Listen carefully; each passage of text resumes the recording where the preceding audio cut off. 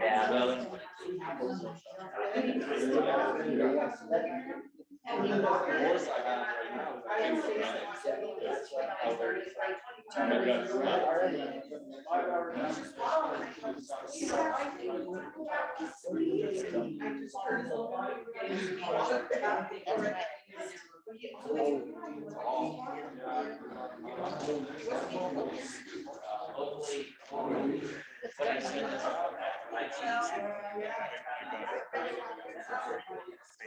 Just right up here, so the slides will be up there. And yeah, just say fix. Give me a little wink. I've got kids. I'm old. and I've just been kind of chiming in collaboratively. And what I try to do is give applications.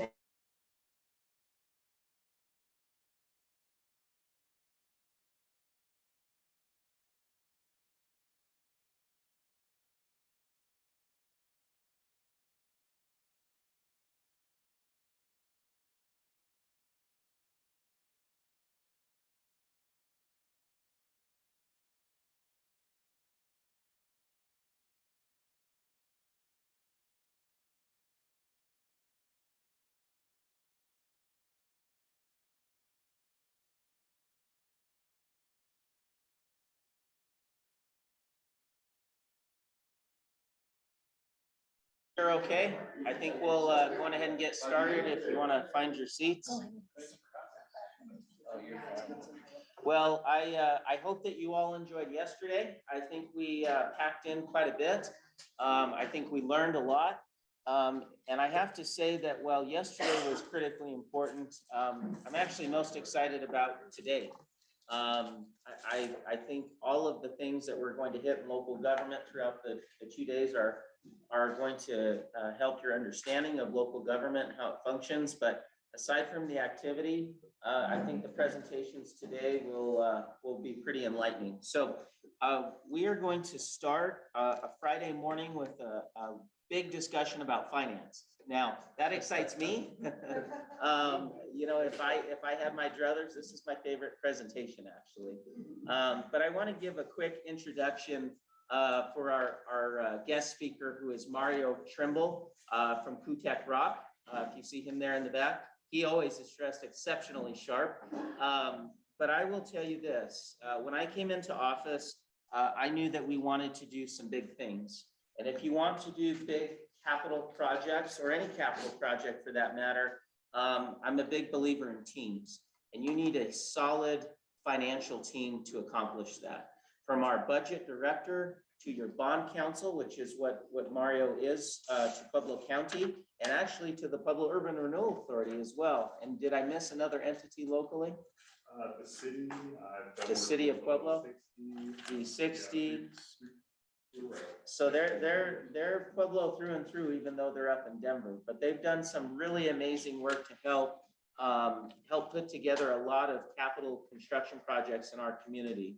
Our bond council and our financial advisor. We fired our financial advisor probably a couple months when I came into office. We re-interviewed with Kutek Rock. Some of you may know Penfield Tate, who actually ran for mayor of Denver. Very exceptional and talented guy. And I think Mario and Ashley and his team worked alongside Penfield for many years.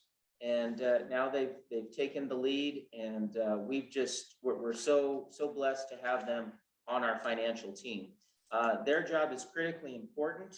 They are lawyers that ensure that everything is tied up, is not subjected to challenge. And they also just bring a really great finance background, coupled with our financial advisor to help us ensure that we get everything right. Mario is going to give a very impressive presentation today that talks about different instruments of finance. He's going to talk about Tabor and some other really important things. So I do hope that you ask questions along the way. I'm going to chime in with some actual projects that Mario and his team have worked on to make happen here. But with that being said, I will hand it over to Mario Trimble, everyone. Thanks for being here, Mario. Appreciate it. Thank you. Thank you very much, Commissioner Ortiz. That was a wonderful introduction. And I have to tell you, when Garrison Ortiz calls you, you put on your shiniest blue suit and you get over it. All right. We're going to have a lively discussion.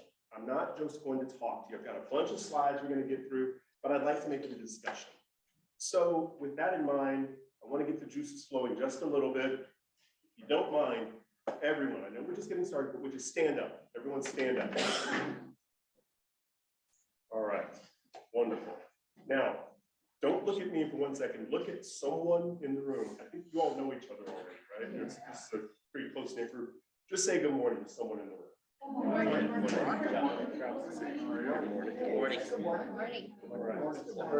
morning. That's how we start today. That's how we start. All right, thanks. You're welcome to have a seat. If you want to stand, you're welcome to stand up. If you need to take comfort breaks, if you need to get water or a snack, feel free to move around. We're going to make this as relaxed and as low-key as possible. Full disclaimer, this is not just for you. I'm extremely nervous speaking in front of folks, so this helps me relax too. So little inside tip. All right. Oh, another disclaimer, my 30-year-old wanted to pass on. There may be a dad joke at some point of this.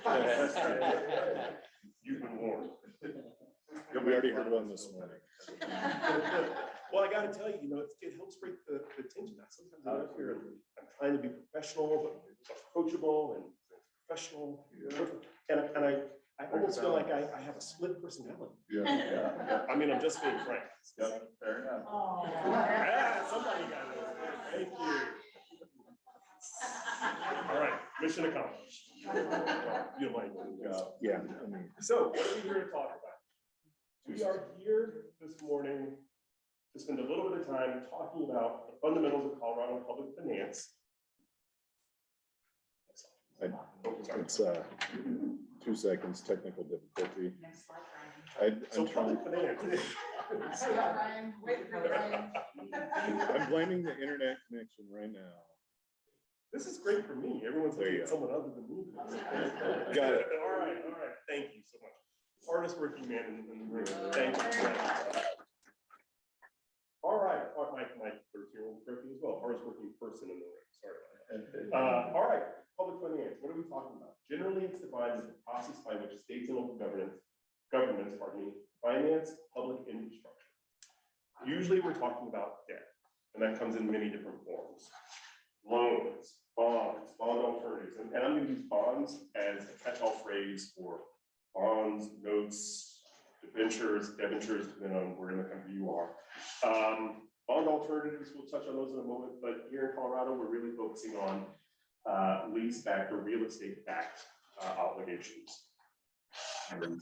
All right, they always have an interest component. Usually it's tax exempt. I say usually because we can do deals taxable, and I want to make that clear. Tax exemption is always preferred, but it's not a requirement for doing infrastructure or doing any sort of things. In fact, having a taxable deal frees up your hand in a lot of cases. Flip side of it is you have to pay a little bit more interest. So that's the trade-off.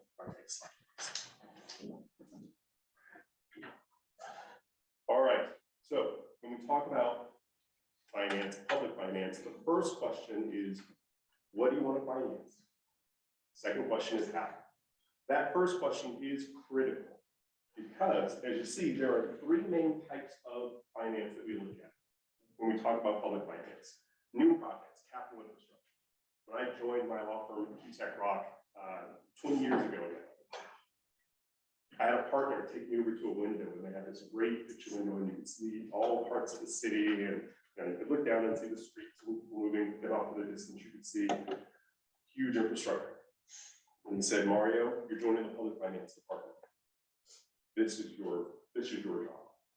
Everything out there that wasn't built by a private company, and most of the things that were built by private companies, were touched by you or someone like you.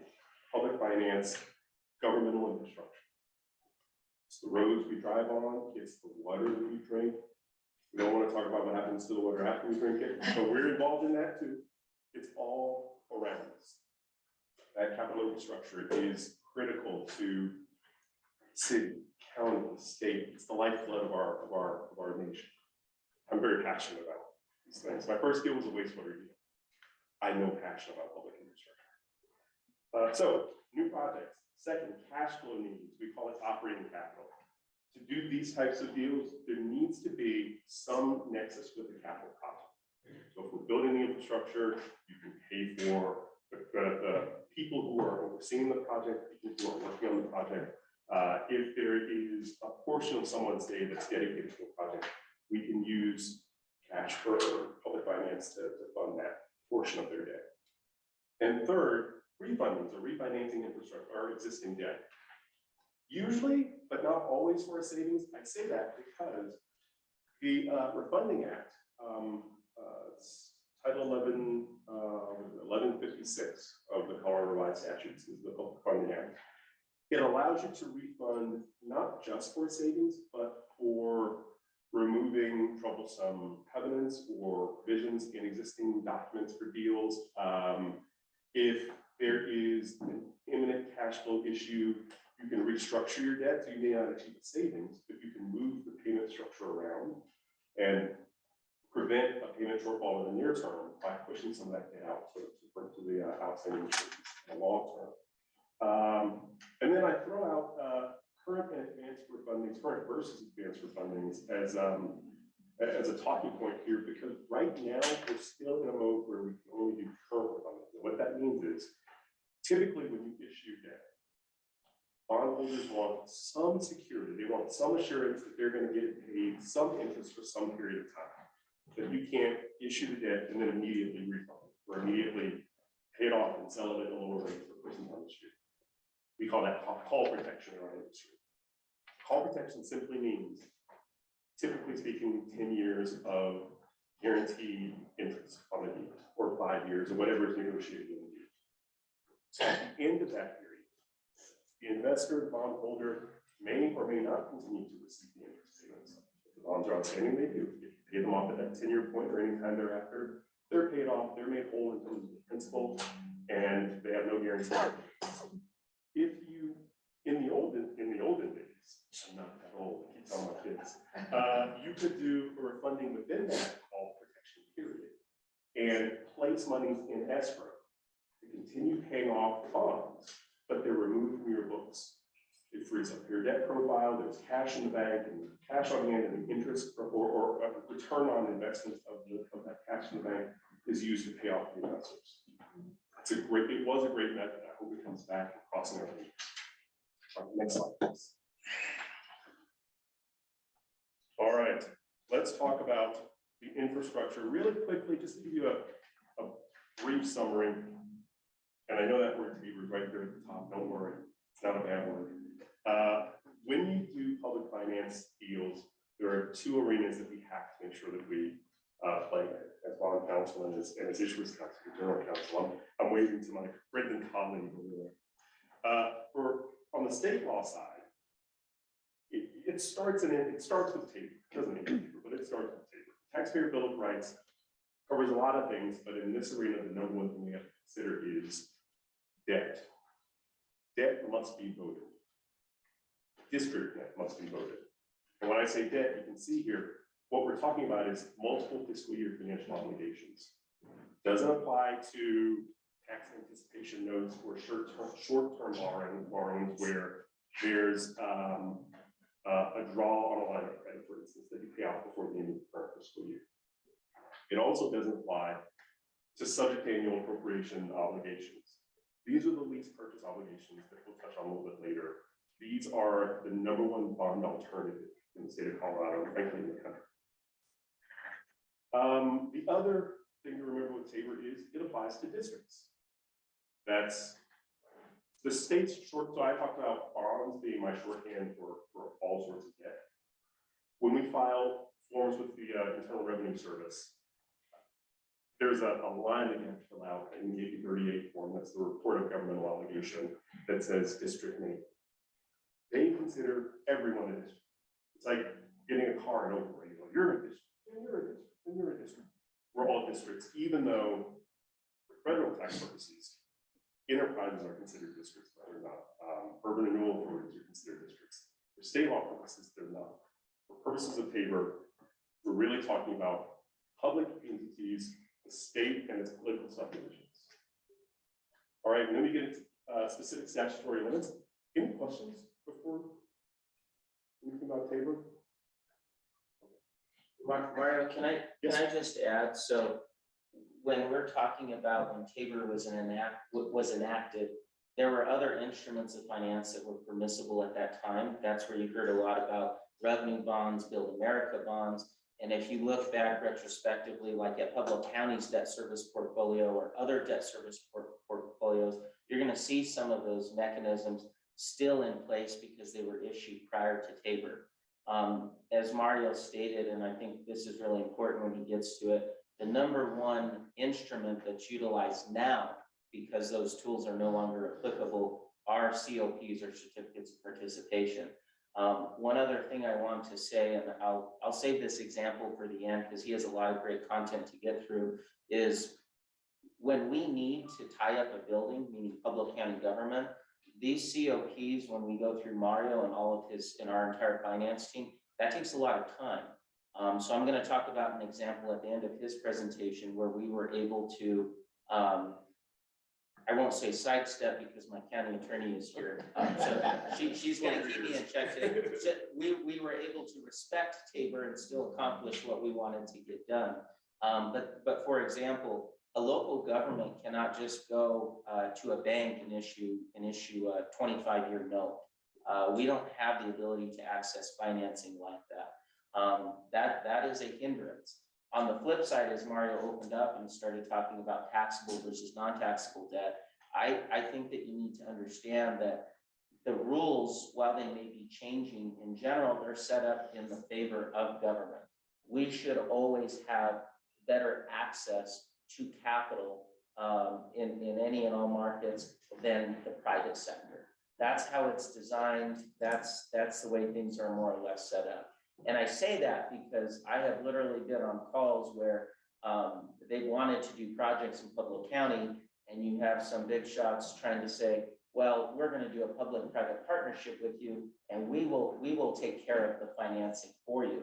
And you have to really be a good guardian or steward of your city or county or metro district, because my first question is, why do, and I say it candidly, what do I need you for in this deal? Sometimes there's a reason, but there has to be a pretty extraordinary reason, because oftentimes, what is their rate of return going to be? I guarantee it's going to be taxable, and it's going to be above the rate at which we can access the municipal bond market through COPs. So I just give that to you as background to supplement what Mario just finished touching on here.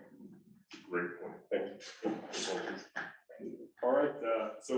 And I'm going to pick it up a little bit. This is giving us a little bit of the framework. I want to get to the good stuff. So really quickly, we talked about Tabor for the authority for issuing debts. You have to have it voted if it's going to be a multiple history of financial obligation. That's the takeaway. And then we have to look at specific statutory authority and limits. Every type of entity in the state has some statutory basis. There is an authorizing provision. There's a control act.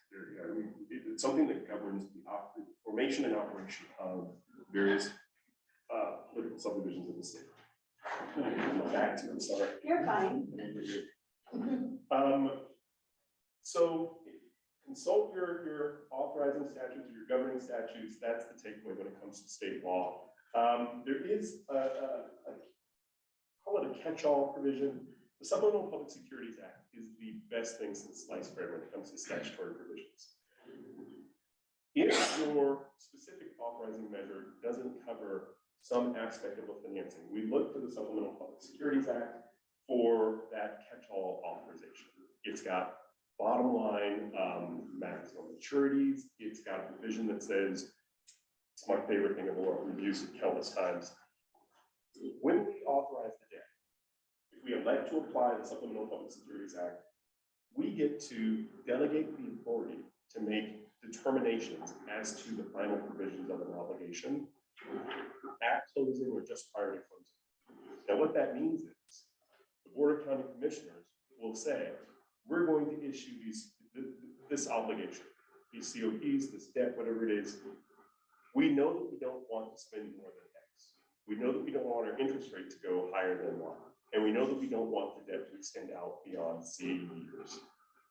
Within that framework, staff, figure it out. Report to us, keep us in the loop, but you're authorized to go forward. And there's an individual who is charged as the delegate of the county, sales delegate. Yeah. Yeah, exactly. That person makes those final determinations, signs on the dotted line, and helps keep this deal moving. Now, the great thing about that is your board, your board of trustees, board of commissioners only has to meet once on a deal. They get updates, they're in the loop, they only have to meet once. Saves the deal, gets you the best rates that you can get.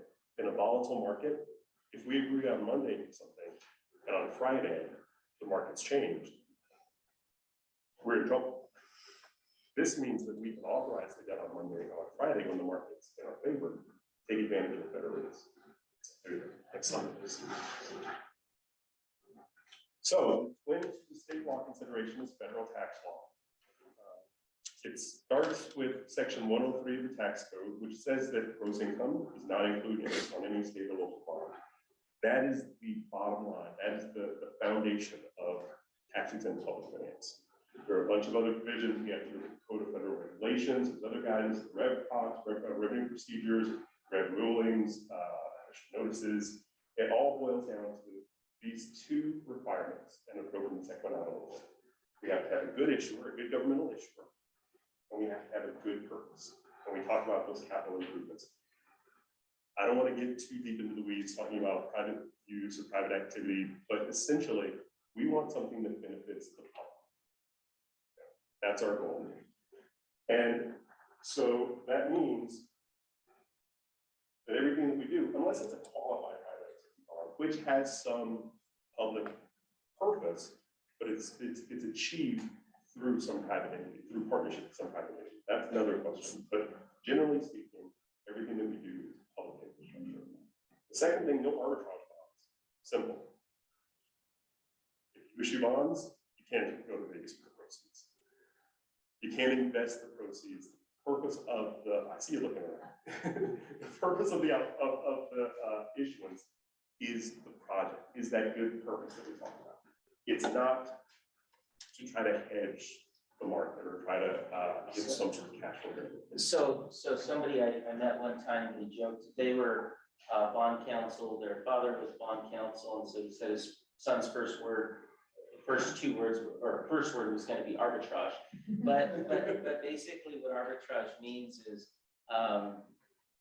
you're looking for inefficiencies between markets and trying to capitalize on that. So for example, and I'm making up numbers, but if government can access capital at 3%, and the private market is accessing it at 6%, if any way that you are taking advantage of that, I think there was somebody who was actually pretty cavalier and smart that is the reason they created this rule. But if you accessed, instead of saying I need $100 million, let me take $200 million and put that other $100 million invested at 6% elsewhere and make a good return on it, make a 3% return on that money effectively. So that, like Mario is saying, basically everything in the deal that Mario and his team are going to look through has to look, feel, breathe like it is for the public benefit and public benefit only, and you're only accessing the capital that you need to effectively complete that project.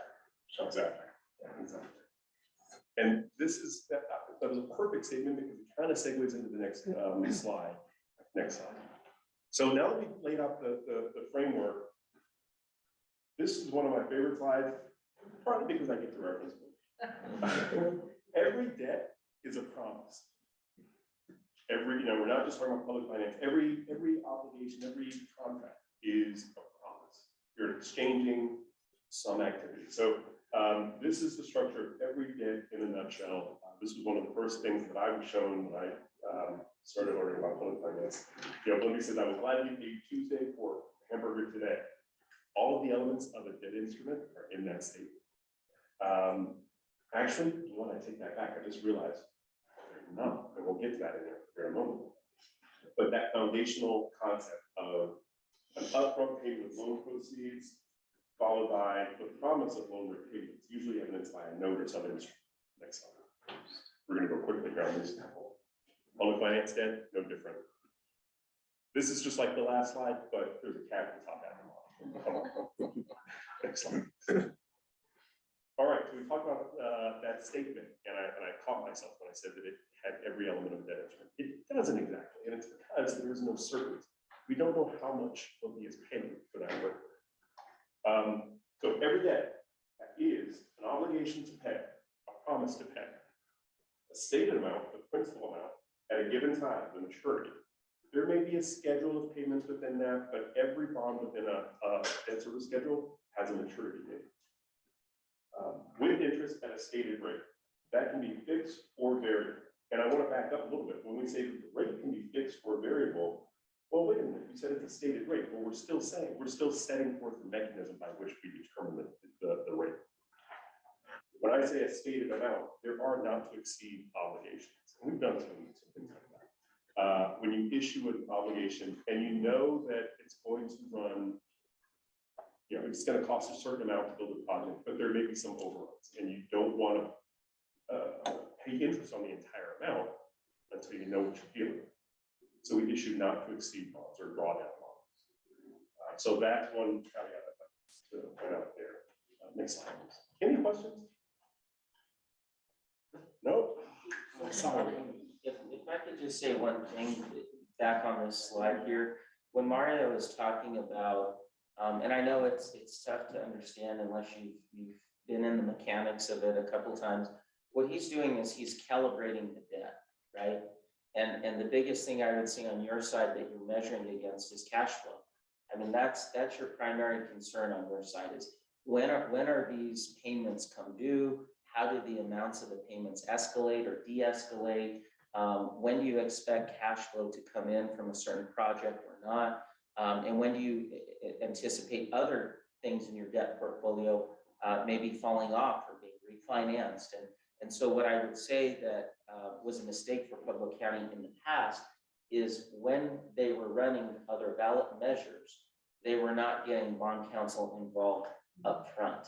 And they have to be involved up front because they're looking at the holistic picture. And that's kind of what he was talking about. For example, there were the COPs done on the new judicial building were not packaged very well. You guys didn't do those. That was the previous person that we let go.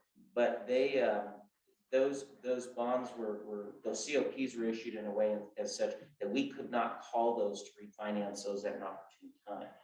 Harrison, what is COP? A certificate of participation. I don't want to steal his thunder, but like I was saying, after post-Tabor, you can't issue revenue bonds. You can't issue Build America bonds. There are no bond mechanisms. The COP structure, which he's going to explain here in a minute, that is the #1 tool that is utilized across the state, across the country when it comes to issuing debt. And I just want you to know, this isn't just for municipalities or counties. I sit on the community college board for the state. They have COPs in their portfolio as well. So whether you sit on a statewide board, but anybody who has major infrastructure, they're issuing COPs. They may call them bonds, but they are in essence COPs when they're enacted. So, but my whole point with what Mario was saying is get your bond counsel involved early, get very good bond counsel,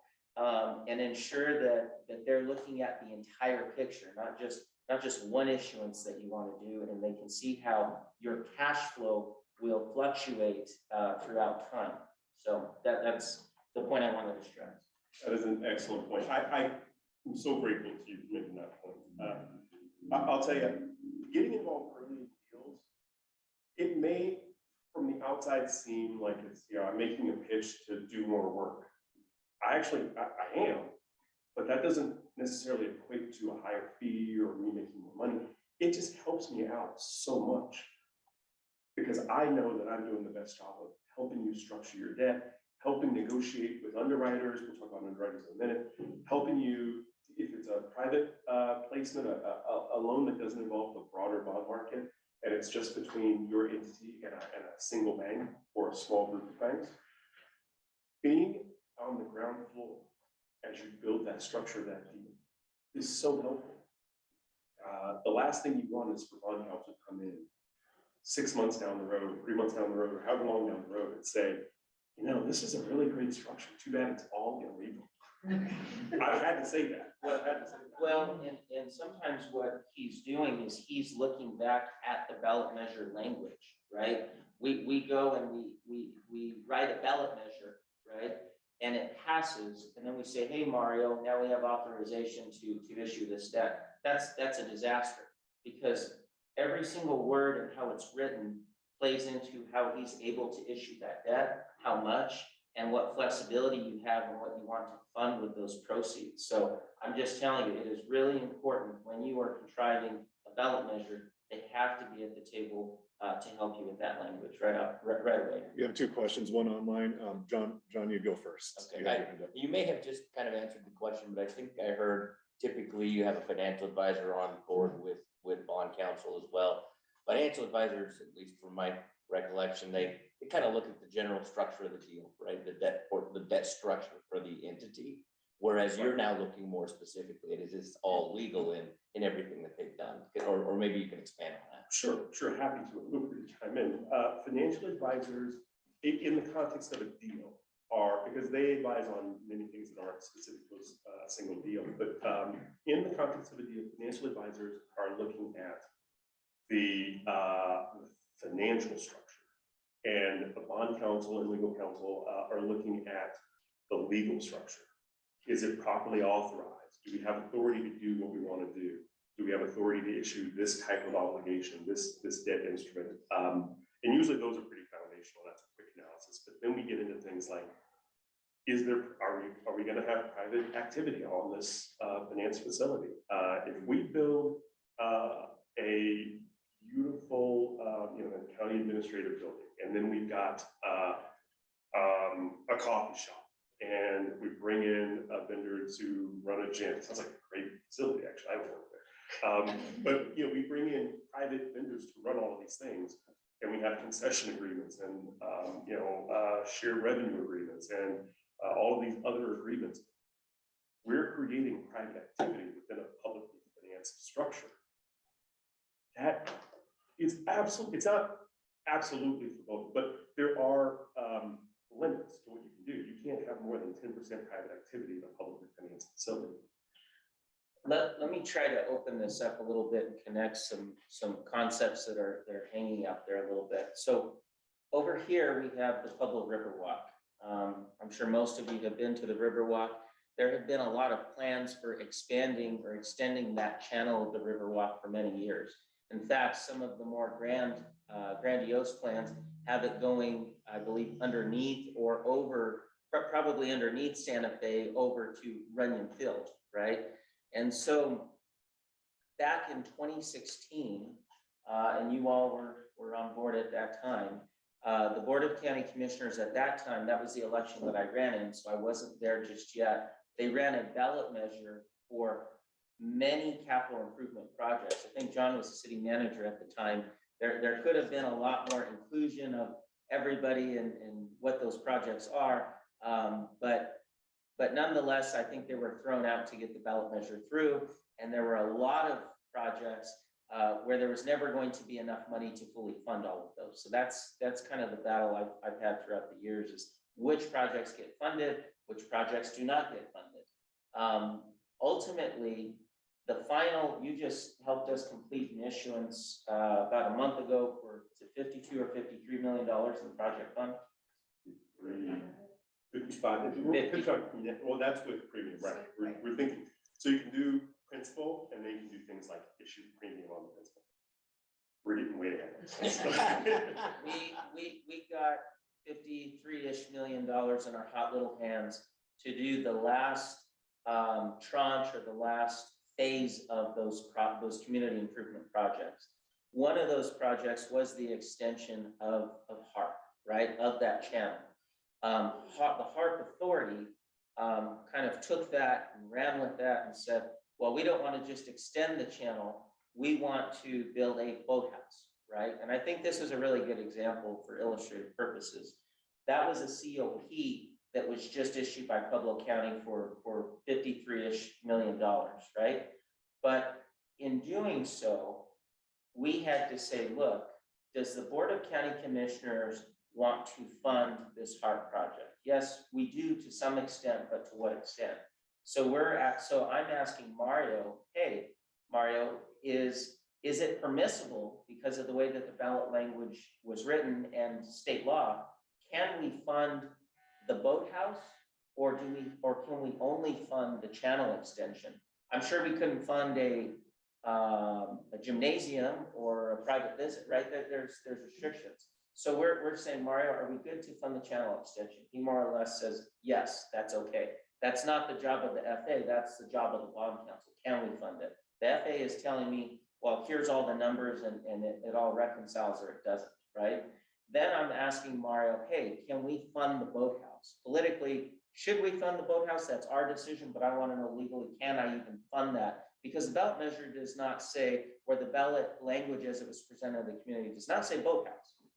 But ultimately, Mario and his team made that call and said, yes, we do believe that you can fund the boathouse on the HARP channel extension with these funds, if the BOCC so chooses, right? Now, here's where it gets a little complicated. Well, let's just say, and he may also ask, well, is there any other use of the boathouse? So if we were going to put in a restaurant like an Elways or some other franchise in there, that now has what you call private activity. So now the private sector is benefiting from the issuance of government debt, right? So now I come back to Mario and I say, hey, can I do that, Mario? And he's going to have a whole lot more questions for me. And he may say yes, or he may say no, but having good bond counsel, let's just say that's really what I wanted to do, is to build out a space to bring an anchor tenant down to the Riverwalk, which we really need. He's going to say, well, you can't do it through a non-taxable issuance, because a majority of that building is now for private activity that's benefiting private enterprise. But he'll say, yes, Garrison, to accomplish what you want, if it's that important, you can do a taxable issuance or make a portion of that a taxable issuance so that you can have private activity in there. So he's telling us more or less what we can, what we can't do. Our financial advisor from Ehlers is saying, well, as you plug in these different pieces, here are your cash flows, and here's your ability to make those debt service payments every single year based upon what you finance. But he is in the nitty gritty of what we can do and what we can't do. So he needs to know what are all the projected uses for what we're funding. He's also helping us with the financial advisor saying, how do you have collateral for the debt that you're issuing? So I think that kind of breaks down what the FA is doing versus what bond counsel is doing, and how private and public use kind of toggles between projects that you're constructing. And we have a question from Cole Kelly online. Cole?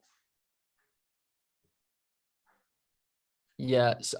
Sorry, these are probably going to be very, very basic questions because a lot of this is over my head. But Commissioner Ortiz referenced ballot language, and the ballot language requirements are kind of dictated based off of how the debt is classified, right? Like if it's a tax or a fee, and that relates back to Tabor. And then another question for types of debt for these secured transactions, or secured debt, sorry, they have to be perfected, and certain notice requirements go into those too, correct? And if that's right, like what are those requirements? Those are both great questions. Let me start with the ballot question, and I'm just going to make a note here. So I make sure to capture the second, or address the second question. So I want to make clear, when we talk about ballot language, Tabor has different requirements for tax and for debt. You have to vote a tax, and you have to vote a debt. If you're voting a debt that includes a tax, general obligation debt, it's a great example. You authorize the incurrence of general obligation debt which we'll cover here momentarily, actually, for some purpose. So you authorize the incurrence of the debt for the purpose of building some capital infrastructure, some other purpose. And a part of that approval from the voters is the levy of an ad valorem property tax to pay for that debt. That doesn't violate any sort of single subject laws. If you have a general obligation debt question, and built into that question is a separate tax question for some unrelated purpose, well, that violates your single subject laws. So I want to make sure we're clear about what's being authorized there. The ballot language will typically say, shall Pueblo County issue X dollars of debt for this purpose with these features, these terms. Cole, I don't know if this helps answer that question, but yes, depending on what it is that you're introducing, whether it be a sales tax, some sort of fee, whatever it is, yes, that will largely drive what language your county attorney, bond counsel, and the whole team is going to suggest. But ultimately, sometimes, quite frankly, you may want to be more specific or more broad, depending upon what it is that you want to accomplish that allows you some options for how you're going to issue debt down the road. For example, a ballot measure, yes, has general outlines for CABR, but should the word operating be in there? Is it just for capital construction of a project, or can you include operating and long-term maintenance of the building? Those little words, those little tweaks, those little commas, I mean, literally make a difference. And so I think that's kind of the bottom line that we're trying to communicate today is having that bond counsel right up front and telling them what are all the possible uses today, but in the future is really important. Because, for example, if your use of a structure changes over time, like the Wells Fargo building that you all saw yesterday, if I want to say, hey, something dramatically changed in the county and I want to start leasing those spaces out, like that coffee shop that we want to put on the first floor, that's private activity, right? So what is the percentage of that private activity in the building? So I need to keep Mario apprised of that. I know I sprung that on you just now. But I also know our we don't have debt on that building right now. So I know we're good to go and rock and roll however we want with it. But if in the event he had issued a COP on that building for acquisition, and I go and dramatically change the uses of that, they need to be involved, or I jeopardize that there are probably penalties for that being on a non-taxable status. Yes. But I don't know if this was Cole's question, but it came up in the conversation there. You mentioned fees kind of briefly in the same breath as the taxes, but fees don't necessarily have to go through a vote, right? It's a completely different. Right. That's correct. There are, we're going to get into some special districts, and it's a different. Yeah, no, you're right. That's a whole different tool. But the ability to exercise a fee is very much dependent upon the organization issuing the fee. Is it an enterprise? Is it a private entity? Are you recovering costs for that service? Are you not? There's a lot of legalities there. I'll give you just a quick tidbit on that. We're trying to do a better job as a county when we charge a fee in any department or P&D for marijuana fees. There should be a nexus between that fee and the administrative recovery cost that government is incurring by facilitating that activity.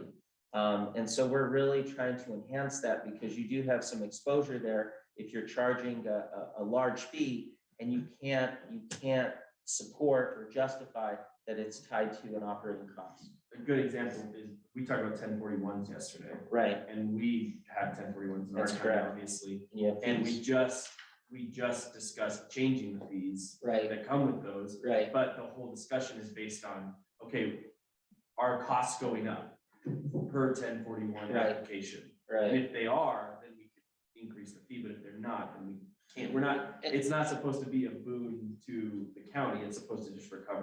Conservatively, that's a good conversation. You should have an Excel sheet in your budget and finance office that kind of does those cost drivers, yeah. And Mario, I'm sorry. I know, we are. Because I love this subject. I have some other examples, but if we could really ensure we for sure hit the COP structure, because I think there's gonna be a lot of questions in there. Thanks. Absolutely. So we're gonna pick up the pace here a little bit, but I want to make sure I cover the perfection question. When you have an obligation, public debt is typically that perfection is the authorizing measure. It's entered in the public record, and that's the perfection. So COPs and leases is a little bit of a difference because we're dealing with real property, and we have to make sure we record the documents in the records of the county clerk and recorder. But perfection is done by the ordinance, and that's covered in the Supplemental Public Securities Act as well. I hope that answered your question. I'm staring at your computer like I'm looking at it. All right, really quickly, I'm going to breeze through these types of debt. It's been up here a little bit, so I'm guessing most folks have read it, but the things to remember are security is different from the expected source of repayment. They can be the same, but they are not necessarily the same. So general obligation bonds. It's a pledge of the full faith and credit of the issuer. What we're really talking about is ad valorem property tax revenue. That's the expected source of repayment. What that means is that hell or high water, I'm saying that I'm going to put my general fund as a county on the line. Like, even if this asset that we construct doesn't produce the cost savings or the revenue that I'm expecting, hell or high water, I'm gonna cut everything in my budget, so my general fund is on the line. So that's a pretty strong commitment, because you're gonna cut whatever you have to cut to get there. I'm gonna start calling these HHW bonds. I like that. Hell or high water. Yeah, Yeah, no, that's exactly right. Yeah. That's exactly right. Revenue bonds, not hell or high water bonds, because you're pledging a specific revenue stream. Typically, it's sales and use tax, or net revenues of an enterprise, or some other specific stream of revenue.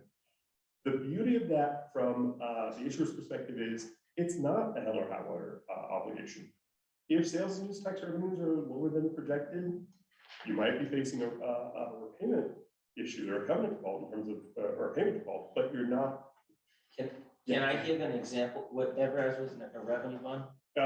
Yes, it's a less tax savings revenue bond. It's a type of revenue bond. So it's like a TIF revenue bond, but it's tied to a revenue stream. So the Evraz, the long rail mill for Evraz, and you have Jerry in the afternoon from the Urban Renewal Authority. They basically, Evraz basically said, we need a big economic incentive package. We want $100 million. 5 years ago, 6 years ago, I was like, yeah, like we're going to be able to come up with that in cash, and we did.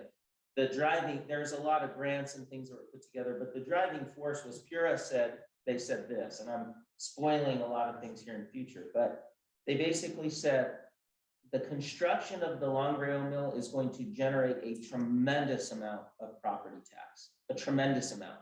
So basically, very fundamentally, what they said is, okay, so I'm going to pledge all that revenue coming from the property tax, and I'm going to issue a bond for $85 million, approximately.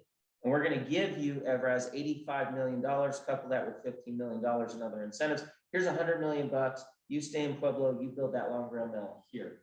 And what they have said, and you have all structured in their bond counsel for Pura as well, is they basically are saying, well, as that property tax comes in every year, which is very complicated to estimate, they're saying my debt service payment on this $85 million is going to be tied to that revenue going out. Now, with the contractor pulling out and delays in construction, that changes that schedule quite a bit. It could.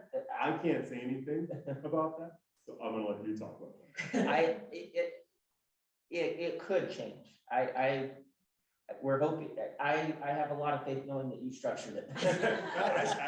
Legally, it's sound. There was an FA on that too. But my point is, the property tax assessment is going to be different if that's fully constructed or if it's not fully constructed.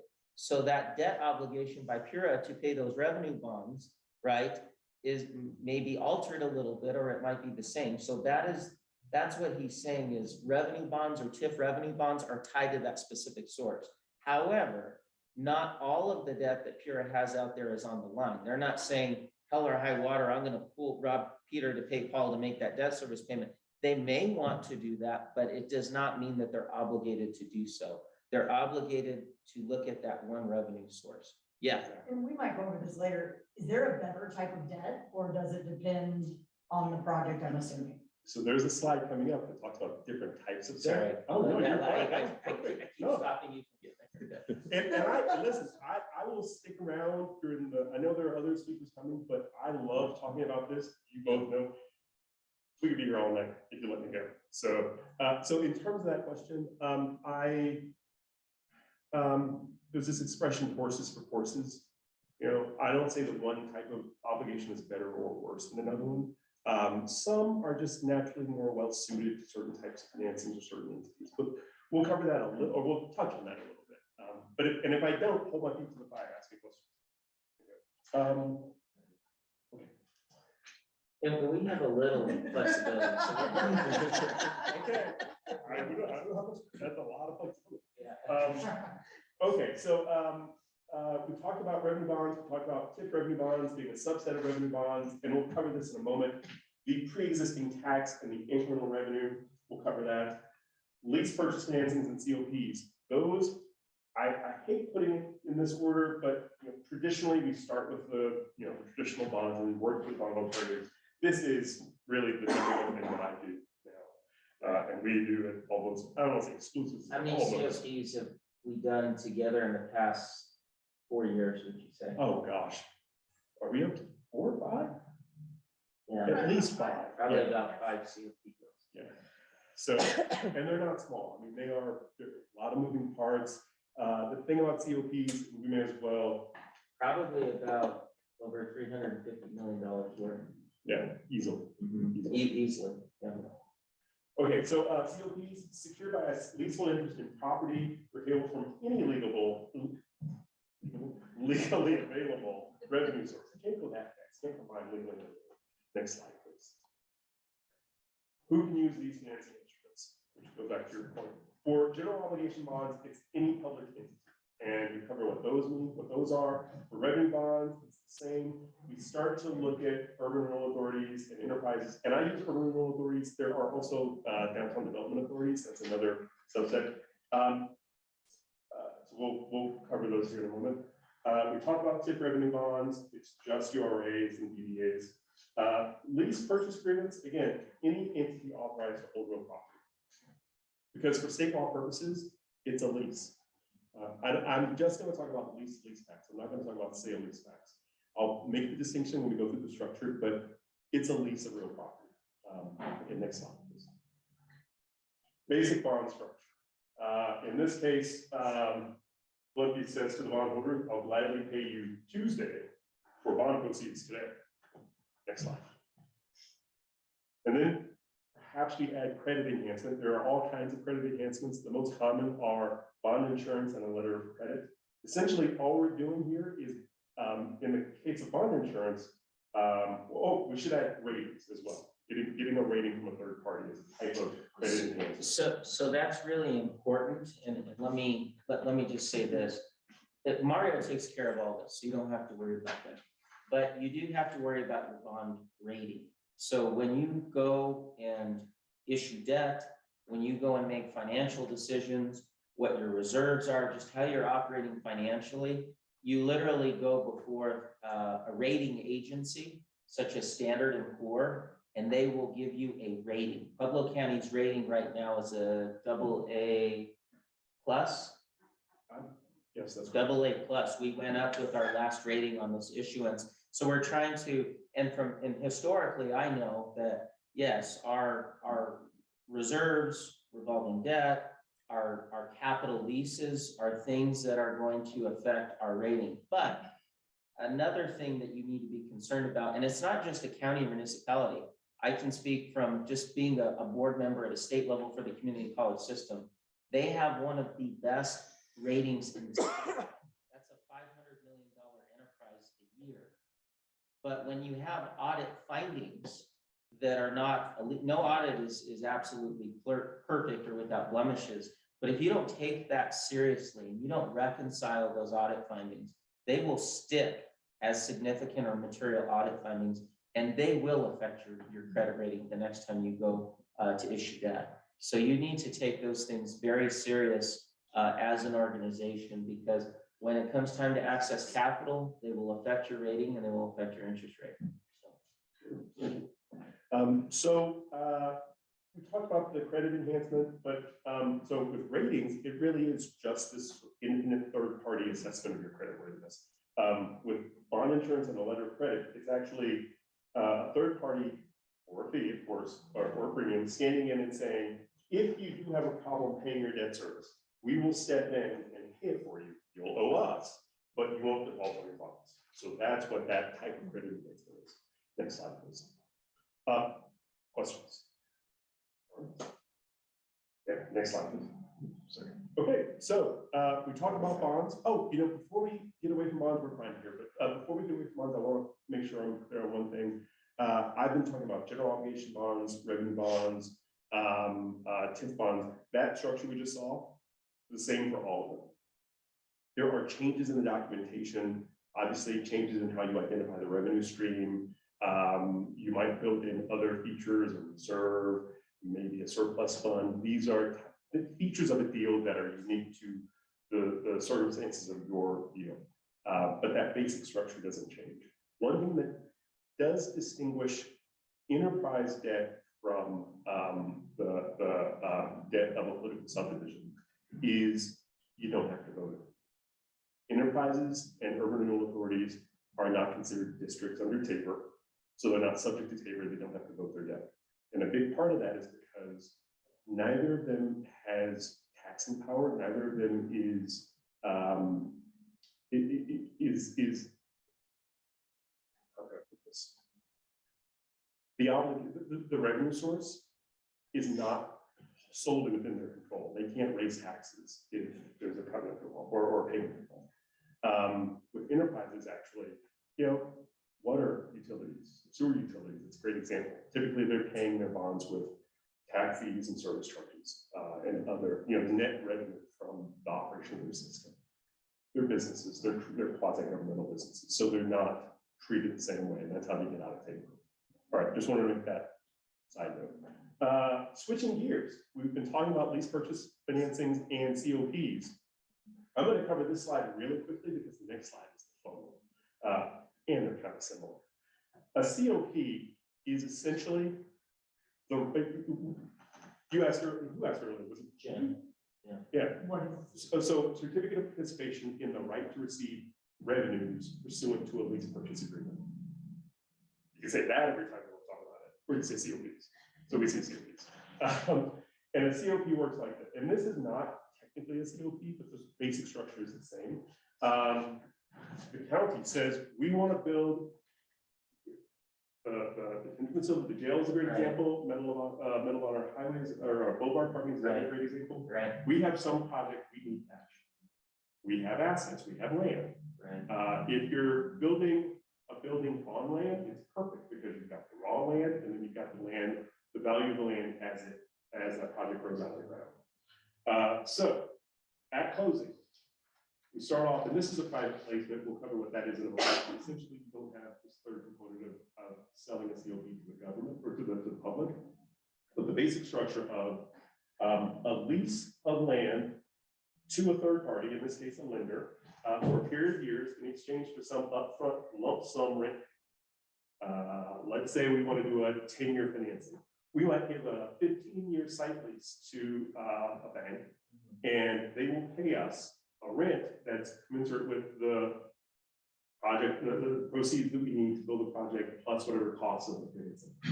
At the same time, simultaneously, as far as we're concerned, we'll record this separately, of course, but that leasehold interest that went over to the bank, they're going to turn around and lease it back in a series of one-year installments. It's all subject to a schedule. So you might have a 10-year financing, 10-year site lease, or pardon, 15-year site lease and a 10-year lease for that 10-year financing. And we'll cover the 5-year difference in a moment. But you sell it back or lease it back in exchange for annual rent payments that are subject to annual appropriation. We said under Tabor, you have to vote debt, but debt is multiple fiscal year financial obligation. So if the county is only obligated to pay rent for the current year, and it has the ability to not appropriate it, to not put a line item in its budget for next year, to cover rents for next year, it's not a default, it's a feature of the deal. You can get out at any time. You don't want to, and I'll tell you why in a second, but legally you can, and that allows it to avoid being considered multiple fiscal year financial obligation. So that's that basic structure. You get that lease back, you give the payments back. Again, I'll gladly pay you on Tuesday for a lump sum payment today. Just to bring that concept. I know my words are not correct, but just to convey the information, you're able to side skirt Tabor because you're leasing it to own. You're not buying it. You're not issuing the debt to buy the house. You're leasing it annually to do it. So that's why this tool is always used when Tabor's not allowed. Yes. Just so I don't get in trouble, I always say, well, we want to make sure that we're there's a mechanism that allows us to move more quickly. This is a much more dynamic mechanism. To go through the ballot question or the election cycle, sometimes if you have a project need, if pipes burst and a building floods and it's unusable, and you need to come in and do major improvements, or you need a new building, you may not have time to wait to go to the voters, if you're not in the correct cycle. There are a myriad of reasons why you might not want to do that. Next slide, please. So to add on to the subject of annual appropriation lease structure, let's say you got the issuer and obligor, you may have a leasing corporation that you're leasing to. The reason may be because the bank doesn't want to, they're in the business of lending money. They don't want to hold it. Or maybe you have this entity that you want to use to keep the land in-house, so to speak. So then you lease to this leasing corporation or trustee. You enter into a purchase and assignment agreement, or you just issue a COP through an indenture, which we'll cover in a second, 100% COP, and you sell to the lender. That moves that bank one step away from the actual real property. That means they don't have to worry about the slip and falls in the lobby. There are all kinds of reasons why they don't have to do it.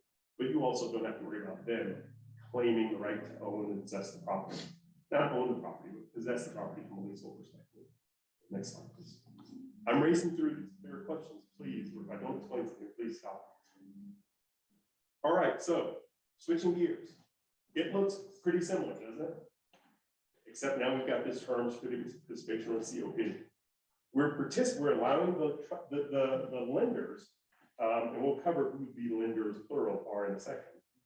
In this case, we just got one lender. We're saying it's the trustee, but it may just be, as we had before, a single bank, and they get a 100% COP. But what they're getting is a certificate of participation in the right to receive those rents under this lease purchase agreement. Next slide, please. And now, finally, we get to the investing part. I probably shouldn't be getting a TV.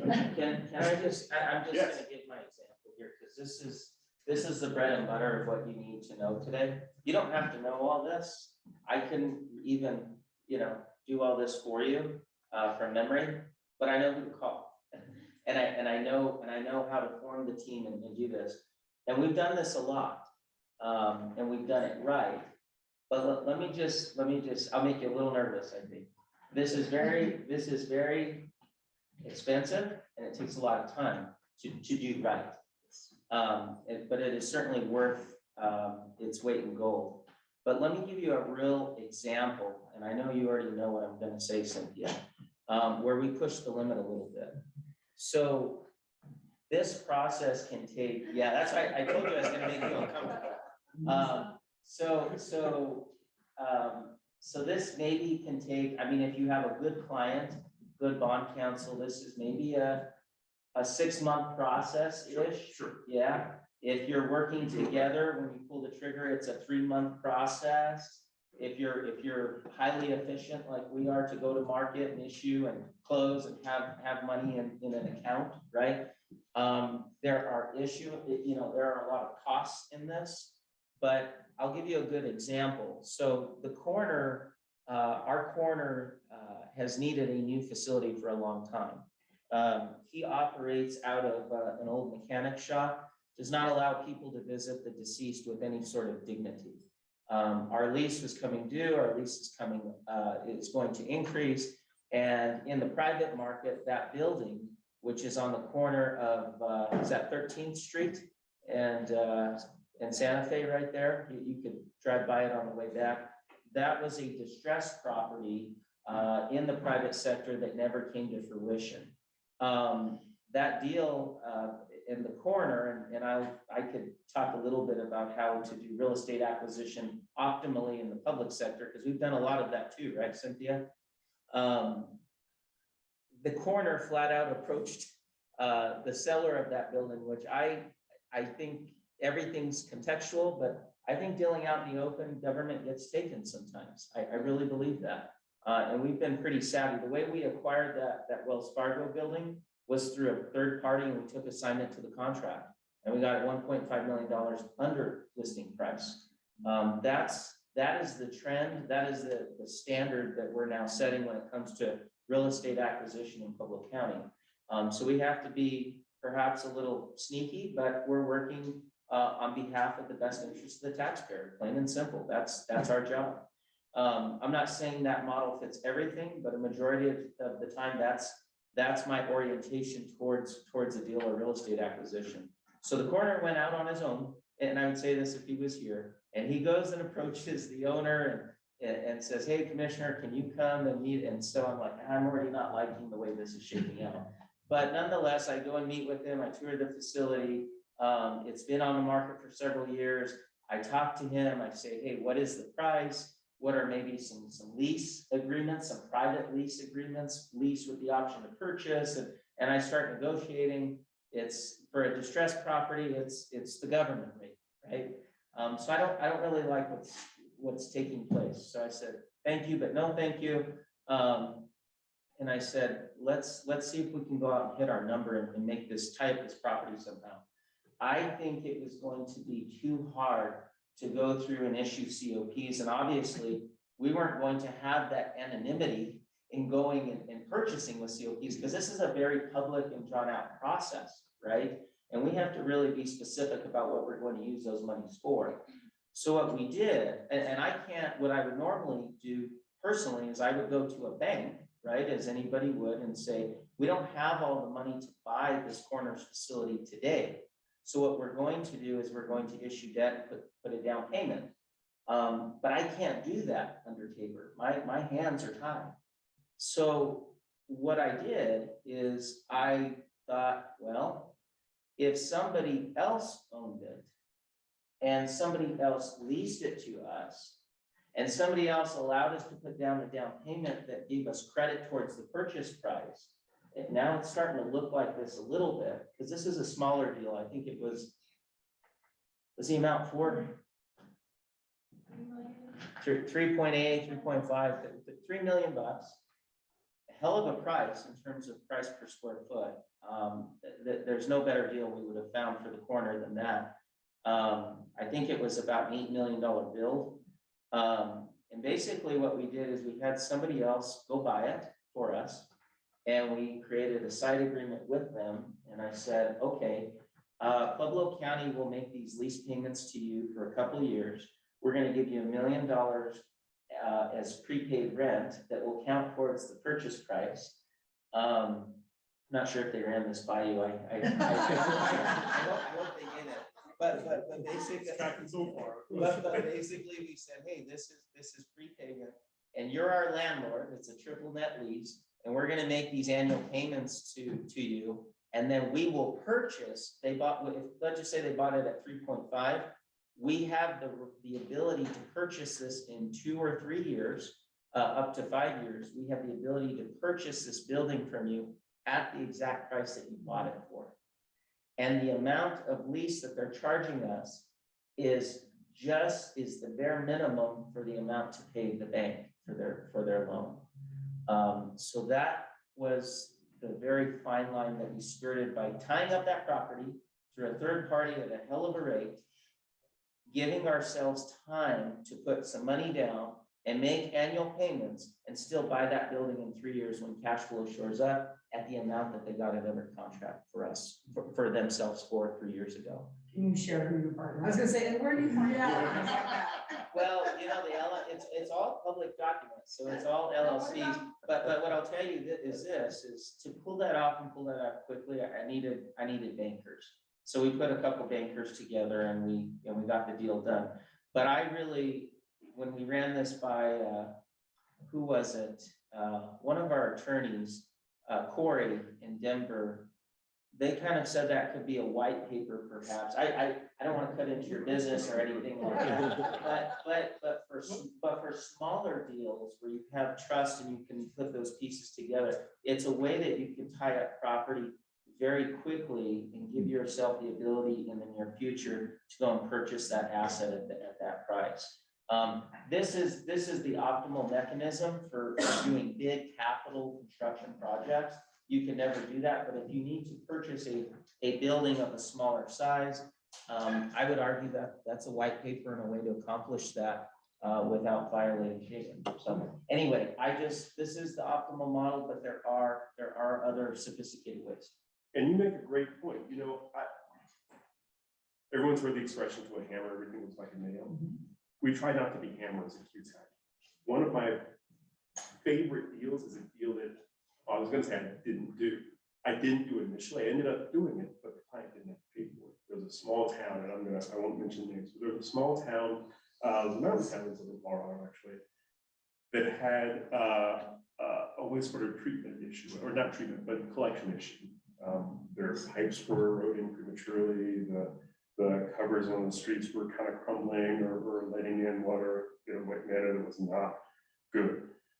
Had the town manager call me up and say, we just need to do a small issue with the Colorado Water Resources and Power Development Authority Act, or CWRPD, most of you know them. And it won't take much of your time. Could you help us out with this? I said, well, sure, but something doesn't track here. Your system is too new to be this dilapidated, in need of this much repair. What's going on? And we got to talking, and over the course of a day or so, I figured out that there was a mine up the hill. An old mine, it wasn't in production anymore, but there was effluent running down the mine, something toxic that was eating away at the pipes. Sitting with the pipes, can't imagine what it's doing to the plant or what's leaching into their water supply.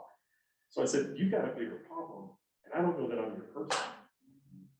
I've got a guy. And I called a partner of mine in our DC office, who's former JAG military. I think he sleeps upright in the smart shop, I'm sure, I don't know. But, which I respect, I'm not in front of the law, it's amazing. He got on the phone, and I'll cut to the chase because I know we're short on time, but my little $600,000 deal became 3.5 years of negotiation, collaboration, ultimately litigation with the insurer that insured the mine. We worked with the Forest Service, Bureau of Land Management. There was even an Air Force tie-in somehow. Don't ask me. We ended up giving them a huge settlement to come in, clean up the system, build them a new wastewater treatment plant, change the town. And the beauty of it was, they didn't pay for it. Someone else did, but it was all because we had a conversation. And so most of the time, I love working with you, Garrison, for sure, Chief Department, because he always says, call me Garrison. I get to be Scotty in the engine room. I know the knobs to twist and I know the buttons to push, but he's Captain Kirk on the bridge, and you need that sort of vision to make the ship go. I know how to get the ship moving. And once you tell me the course, plot it in, I'll get you there. but he's setting the vision and he knows, you know, we have this building we want to build. How can we do it? Let's be creative. Who do we call? Who do I know? What do we do? So work hand in hand with your bond counsel. But you got to start with that vision. And that's really the underlying point today, whether it's in your current capacity or a state board or another board that you sit on, is you don't have to know all this. You have to know who to call. You need to know you need a damn good FA, bond counsel, good budget and finance person. And then you just need some general awareness of the tools, what bonds are, what Tabor is, what COPs are, and that there are some pretty interesting things that you can do with private partnership and private partners. And I also think even if you're not involved in that decision-making just yet, just knowing the debt service portfolio of your organization, you know, just saying, hey, I want to know what debt is outstanding. I want to know what this looks like. It gives you a better understanding of what programs or where money is when you want to advocate. You know, you can go to your budget and finance person and say, hey, I really want my department or division to do this. This is really important to me. You know, have you thought of this? And just having some comfort and just basic understanding will help you advocate for what you want to get done within your entity. So I think this is really important stuff. And we do have some flexibility, but if we could maybe just try to wrap up here if you don't mind. Yeah. Oh, yeah. We're Oh, getting yeah. really close. Yeah, you bet. Okay. You bet. Yeah.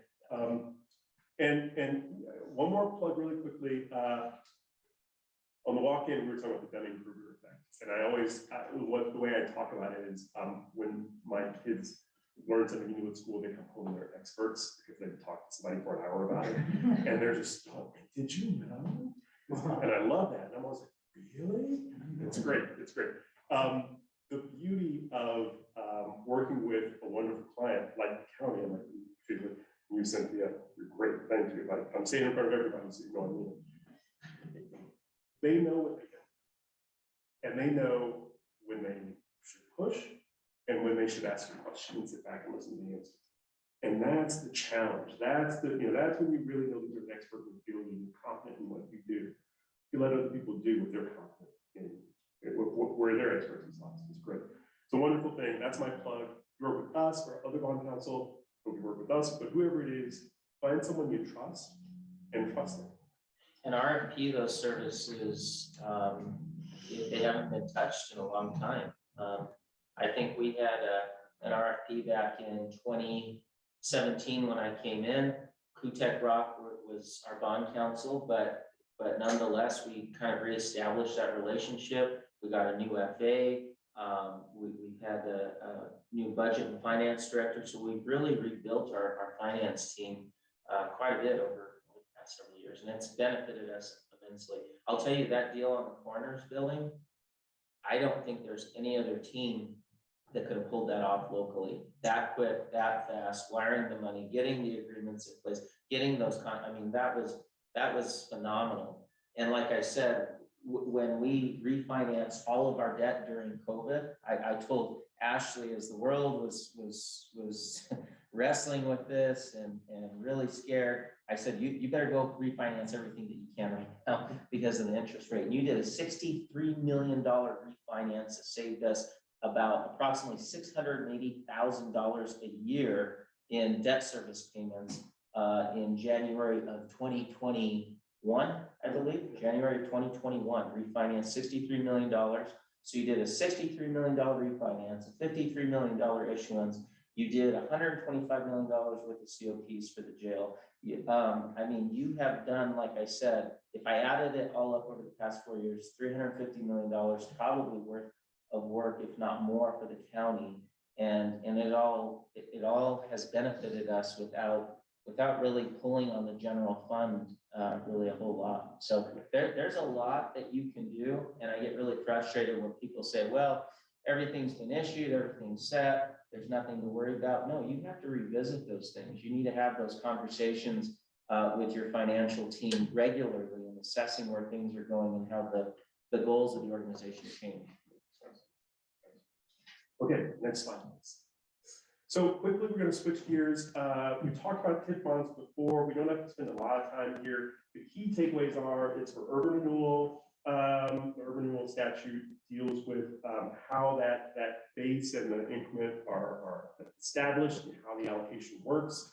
Does anyone not know what a TIF bond is? Or tax increment finance? No, that's fine. Okay, I'm gonna skip it. Let's go to the next slide. This is the easiest way to show it.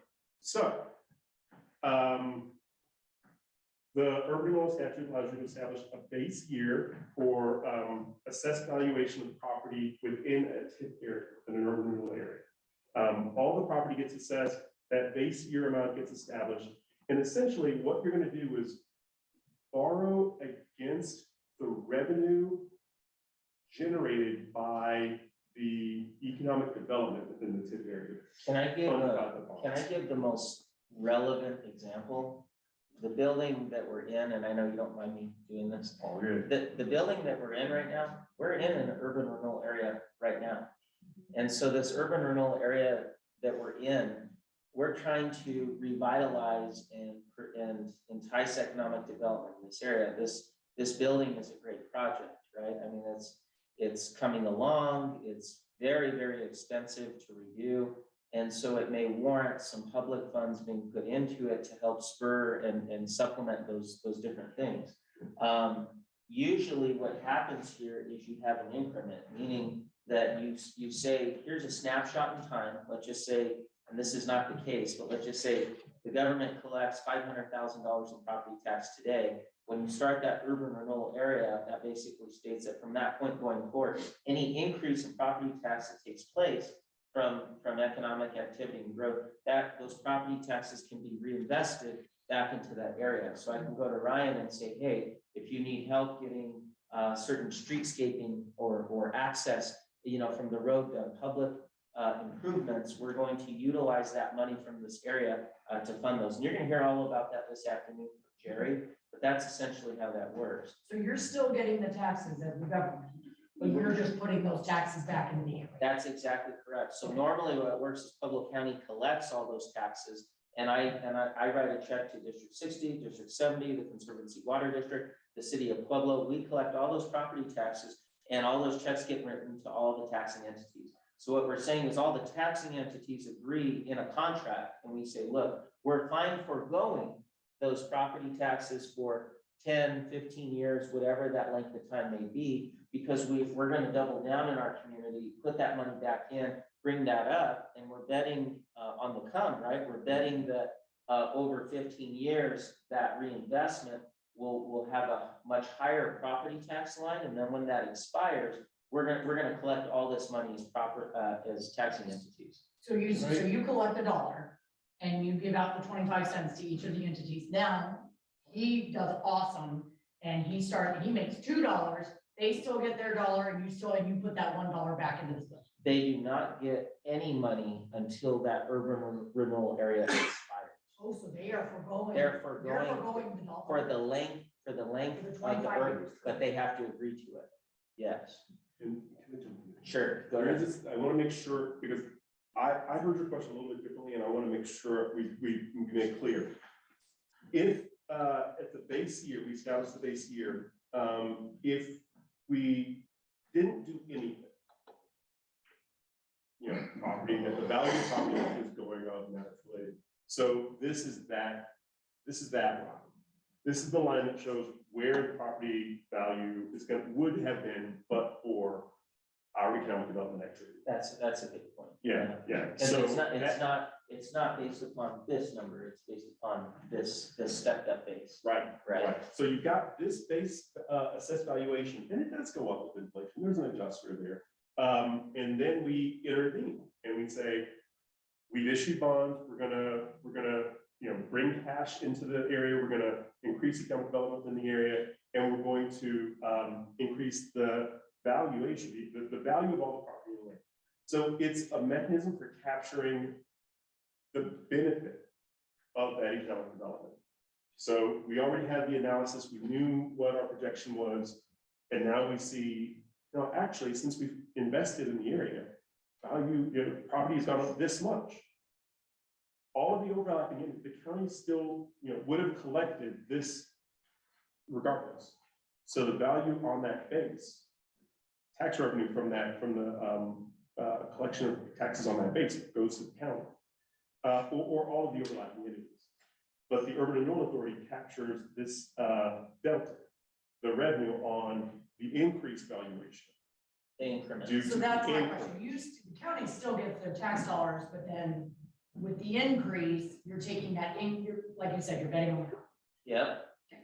Yeah, I don't get to realize that increase today. I don't get to put that in county coffers or distribute it. I'm giving it to Jerry Pacheco at the Urban Renewal Authority, and he's investing that in improvements and trying to really grow that area.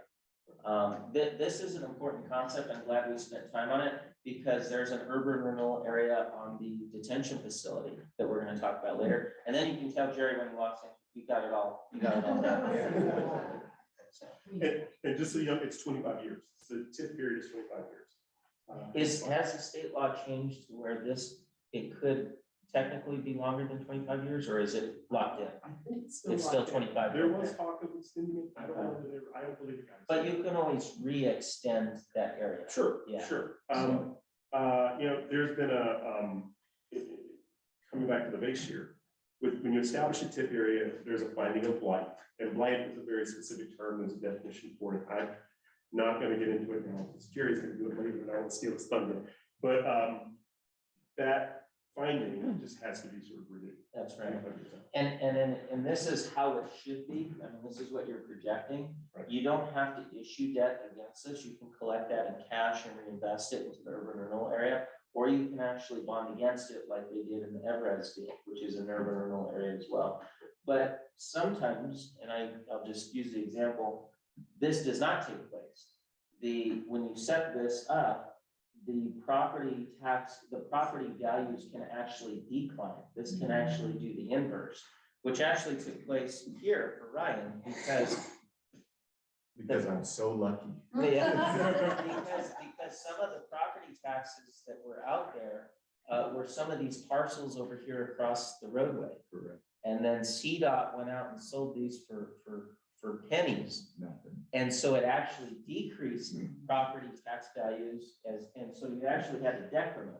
So meaning it's a good thing they didn't issue any debt, but there's no money here to be collected or given to try to improve anything in the area. But what you can do is you can come in and you can reset that timeline and say, here's the new baseline, and then let's really get motivated to increase property values in this area. So there is an increment at some point in time. And that is in place right now. They're evaluating to reevaluate this area and reset that. And we're actually buying, did we finish buying that parcel yet?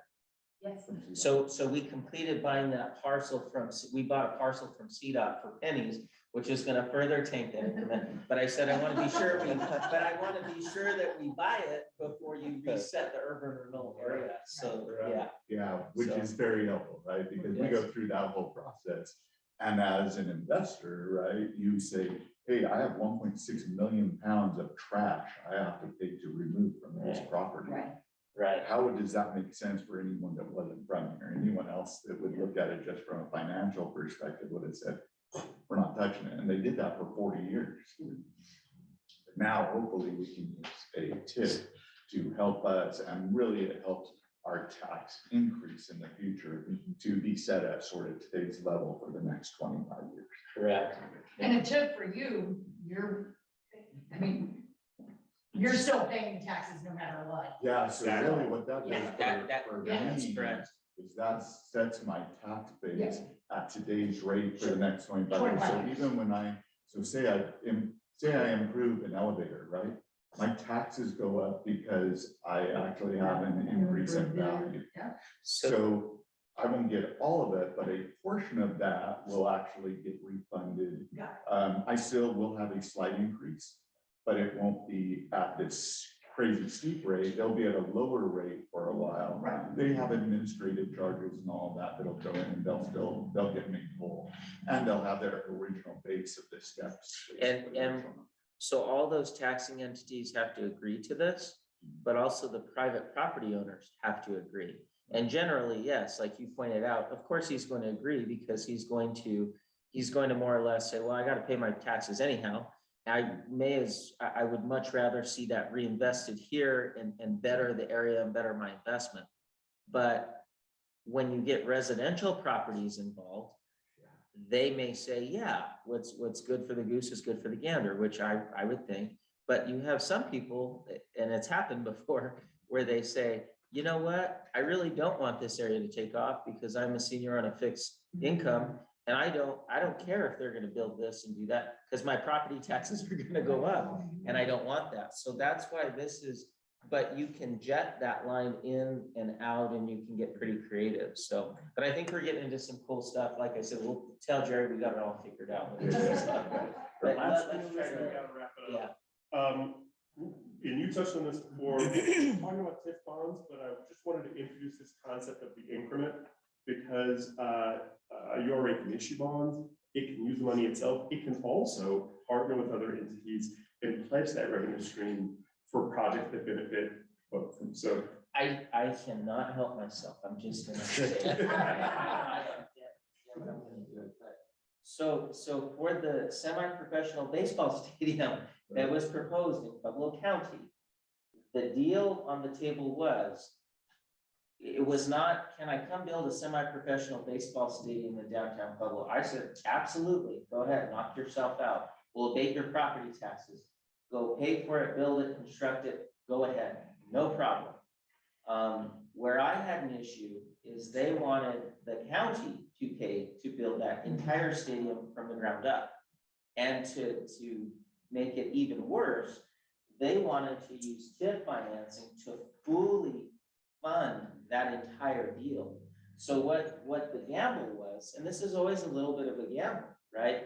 They were saying, we want to issue a $25 million COP, and the construction numbers were so loose, I know it would have been at least 30, 35 million or more to build a stadium bigger than the stadium for the than CSU Pueblo has for a national championship winning team that they cannot fill even for a playoff game. They wanted to build a stadium from TIF financing. So what they were gonna say is the property tax that was going to be generated, because they're saying it's gonna be so wonderful, right? It's gonna be so great. It's gonna increase the value, economic development, blah, blah, blah. That will pay for itself, meaning it'll pay for the annual debt service on a $25 million COP. And I said, okay, that's fine. I would argue that semi-professional baseball is in decline. I don't think we'll ever fill all the seats. I don't think all the business will come from it and blah, blah, blah. But what Jerry did say, and he'll validate this, because I was outvoted 2-1 on the commission. I said, well, the proof's in the pudding, right? I mean, if we're gonna do this, I get it, I'm outvoted. But you are going to say in the public meeting, what is, because there's a study that projects what that TIF revenue is. You're going to say, what is that debt service number to issue that $25 million bond? Because there's a schedule. And what is, so here's the obligation to the county, $2.5 million a year. And then you tell me at build out best case what the projected property tax revenue in that urban rural area is going to be to pay that debt. $2.5 million a year, and the projected TIF revenue from that study that Jerry said in the city council meeting was at best $330,000 a year. This was never going to work. And the minute that Jerry had to go before council to state what that study said, they pulled the plug that afternoon before they could get to 5 o'clock. So I'm just saying, this is a tool. It can be a very good tool, but you also, when you're issuing debt against it, you have to be careful. The jail, we're not issuing debt against this. This is all icing on the cake. This is, once all this economic development comes in, we're gonna pour this in to help, but we're not counting on this. We're not betting on this. We're waiting for it to develop. And so you were beloved for making that call. Well, here. maybe Everybody not. here- Everybody left from Utah as well, right? Yeah. Well, what's funny is I got asked to go to a training in DC. They chose a commissioner from Colorado. And when I went, I would just happen to be sitting next to and make friends with the commissioner from Orem, Utah. And he said, hey, I hear that the Orem Owls are coming to Pueblo. And I said, I don't know about that. I mean, maybe, but we'll see when I get back.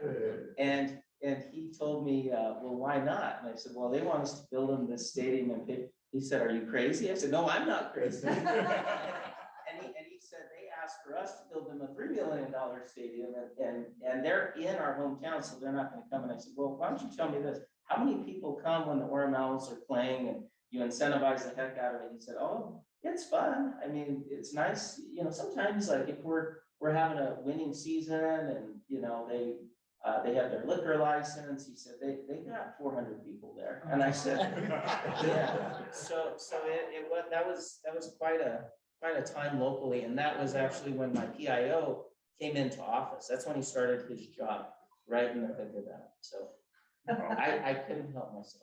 I know, I appreciate it, I appreciate Yeah. it. Don't get me in trouble with Jerry. I won't. All right, that next slide. We'll talk about really briefly, I touched on it earlier, and I say competitive versus negotiated public sales. Oftentimes in deals, you have an underwriter. So to give you a quick glimpse of how deals are structured, there's an issuer. We work with our financial, I put myself in the shoes of my clients and I get in trouble sometimes, so I have to forgive me for saying that. But I'm going to continue to do it. So we have our financial advisor, and our financial advisor can either help structure a competitive sale in the open market where we go and solicit bids from these banking institutions that are going to the broker dealers who are going to use their networks and their connections to market the bonds to third parties after they buy them in this competitive sale. Or we can partner with an underwriter directly in a negotiated public sale, where that underwriter helps us craft our offering documents, craft our approach to the investing public, and then they help us make the sale.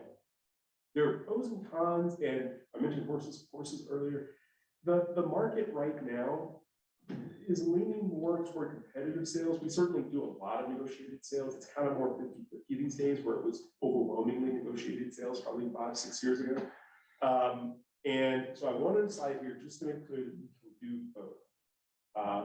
Because going through the bid process, it's a lot more work for the issuer. You don't have that underwriter working with you, but you might get a better rate on the day because there's more competition for the sale. You've got multiple underwriters bidding to get the sale.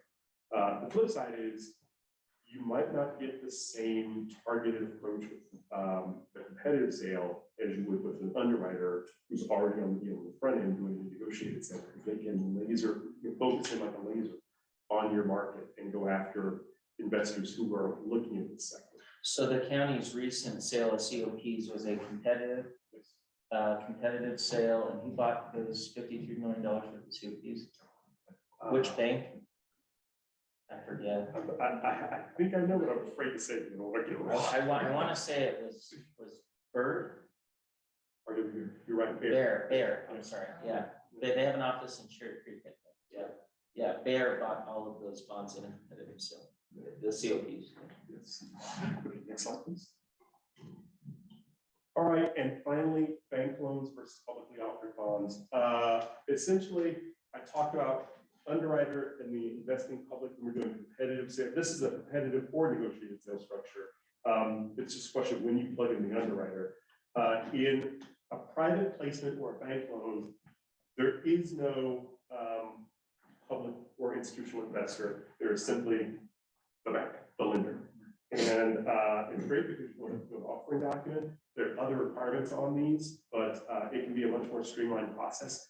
Typically, since you're only dealing with one bank or a smaller group of banks, you tend to go to regional partners, not to the big national banks. The maturity on these can be shorter. You might be looking at 10 to 15 years. Sometimes you can get to 20. So sometimes like local banks in Pueblo, especially with some of Jerry's deals, if they're smaller, they'll actually participate in these deals and buy these as opposed to going and selling them on the open municipal market, you'd say. Right, Yeah. right, absolutely. Okay, next slide, please. I have to give a plug to our county attorney. And I want to make sure we talk about issuers counsel, because these deals don't work without a strong partnership between your bond counsel and your issuers counsel, your general counsel. Our county attorney is invaluable and has been a tremendous, I don't like to say resource, but a partner in everything that we do. And I apologize that I didn't introduce her at the top because I gave you a good intro, but well deserved. But I should have done the same for my county attorney, and I think she wanted to, this is always something that we're all learning together. We're trying to perfect. It takes a lot of time to learn, as you could tell. But Cynthia Mitchell is my county attorney. She's in your county briefing. And little piece of history, she's the first female county attorney in the history of public county government ever. So, yeah.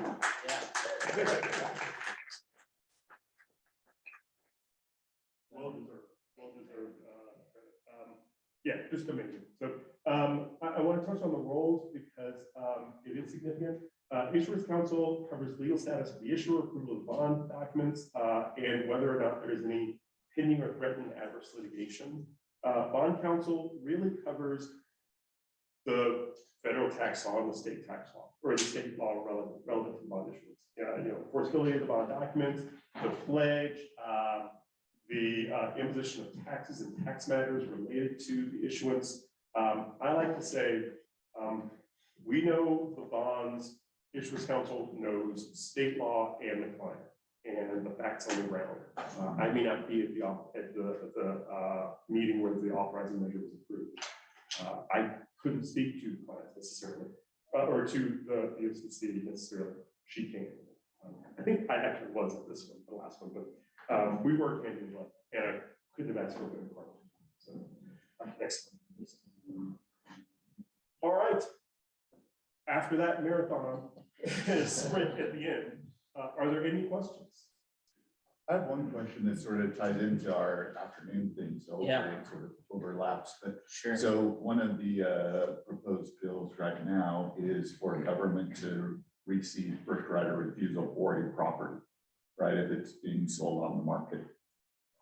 If that happened, and say that gets pushed through, would, as far as the timing for everything, say this property goes up for sale and the government decides, city, county, whoever, that they want to purchase it, does your process, without going through the process you just went through, how long does that process usually take to actually purchase a property? And would that then put some of the sellers in a bad position because now we have to give them 6 months to go through a process to issue bonds, et cetera? So I've not heard about that bill until you just mentioned it.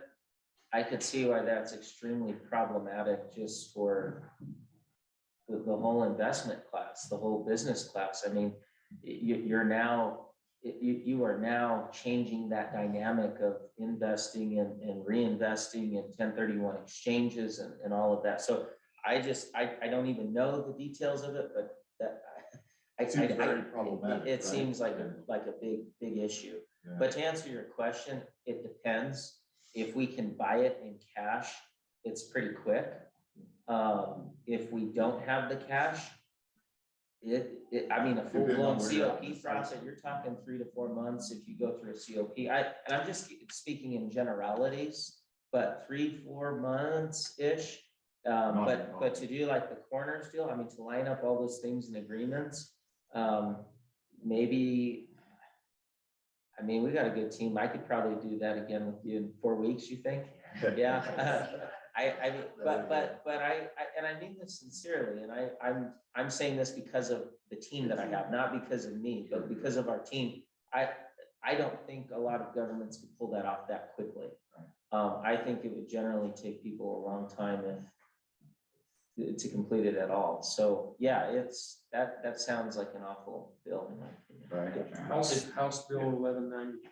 1190. Well, if I was presenting this afternoon, I would like to speak against that because I think aside from government getting involved, I mean, when companies come in and these funds, buy real estate in our community, and you'd be amazed how much real estate is not owned by folks that are local, but to get people in and out of property or distressed property, I mean, you have to really be able to move. And there are powers of eminent domain and land use, as we know. And those exist for a reason, but to flat out say that we have the right to purchase anything on the market any and always and introduce those waiting periods, that's not a good thing. Anyway, I just want to say thank you to Mario. Really, really appreciate it. You could see why I asked him to speak. He's very articulate. He's very systematic, and he's just a joy to work with on all of these fun projects. So thank you, Mario. We really appreciate it.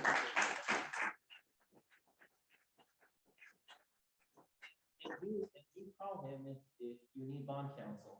He'd be happy to speak with you. So we're going to go ahead, and we had some wiggle room. This is a really important subject. I think so. That's why we took a lot more time. But going ahead and take your break. Basically, this time here is for you to work on your projects and your presentations for this afternoon. Feel free to grab lunch, catch up on things, but have your presentations ready to go. When we come back at 1 o'clock, how this will work is we will have each group come up here. I want to hear from every single member of the group at least once. Try to keep your testimony to about a minute-ish. If you go to 2 minutes, that's perfectly fine, but I want for you to at least have a minute. Remember that your testimony should be something that is probably unique or new to the argument to advance your position along. And then after each presentation, I'm going to, along with some others, with Sarah, give you some very constructive feedback about maybe what you did well, how you could have strengthened your testimony. And keep in mind, this isn't just testimony for the legislature. It's also testimony to your leaders, to your board of county commissioners, and public comment. This is an important skill, and it's a skill of advocating for local government that I really want you to have when you walk away today. So go ahead, Sarah. So your thought is that we're gonna just break out and work on things until 1 o'clock? That's correct. Okay. Yeah, because you had a break. The breakout activity was giving you time to work on this. That's what the breakout activity was. So we'll just resume at 1 o'clock and use that time wisely as you need. So I was thinking a lot about this, and I was feeling the need to give you guys a little bit of coaching on this. So if you want me to do that, if you're interested in me to like how to do a presentation, I'll take about 15 minutes to do that. And let's do it. You guys get together and stuff, take a break, return your calls or whatever. I'll do that right at 11:30. So from 11:30 to 11:45, I'm going to coach you up a little bit on how you win somebody over to your way of thinking. So if that works for you guys, you want to do that? Okay. So, And can I say one thing? I wanted to introduce Jen for everyone. Oh, yeah. If you haven't met her yet, she's busy as all of us are and missed some of the introduction parts of it. But Jen, you just want to tell Sorry. everybody who you are. And Well, clearly, I'm not afraid to ask questions. So as far as I'm concerned, you guys are all just friends I haven't met yet. So Jennifer, I'm with University of Colorado, Colorado Springs. We do a lot of projects. We have our pre-collegiate program down here. I'm very fortunate that I was on the selection committee to grab Micah. So I do community engagement, local government, military liaison for UCCS, and just thank you so much for the invite. I do know some of you, Commissioner, you and I chatted. So look forward to just meeting you all. And like I said, you're all just friends I haven't met yet. And Jen is like Sarah. She's fired, right? She brings it. And so I would want her on my team for advocating for bills too. But I wish welcome I to the was more group. like Jen. She's got all the smartest questions. Yeah. She's right there. Yeah. I want to be like Jen when I grow up. So, all right, so let's, at 11:30. So that gives you about 40 minutes to get with your team and start to put this together. And then I'll coach you up a little bit on how to make people. Really- think like- Really quick, for those of us that are online, we're team split for the online people. Oh, not, let's see, we have Cole. So what I was thinking for everybody online, pick some legislation, and it's hard for, unless I do a separate Zoom meeting for you guys. Yeah. Get all confusing. I would just pick some legislation that you want to testify on, and then we'll just do it separate from everybody. I know Michelle, she was already part of the team here in person, and Chris had to jump off, but if you guys just want to take, one piece of legislation and prepare a minute testimony for that, we could do that. Perfect. If that And makes sense. it can be anything proposed right now in front of the Colorado legislator. Okay. Anything proposed, Colorado legislature, I know I sent out a link to the WUI bill that Commissioner Haas was interested in, but we primarily want to focus on something that impacts local government or a local area. So maybe not, not some weird random, like whatever, but something that impacts the local area, and either for it or against it. Perfect. You choose.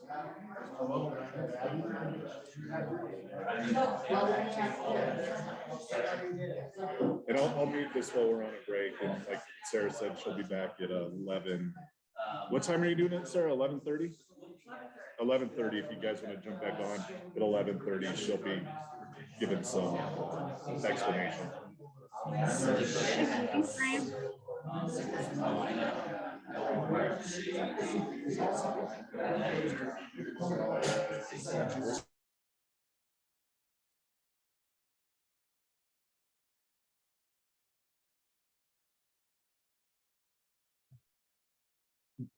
Do you guys still have that link from yesterday that he sent for that one bill?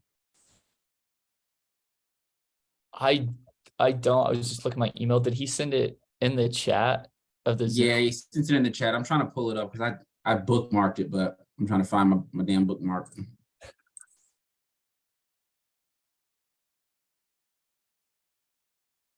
We don't have to do the same one, or we can do whichever one we wanted, right? Yeah, we can. Yeah. So we can pick just anything. Okay, all right. Just Colorado legislative link. Yeah, I think, I don't know. I was with a group yesterday, so I'm just gonna do what we talked about yesterday, so. And I'll Did you all have one in mind? Just so you guys know, everybody can hear you, so don't talk smack about Garrison or Sarah.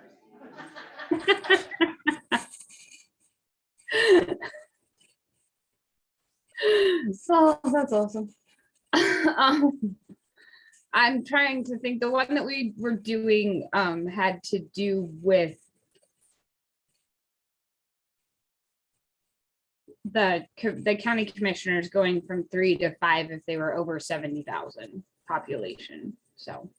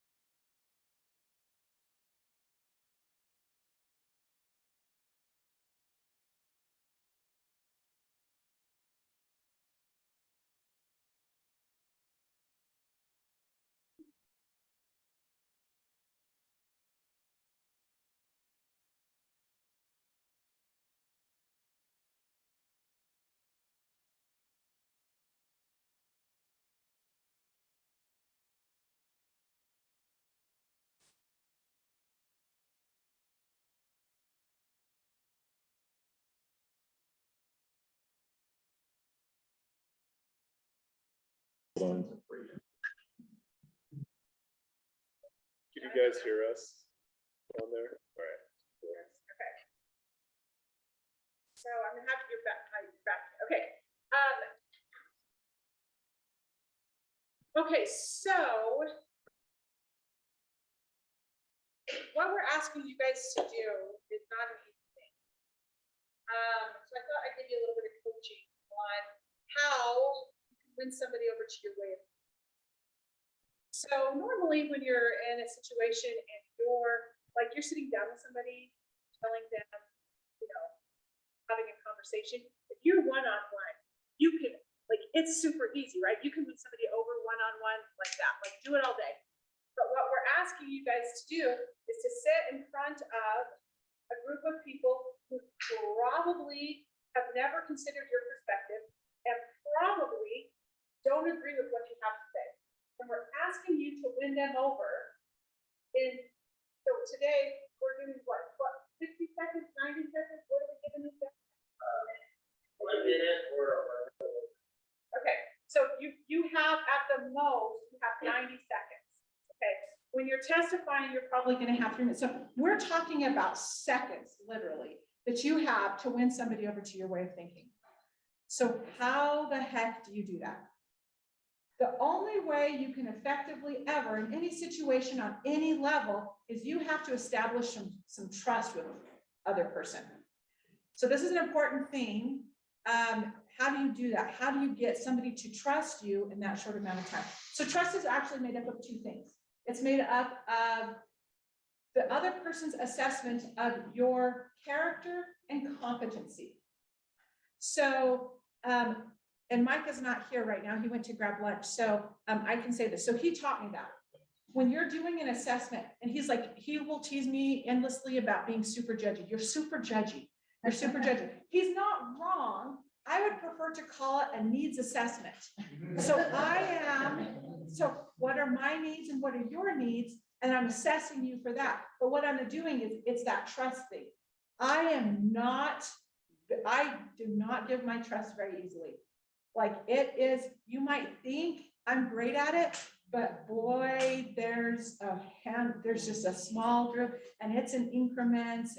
It's not an easy thing. So let's go back to competency and character. I'm gonna pick on Tony for a second, because if I don't pick on Tony, he's gonna think I'm mad at him. Yeah. So I will tell everybody that my favorite thing about Tony is Connie, who's his wife, but that's only partially true. When I first met Tony, I had somebody recommend him to our board, and I met Tony. I'm like, holy crap.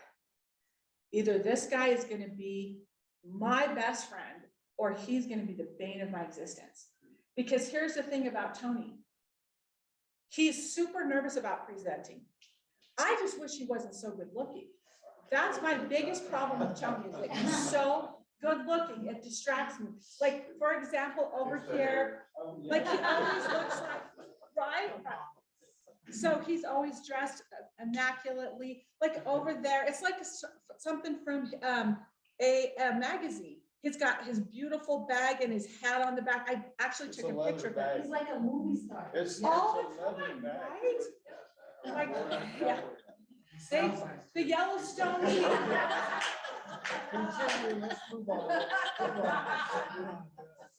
But besides, if you can get past the fact that he's so good looking, he is 100% integrity. You never have to guess or question where Tony's coming from. He will get, if Tony's on your 6, you need not worry. He will go to the mattresses for you. And he's always going to call it exactly like he sees it. So when he walks in, he has that presence. There's an authenticity about him that, whether or not he delivers the most brilliant words, whatever. And that won't happen. He's far better than he thinks he is, but he sits, he thinks, he goes through, he has done all the research, and still he's very, very nervous about presenting. But there's an authenticity there that when they're judging if you can trust Tony or not, if he's not the top of his game, and he's far, far better than he thinks he is, as far as what his competency is, character, he's off the chart. And so you know that straight away. So when you're sitting down with somebody, and you're having a one-on-one, and you can sort of talk it out and feel where that is, you can do that. But when you have just a few seconds and if the deck is stacked against you, think about how you present yourself, that you either you're either very super, super competent, or you're authentic. That authenticity part. If you're, and people know, I'm sorry. People know if you're being authentic. People, and we'll dismiss a few things like, if I don't think Tony knows something, I'll try to get him and I'll ask him questions about it. And what will, if I say to Tony, can you tell me about this? Da, da, da, da. If you don't know the answer, Tony, what are you gonna say? I don't know that. I don't know the answer, but I'll get back to you on it, right? So that's the kind of thing that you have to do. Now, the other part of it is you've got a few seconds, you have to set that up, but then you have to give a perspective that they haven't, you've got to leave them, they're gonna remember your testimony. That's what you have to go in. They have to remember what you said. Now, and this is a sales thing, but this is what's gonna separate you out. Facts tell, stories sell. So if you sort of set yourself up, and I'll give you an example here in a second, if you sort of set this, there's certain things that you have to put into place, but then you give a perspective that is authentic, but it's from this other thing that they haven't thought about, or they haven't given any thought to, then that's what it'll stay with them. And I've seen it happen time and time again. So when I go in and I'm going to testify, I'll visit with, for example, I'll visit with Beasley ahead of the testimony. And I'll say, what do these guys need to hear? What are they? So I know my audience, because you've got to know your audience, right? So you're going to do a little bit of research. So Cole, for example, he's a lawyer. He's really good. Before he's going to do anything, before he walks into a courtroom, is on any litigation whatsoever, Cole is going to know it's the judge he's got to. So he's going to research who the judge is. He's going to look and see who, how they've ruled before. He's going to do all that. Cole Kelly is one of the few people on the planet that can get me tongue-tied. I'll tell you that right now. He practices it for fun. Now, I know. It's because it's pretty, isn't it? It's because he's so pretty. My favorite thing about Cole Kelly is I know I've got him because he'll blush. Secrets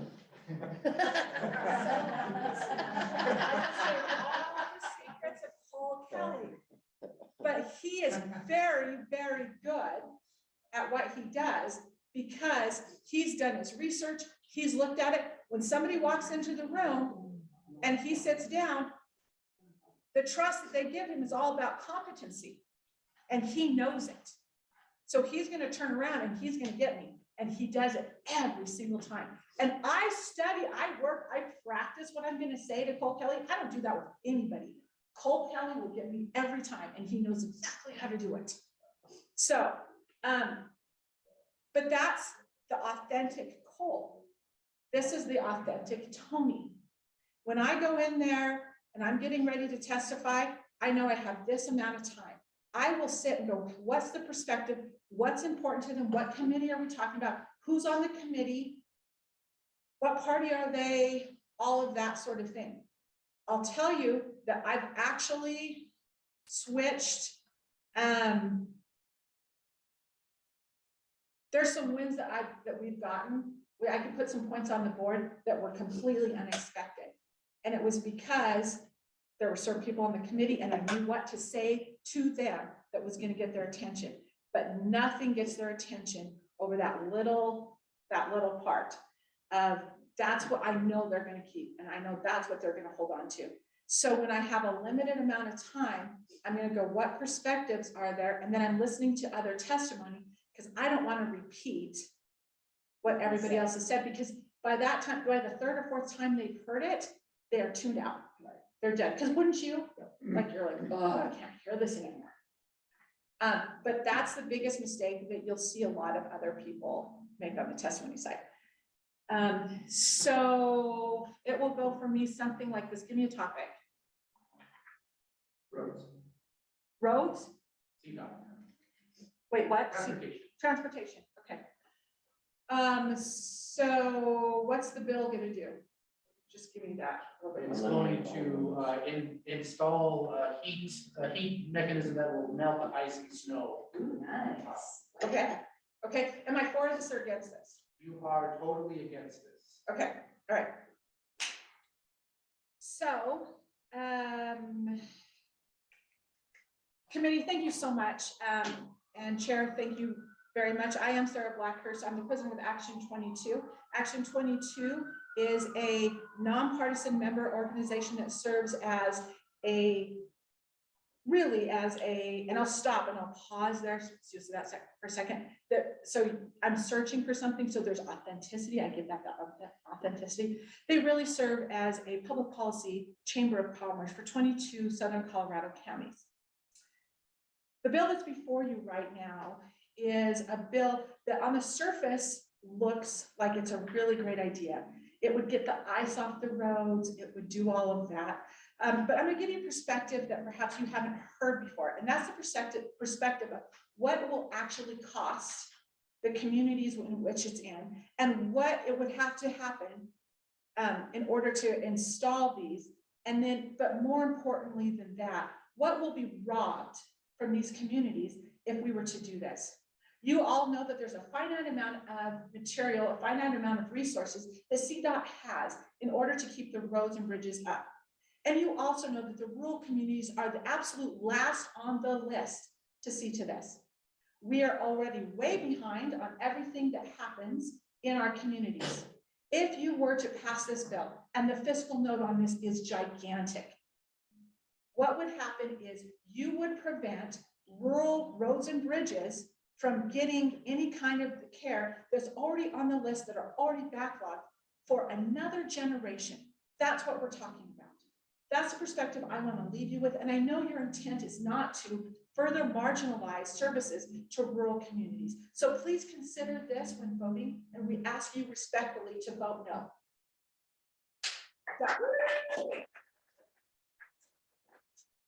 So I did a couple of things. So if you notice, I gave myself the credibility. I stopped, I paused, I wasn't super slick because I'm not super slick. And as far as they're concerned, I'm this country bumpkin. And I came up here, they've heard of Action 22, they know who I am. Those legislators know that Mike Beasley's on my 6. So he's probably standing there, they know he's watching. And depending on who they are, I'm going to do it a little bit differently. But I gave that credibility in the beginning. So they know that I am authentic, but they also know that I'm representing a huge, diverse group. So what they're likely going to do, so I said Action 22 twice, right in a row. So I said Action 22, I paused and I said Action 22 is blah, blah, blah, blah, blah. So I know if they're really wondering, they're on their phone right then looking to see who's Action 22. They're going to go to our website. They're going to see who's on, what our map is. So that's the first thing. If you go to our website, the very first thing is the map. Then they're going to go to see who our board is. They're going to do all of that. Then what they're looking for is, if they're on the fence on this, they're looking for a good way to not vote for something. And I just gave that to them. So what I can do that with whatever topic. So what they're looking for more times than not, especially if they're on the fence, they're looking for a good reason to say no to something. They want to say no. They want to talk about a fiscal note. They want to talk about who's marginalized. And then I made it this whole elitist thing. Like, what you're going to do is you're going to effectively just take care of the urban areas who can afford it. So that's why, and I know that's not your intent. So I put that. Another way to make it really effective is if you can, so this is another psychological warfare thing. If you ask a question, a person, I don't care who it is, if you pose a question, psychologically, you cannot stop yourself from trying to answer that question. So if I say blah, blah, blah, and I ask a question, then you can, like, they're going to start thinking about that. Or if you give them, like, an example, like if I was talking about energy, I would refer to my mom and I would say something like, and some of you have met my mother.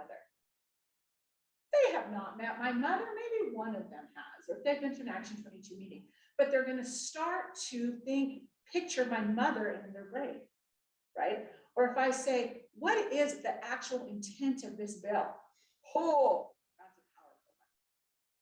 Or if you go, this one, oh, I even hesitate, this is so mean. It's so mean. And it's actually, it comes from my niece, from Micah's daughter. She's good. She's just like me. I didn't think of this one. But if you're in that, if you go blah, blah, blah, blah, blah, and that's what you're worried about, oh, that'll kill them. So if you can insert a question into there, but what's the intent of the bill? We have all of this, like housing's a big problem. They're gonna do this with housing and with everything else that's going on. That's what they're worried about. That's really good stuff. So if you can insert a question, if you can get them thinking about, if you can, here's my poor little mom who, can barely afford to pay her bills, blah, blah, blah. Like that's who you're talking about. Or if you can say, hey, if you vote for this and you can sort of suggest this makes you an elitist, you're putting all these other people on a back burner. So think about that. So you've got to establish, either you're going to have them assess you on your competency or on your character. Now, if I'm driving them in a bus or I'm a pilot or something, I don't give a crap about their character. I want to know that they're competent to do their job. But when you're talking about this, it's all about character. They're going to assess your character. That's the number one thing. So if you can be authentic, if you can establish that early on, if you can either pose a question or get them thinking about your perspective, you can do that really quick. And then you finish that off with what your intent is and sort of put it in, boom, that's it. Tony. Is it proper or improper if you know the potential fix for what they're trying to do? Do you want to insert that in there somehow? Oh, yeah, an Could you alternative. possibly Yeah, so consider? So if you were testifying, you were trying to promote an amendment. This bill in its current form is incredibly detrimental. If there was an amendment for this part of it, you would take a lot of this out. You would make it a better bill. You would be doing a good job. You're playing to their ego, right? So if you would seriously consider the amendment that's before you, you would make this a bill that would help instead of hurt. So this would work on a bill that you know is going to pass. And what you're trying to do is You're trying to make get a an little amendment. more Make it less powerful. worse. Yeah, Okay. you're gonna put it, they can, So 2 questions. One, notes or no notes? When you kind of did that off the cuff, and I think if you use notes, you're not being quoted as authentic, but if somebody gets tongue tied so notes or no notes, if I was before Cole Kelly, you better believe I'm you gonna got have your my notes. notes. Or you're not reading them, or you're gonna try not to. No, I have my notes because listen, I just did that, but I get nervous.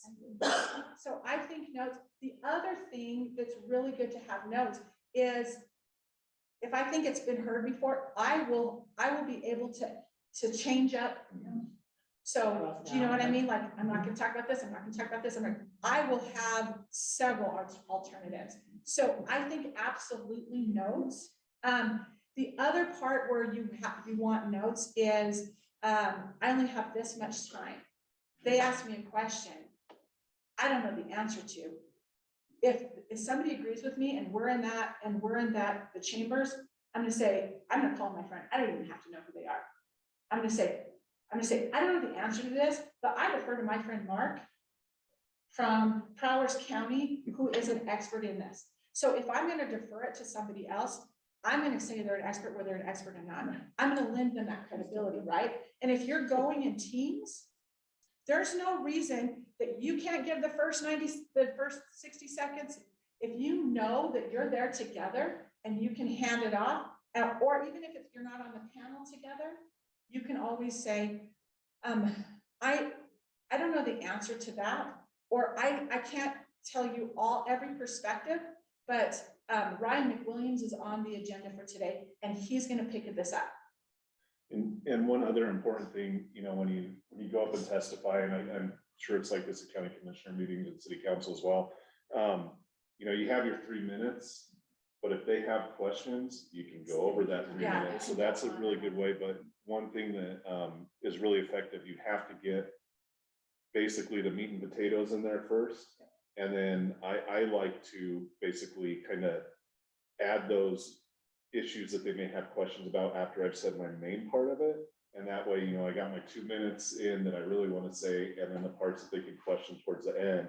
And then you could drag a 3-minute testimony to like 5 to 10 minutes, and then they get more engaged Yeah. with it. So leave something not completely open-ended, but yeah, don't leave all your cards on, you don't need to leave all your cards on the table. You want them. So Brian's exactly right. And you're gonna be nervous, and you'll see it, if you ever go watch, any testimony in front of a group of elected officials, like everybody is nervous and they stumble and they're used to that. It's not a big deal because it's more important. And we went through this on the first block, if you remember, they don't want to hear from like a lobbyist or, you know, somebody that's an expert witness and giving testimony on something. They want to hear from real people. So it is expected that you're going to be nervous and you're going to stumble, and they're not going to like hold that against you because they want to hear from actual people that are impacted by this. Just don't cuss. I don't know, it's out there somewhere, but there was a city council meeting where I accidentally dropped a couple Choice words. choice words. Dropped an F-bomb and yeah, I dropped a big bomb in it, but I was very angry about the issue. But also at the same time, I worked for a senator, a US senator, and it kind of got me in a little bit of trouble with that. But I was there representing my business at the time, and it was a BS issue, you know, and I thought I was used to going and reading comments or saying things on behalf of a US senator I worked for. I made it apparent that I was there as a business owner, and they were kind of, at the time, the council was like rolling their eyes like, oh, here's Brian again. Like every week he comes in and says this. And I straight up said, like, I pulled up what my issue was and I said, in front of them, and then they're, whoa, we can't say that. I'm like, well, I have your attention now, so seriously, look at I was this. gonna say, Do not do that, though. don't do that, but, if you have to be extreme, if you have to be Mhm. passionate to get your point across, Yep, and that's, it's a small price to pay for them to all go, whoa, yeah, do you know what I mean? So he caught some heat. If he drops the F-bomb now, he has a good reason. yeah. And I'm not gonna say a word. I'm gonna be like, good job. Or, you know, this, like another thing that I've seen is, to be that extreme to kind of grab the attention, depending on the issue, it's like, hey, you know, this bill right here, what you're proposing is literally gonna kill people in my community. And then second you say that, that kind of gets their attention. Have you ever done that, Tony? I wasn't gonna point you out on that, but I'll point him out. Go ahead. yeah. Well, on the subject of notes, I would say that as somebody who worked at the state legislature for a representative, they can help or hurt. If you go up and you have to be, hi, my name is, and you have to check your name, you have to check what you do for a living, like that sort of thing, write it down. So you're gonna get nervous and forget what your name is, but don't feel like you shouldn't every second be looking down, like you immediately are gonna lose that credibility. Yeah. If you go, my name is, Yeah. and have to check your name, you know, the first 2 sentences you should probably have pretty well memorized, and so write it down.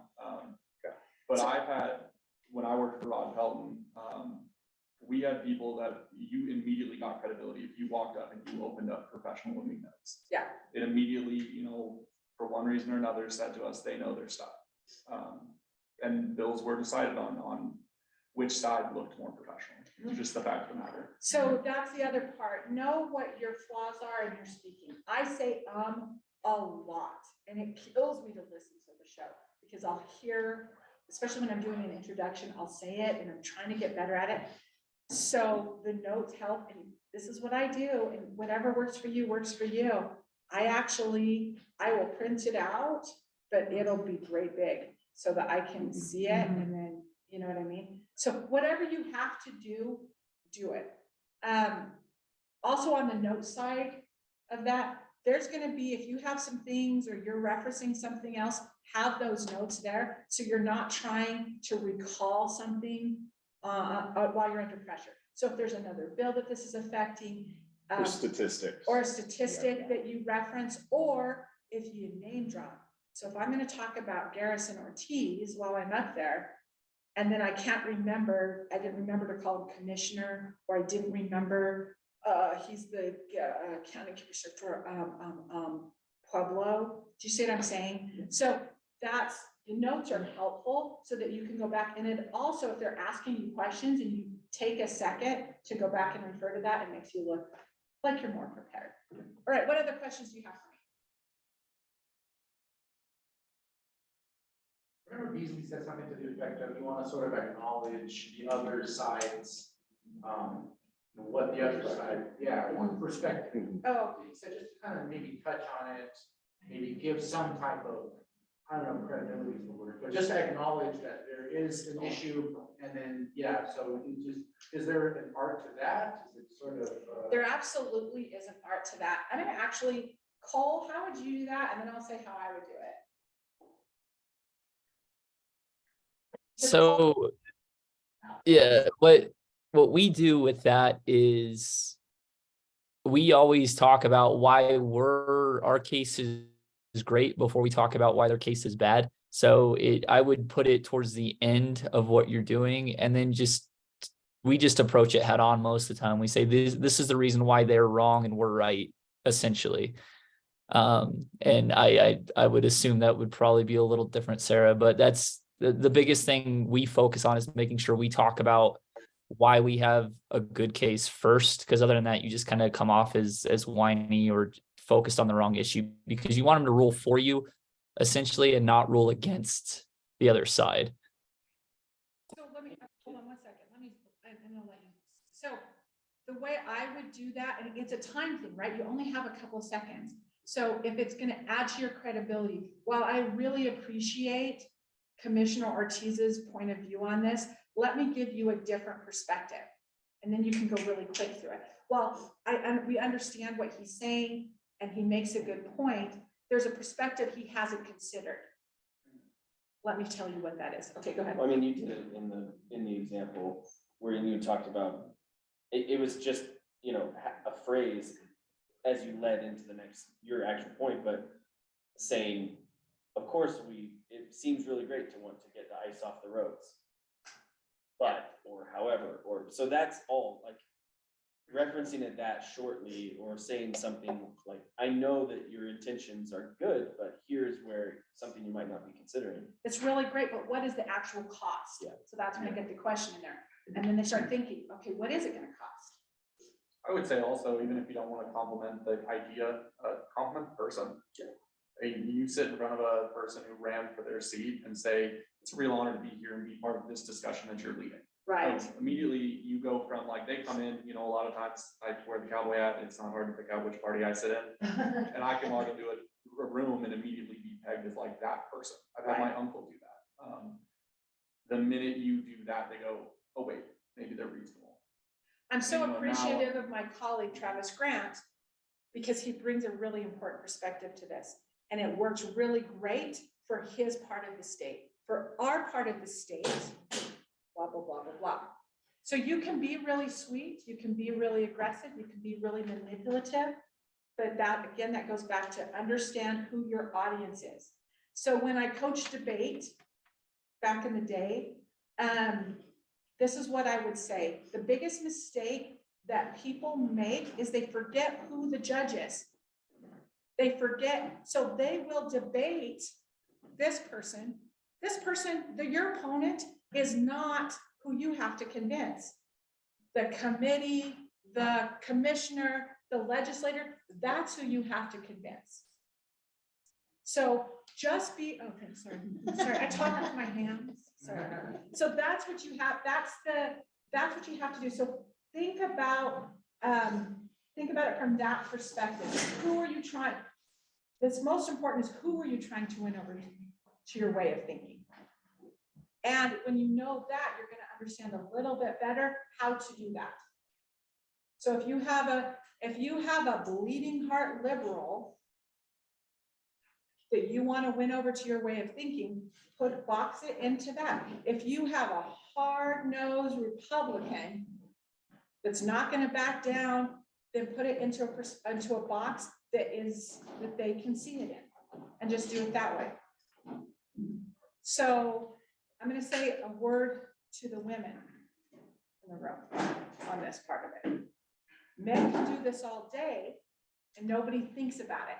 When you start to do it, you're manipulative, you're difficult, you're emotional.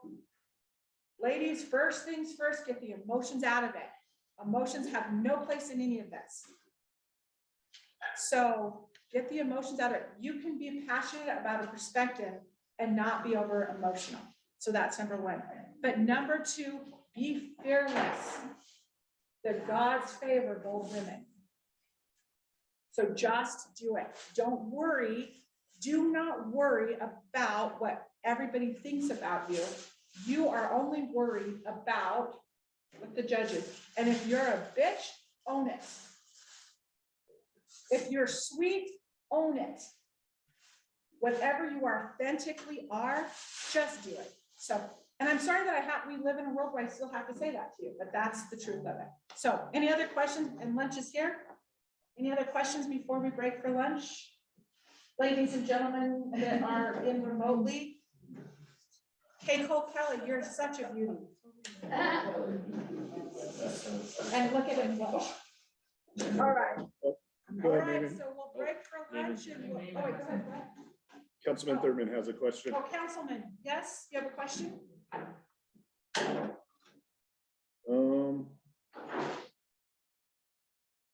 We're not hearing you. Maybe he can't hear us either.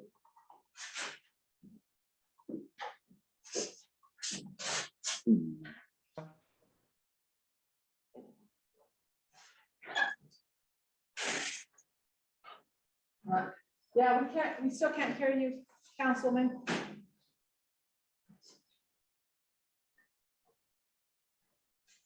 Did he put it in the chat?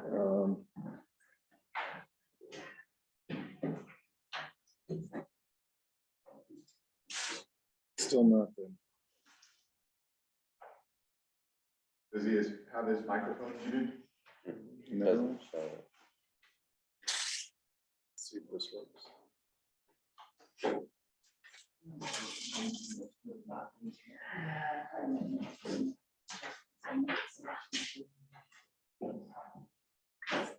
Still nothing. Do you want to put your question in? Do you want to put it in the chat? Do you want to type it on the text chat?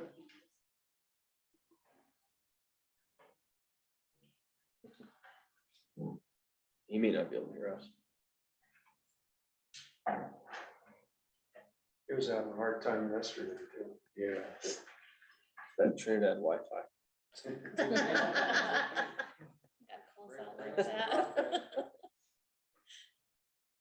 Just because they're still on dial-up. Sked just came and talked to us about it, so. Yeah.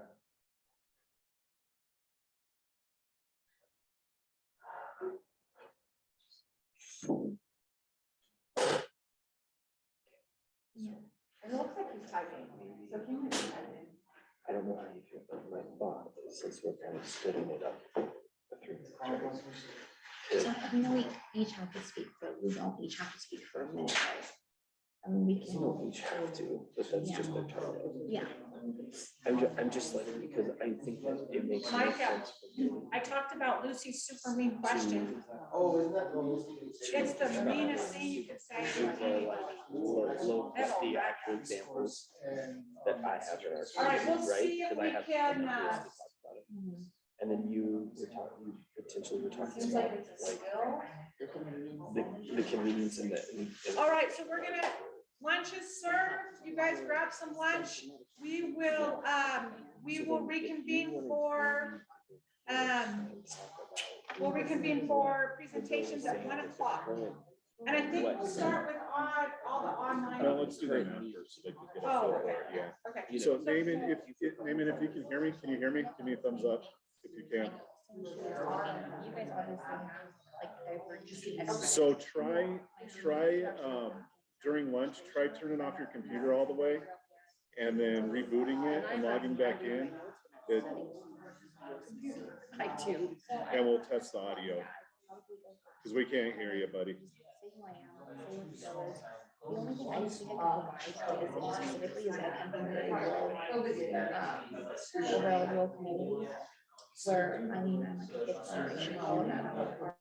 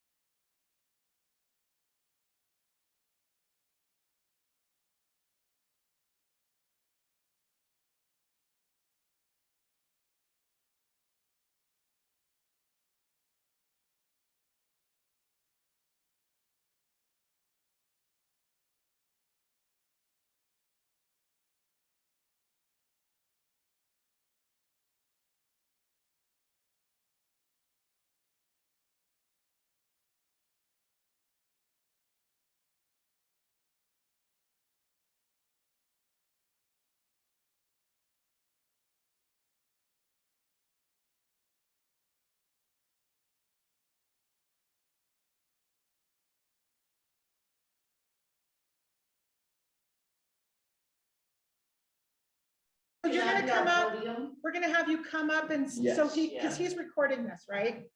So remember a couple things. So come up right here. We're your audience. So we'll be the committee. So there's a couple things, if you remember, that Mike Beasley said that are really important when you're testifying. If you can remember this for a second. He said to be sure to address the chair. So Garrison is the chair. And then the rest of the committee. And then when somebody asks you a question, thank you, Representative Frank. His name is actually Micah, but sometimes I forget that. So then I call him Frank when I can't remember what his name is. So we say, thank you, committee chair, and Thank you, committee chair, and then you go into your, that. Now, the reason it's important, especially if there's a question, if we have a question for you, is that because later on, this is testimony, you're giving testimony. So if there's a lawsuit or something about that legislation, or if there's a lawsuit later, they will refer back and they need to know where that breakup is. So when their lawyers are listening, they can go back and go, but Brian McCain from Action 22 said this in his testimony during the committee hearing on da, da, da, da, da, da. and then we don't need to tell you the bill because we would already be in the room with the bill, or do you want us to say? I always say the bill. I And always what say it's about? Yep. They know what it's about, but I think why don't, when you all come up as a team, come over here, and then before we start time, just tell us what bill it is, just a quick summary, and then go and start testifying. And then we will, if we want to ask questions, we can ask questions. And then after you're out of character, we'll give you just some feedback and input about how to improve or what you did well. So when I'm testifying, I will say, so when consider, because remember I said, when considering this bill, please vote this way.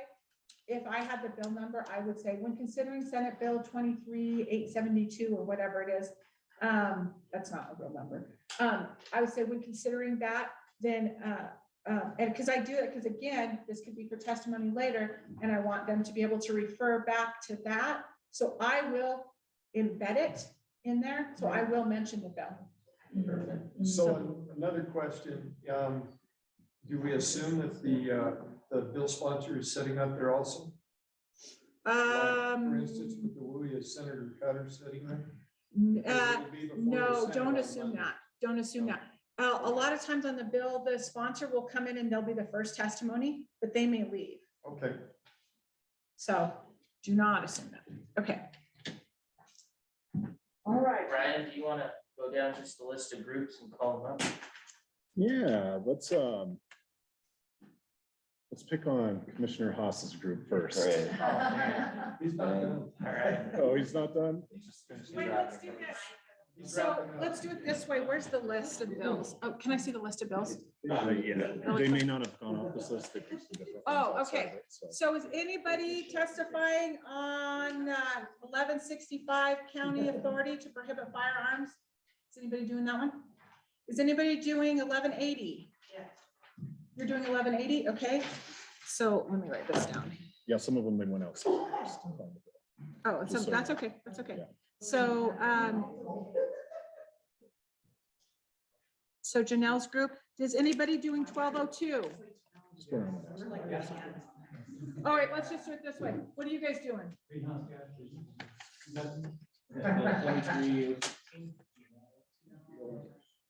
I'm willing to go first and be the guinea pig if you guys need someone to go. Okay, all right, let's do it that way. So here's what we'll do. Let's go ahead and do it. Wait, Senate Bill what? Oh, 16, hold on. Sorry, Daniel, I didn't organize for a minute. I thought this was on the list. It is second page, midway. Oh, these are out of order. Okay. All right. What are you guys doing? Mean Girls, what are you guys doing? 1003. Mental health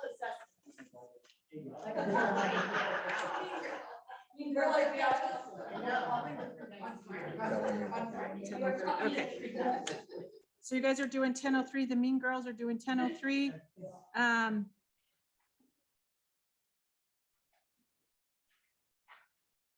What are you guys doing? 11:58. 11:58. Is that on this list? Yes. Oh, there it is. Okay. Who else is on your team? Oh. Okay. How many groups in total, Brian? 1, 2, 3, 4, Tony, what are you doing? 5. Not counting down there. Oh, we're, Yeah, so we're gonna, oh, okay. yeah, we So gotta then get through this as quick as possible. 66. Who am I missing? Okay, I think we've got everybody. Oh. What are you doing? We're 166. Oh, you're 166. Okay. Look, Online, what are you guys doing? Daniel, what are you doing? I'm doing the bill that has been indefinitely postponed, House Bill 23-1085. That's okay. 23-1085. 1085. Daniel is on that. I think that's on that list. Okay. And Cole, what are you doing? Senate Bill 2350. 050. Cole's doing 050.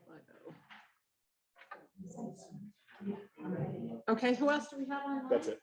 Okay, That's it. so let's do it. Let's start with, is Daniel the one that? Yep, Daniel. So we'll go Daniel, Mean Girls, John's team,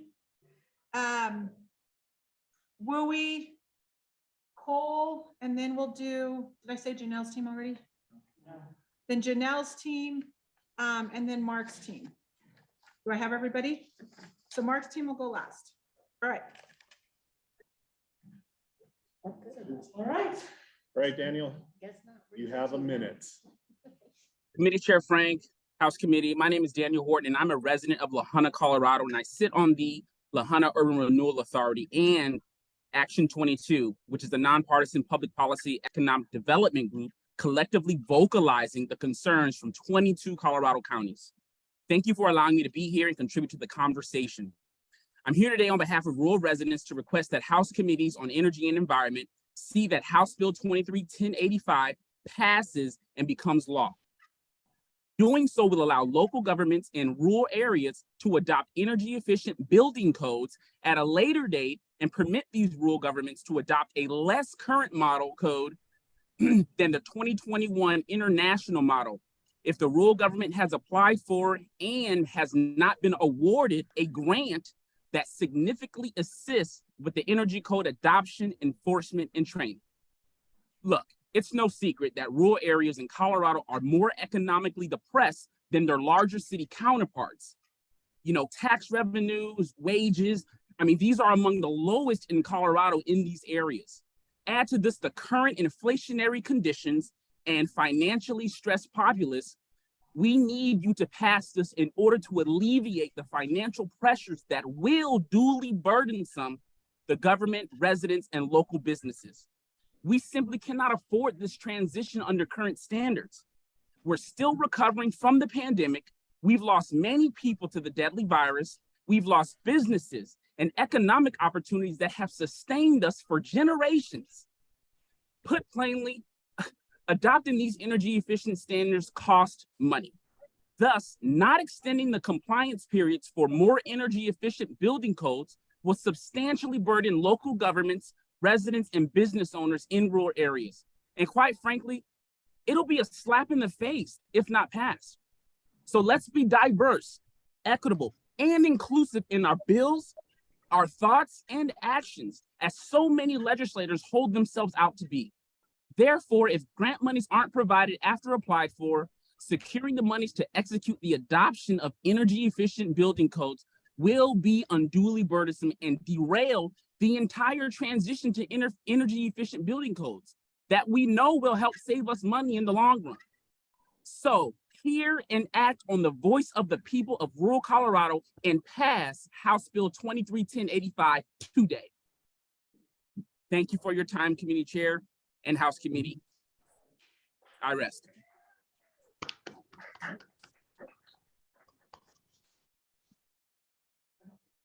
No, I don't think, but we can. I guess we'll just go down the panel now and give some feedback. First off, or I'm sorry, were there other members of the group? No, that was. Oh, that was Daniel. Yes, Mr. Naaman Thurman was a part of that as well. And he just jumped on. Oh, hi, Nathan. Can you guys hear me now? Yes, we can hear you. Okay. Marks? No, that was impressive, but before we went to lunch, I'm glad that Sarah was able to frame how to do this with it's almost like a spill. Restaurant business is about product knowledge and gaining as much intel as you can to be prepared to give your pitch to the give your pitch to the council. We're gonna just go down the line then and critique Daniel. Go ahead. You want to go first? Yeah, so Daniel, I think you did a great job. My only regret is I wish I could have seen that powerful testimony actually here in person, because I'm sure it would have even had a greater effect, but overall you did a fantastic job. I really like how you built up who you represent in the beginning.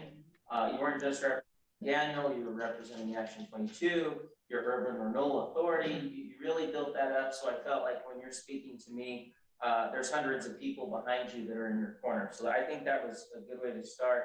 I think you were very persuasive. I think that's a skill that some people struggle with. You certainly don't. You have conviction in your voice. So there's no hesitation in how decisive you are about what you're trying to represent. The only question I had, and I hadn't had a chance to read that bill, but you're saying you're advocating for it to pass. Was that correct? You're on mute. Yes. And that bill, just help me out, just so I understand. Yes, what he said. It I was, got it was for the. it was for the energy codes to be extended. It was like a leeway to allow rural counties to. I see. So okay. Yeah, got but it. it's dead. Okay, gotcha. Well, overall, you did a fantastic job, Daniel. Thank you. So Daniel, I was like the commissioner, I really liked the way that you said, I'm from La Junta, I do this, and part of Action 22. So you lent yourself a ton of credibility in the very beginning. Passionate, authentic. I love how you worked into, if we're really serious, and you didn't say it this way, but this was the message. If we're serious about diversity, we'll consider these things, because we're talking about the poorest, we're talking about the people that can least afford it, about these counties that can least afford it.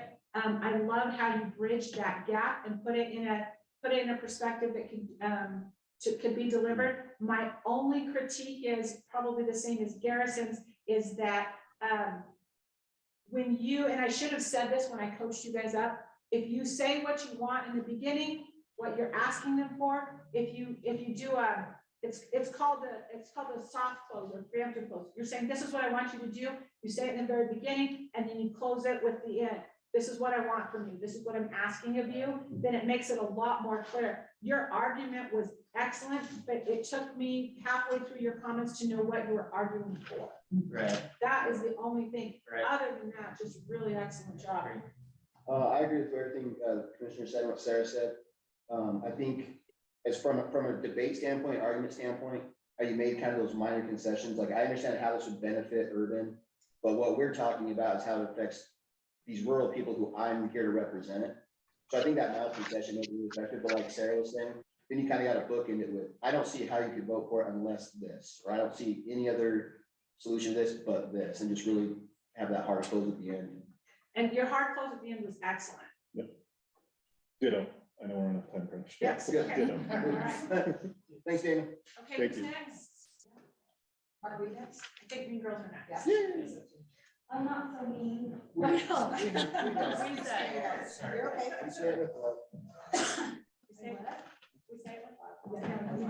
So just as a reminder, this is 1003, and this is mental health assessments in grades 6 through 12. Thank you, committee chair, for allowing us the time to speak. My name is Shannon Wallace. I'm an active school board member with the Swing School District and a mother of 2 teenage daughters. Today, I would like to tell you why I support House Bill 23-1003, school mental health assessment moving forward, and why I support that. In 2022, CDC statistics show mental health is the second leading cause of death in Colorado in ages 10 to 34-year-olds. As a school board member, we believe that these assessments should be offered in the school, just like we currently do our hearing and our vision tests. The benefit would be having them done in school versus having them done at home is we all realize that sometimes the parents are the issue. Having the parents out of this picture will help students be more honest, actually give us what their problems are and why. Spending money to help heal our youth now keeps them from being put into the criminal justice system later. Studies have shown that the greater psychological problems among violent offenders, especially homicide offenders, as well as the higher rates of violence in perpetrators and victims among those that have mental illnesses. I appreciate your time and I look forward to moving forward with this bill.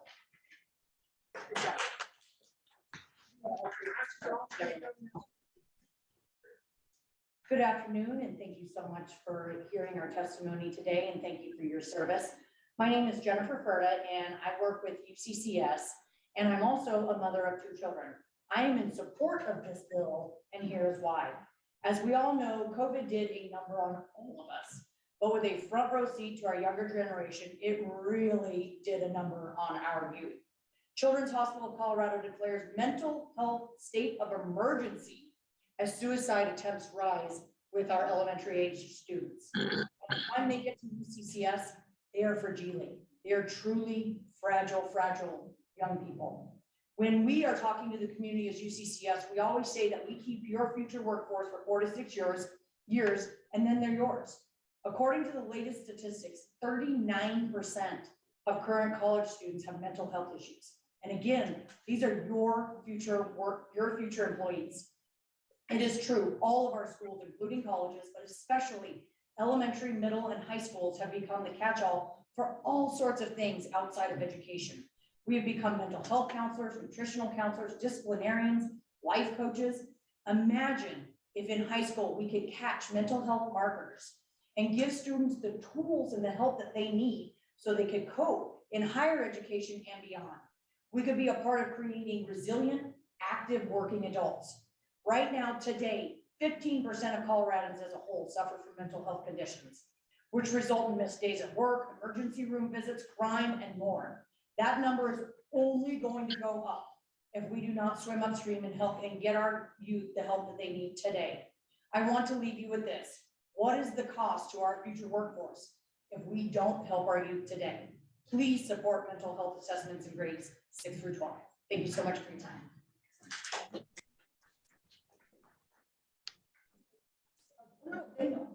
Okay. Thank you, committee chair.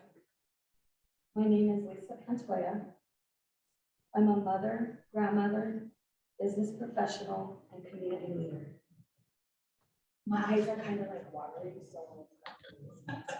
Oh, I just fell. Oh, you're contacted? Yeah. Okay. And community leader. I was born and raised in Lahana, Colorado, and I suffered from depression and anxiety. There's a stigma in the Hispanic culture that views mental illness as a weakness. Colorado is the largest Hispanic populated state in the nation.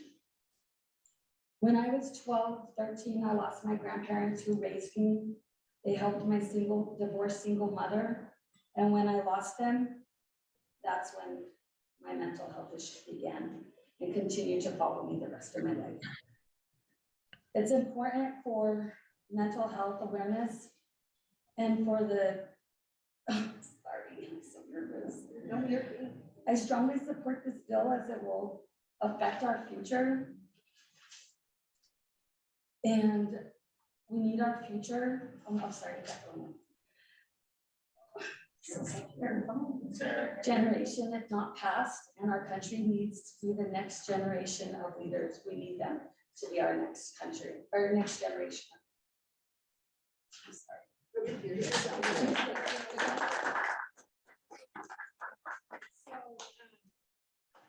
So I'll, and I'm so sorry, your first name again? Shannon. Shannon. So Shannon, I thought you did a good job. You had notes. You could tell you really thought through what you were gonna say. So everything you said was on point.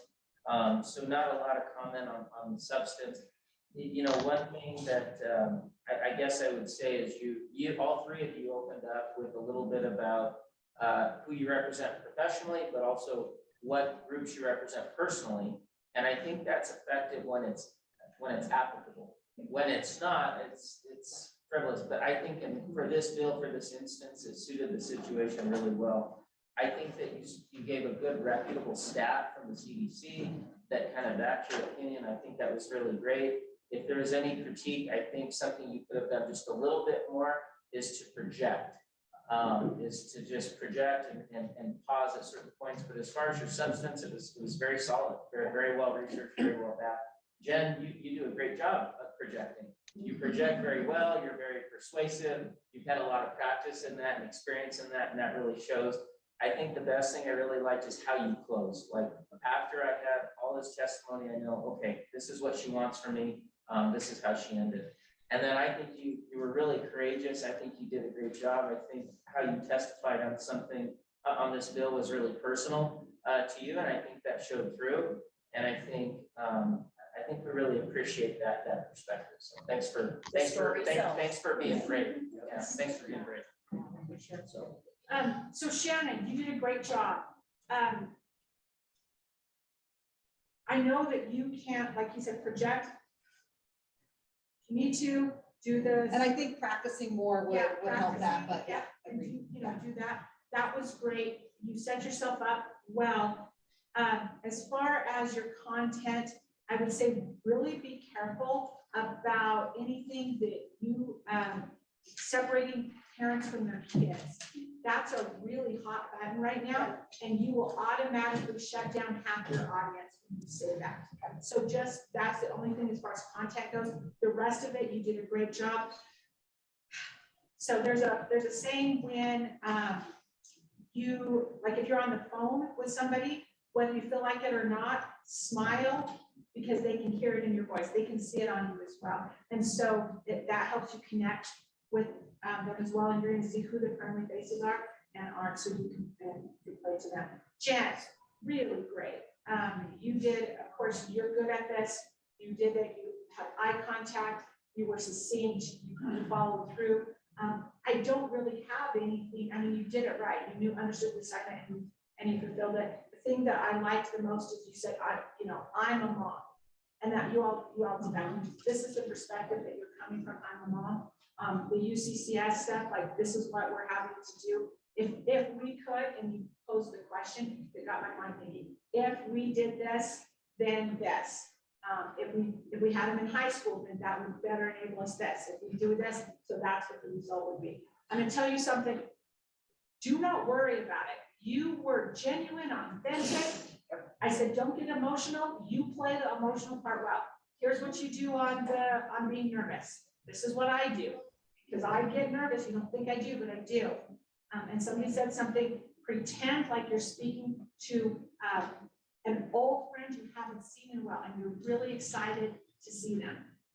So I do that, and it's really easy for me because most of the time my crowd are people that I love and adore. But when you're connecting with them, I just act like it's somebody, I find somebody in the crowd that reminds me of somebody I love, and then I'm talking to them and I'm excited. I'm like, oh, you're there, da-da-da. And they're going to be supportive of you. You know that somebody like that's going to be supportive and excited for you. And that really helps with nerves. That's the thing that's helped me the most with nerves. So. A lot of the same stuff. Yeah, just to be quick. I mean, I think you guys all did a great job presenting that personal side first, and then like a legitimate, like an objective statistic, so that we aren't going to think that it's just a personal vendetta or something. Jen, you did a really good job of like actually, like you said, telling the story, but painting that picture. If we don't do this, this is what's going to happen. And then kind of like Sarah said, Lisa, like she said, the other spill earlier, like whatever you are, like if you're loud and outgoing, like own it. If you're like more sensitive and soft, like own it. Like people will give you that time to express yourself, because that's what the testimony piece should be, is these are individual stories being told. And so honestly, I would play that part harder about telling that story of how that personal experience has affected you, and how if we don't get this help, or if you have gotten this help, how it would have helped you more if you had gotten when you were younger. Paint that picture more, make that a bigger story. But yeah, own that piece, like figure out what your strengths are. And then kind of to Sarah's point, your brain has very little ability to differentiate between anxiety and excitement. So if you're anxious, if you're nervous, instead of being, I'm so nervous, say, I'm so excited, I'm so excited. And you can actually trick your brain to think, because every chemical emotional response, they're the exact same between anxiety and excitement. You just have to tell yourself, I'm excited to tell my story today. And that's just a little good, like, preemptive thing to avoid that. Good job. Well, yeah, we're rushed. We gotta get through this, so, thank you.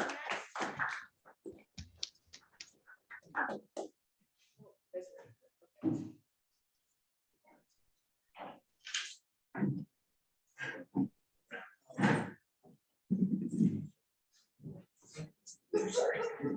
What are all of your names? Jason Nagy. Jason. Ryan Savage. Ryan.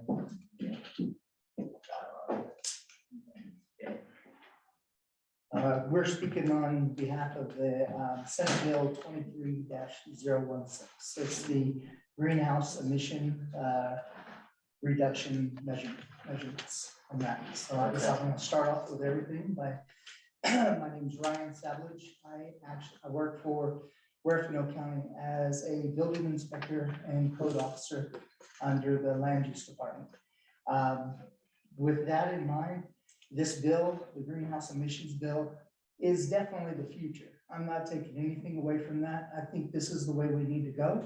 The problem is this bill is too aggressive, too fast, and it directly affects the American dream on being able to own your own home and be able to afford that. And it's not just new builders. This will affect homeowners in general, being able to replace your appliances to all electric, rewiring your homes for charging your cars, things like that.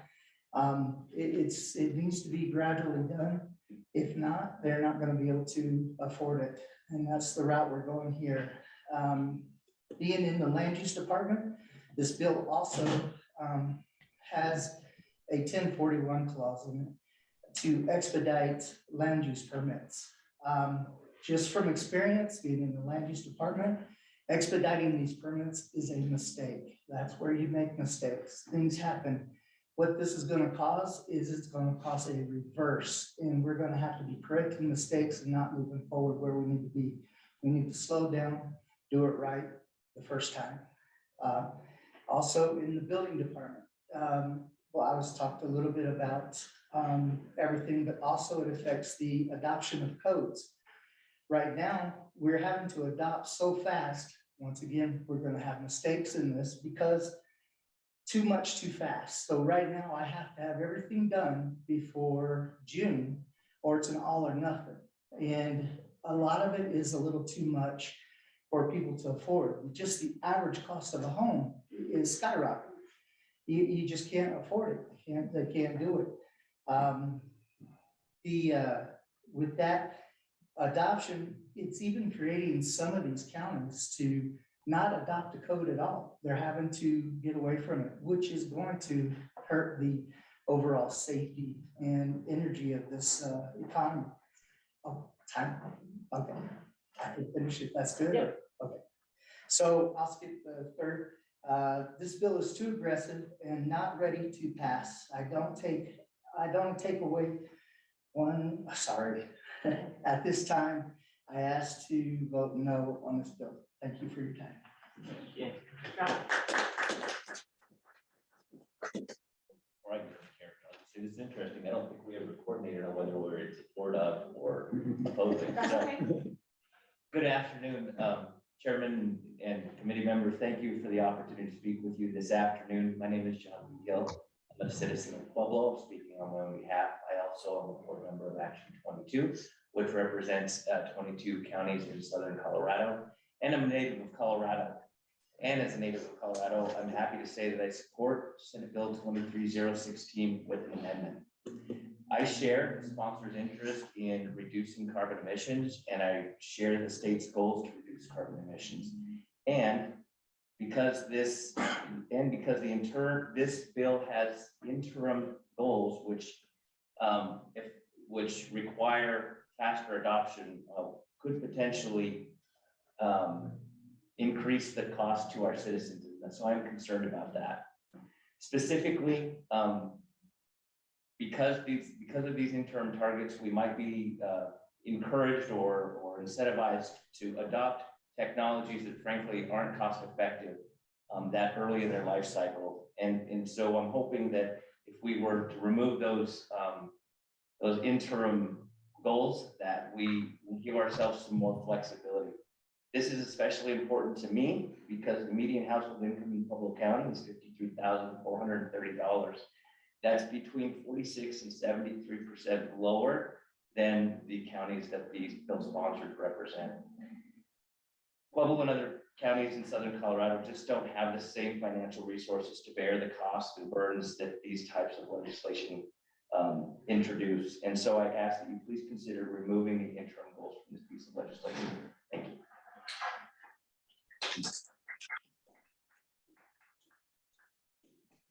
Good afternoon, Chair, committee members. My name is Jason Nagy. I'm representing County X in Colorado. And I'd like to commend the progress that has happened with the cleaner, more prosperous state of Colorado, but would like to voice my concern over this ramped up goal of 100% greenhouse gas reductions by 2050. Now, this is going to be very costly and I believe impossible. The bill does not mention net zero, but very specifically emissions. And zero emissions means releasing no greenhouse gases. That's no carbon dioxide, no methane, no nitrous oxide, no greenhouse gases. Net zero emissions means that some greenhouse gases are emitted, but that an equivalent offset is made to balance for a goal in 2050 of net zero.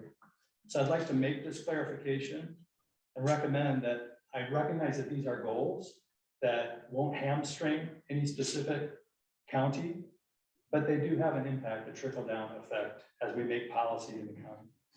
And so I'd like to make clear that this should be an amendment to specifically add net zero language for 2050 so that we can meet these very serious and noble efforts to reduce greenhouse gas emissions to 90% of 2005 levels by 2045, and also set the framework for 2050 for a net zero goal. Thank you.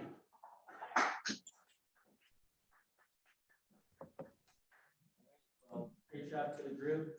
Ryan, I like how you opened up, as well as Jason, recognizing the other side, or maybe the impetus of the bill that came from a good place. I think that was good. You made good eye contact in the beginning and did a good job of maintaining that throughout. You kept tying your testimony to your current role as an inspector, because that's what you know. So you come across as credible when you talk about what you do know. Maybe some areas for improvement. Be sure that you're not repetitive, so you're not making the same point multiple times. And your arguments were really great. But structure it. They kind of mush together too much. You need to kind of compartmentalize each point and then pause after each point, so it's very clear what those points are. But other than that, you did a great job. John, obviously you came up really strong. You have good command of the stage. You feel comfortable at a podium through all of your experience. I think you gave great stats. The only thing I could say is you started very strong, you ended strong, but you lost a little momentum after your strong opening, and that's about it. Jason, I thought you did great recognizing the other side. It's like I think Brian said, you know, who you are, own that. And I think you did that very well. You came across as very genuine, and your biggest strength is you didn't go for swinging to knock the whole bill out. You were surgical and went for an amendment, and I think that was really good in what amendment you wanted. So, but overall, very good job. Ditto on that. I threw a curveball at you and you handled it perfectly.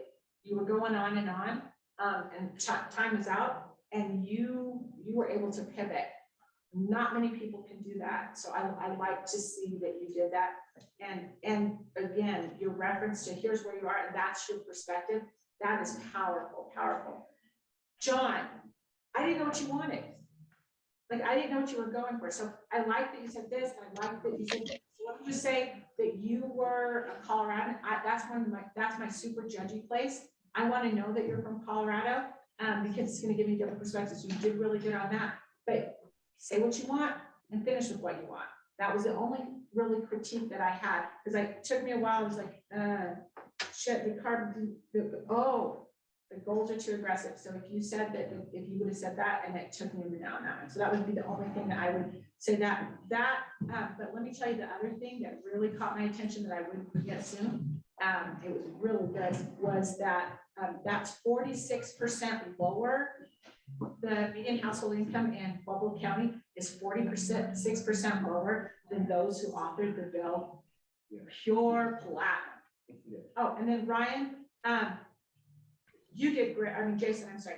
You did great. The very specific part of the language that you said zero emissions, that's what we're talking about. What we're looking for is net zero.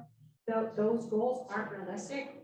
That specific thing with all the concessions, you're like, this is great, I love it. Except you gotta fix this. Perfect. I agree completely with what those guys said. Yeah, just a little more clarity between the points.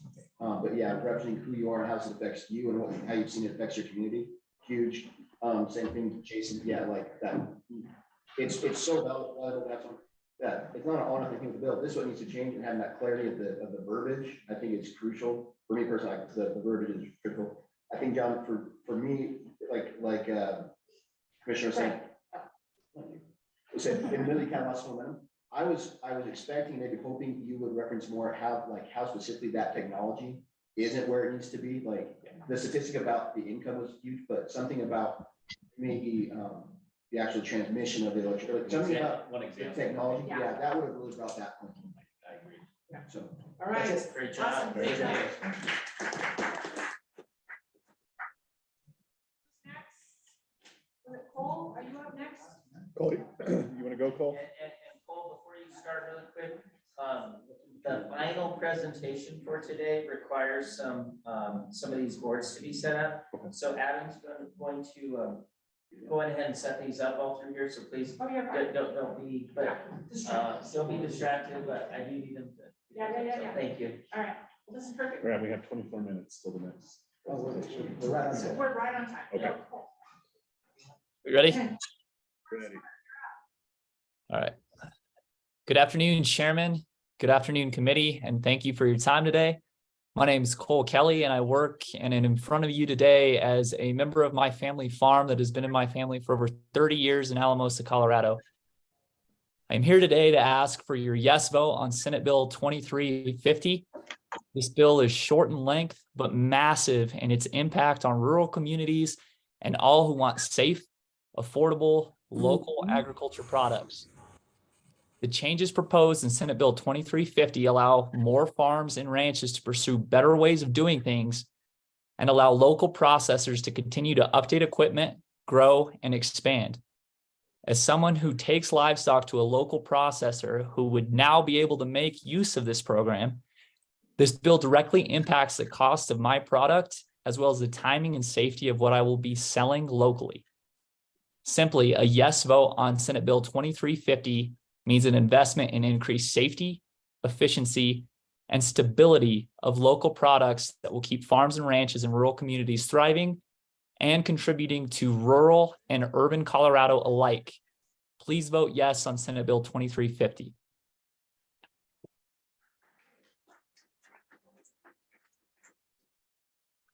Well, thank you, Counselor. I thought that was excellent.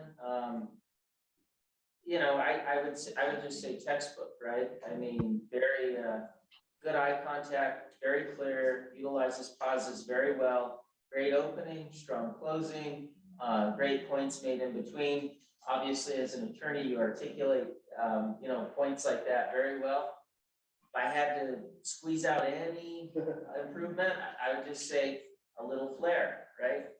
But you know, I don't even know if that's quite criticism, but and I also liked how you opened up with the personal tie that you have to the bill. I thought that was really good. Great job overall. Cole, it was good. I've seen you better. So, The water. All right, Simon. the water, yeah, I was there when you were the water messiah, so, let me just say this. I'm gonna tell you, you're better in person than you are, so if you have to testify, but do it in person, we are way better in person than you are. So as far as the structure, everything, you were right on, but you gotta be in person. That's the only thing I'd say, go. The only thing I could imagine for now is probably maybe building up the opposition a little bit more, just to really do it more of a knockout punch, because it was very just straight line. Yeah, Yeah. Great job, Cole. Thank you. good job, Paul. Thanks. Who's up next? Who's going on for poll? 1, 2. Do we have you guys, oh wait, no, 166. Commissioner? Oh, we're missing one. So do you guys want to go next? And we'll have, you go and then we'll have you guys go last. I think So there's Mark's- another group, right? We haven't gone yet either. Oh, so There's 3 groups plus. Oh, okay, Yeah. all right. So Mark, you guys go next and then, we're doing good. It's not like.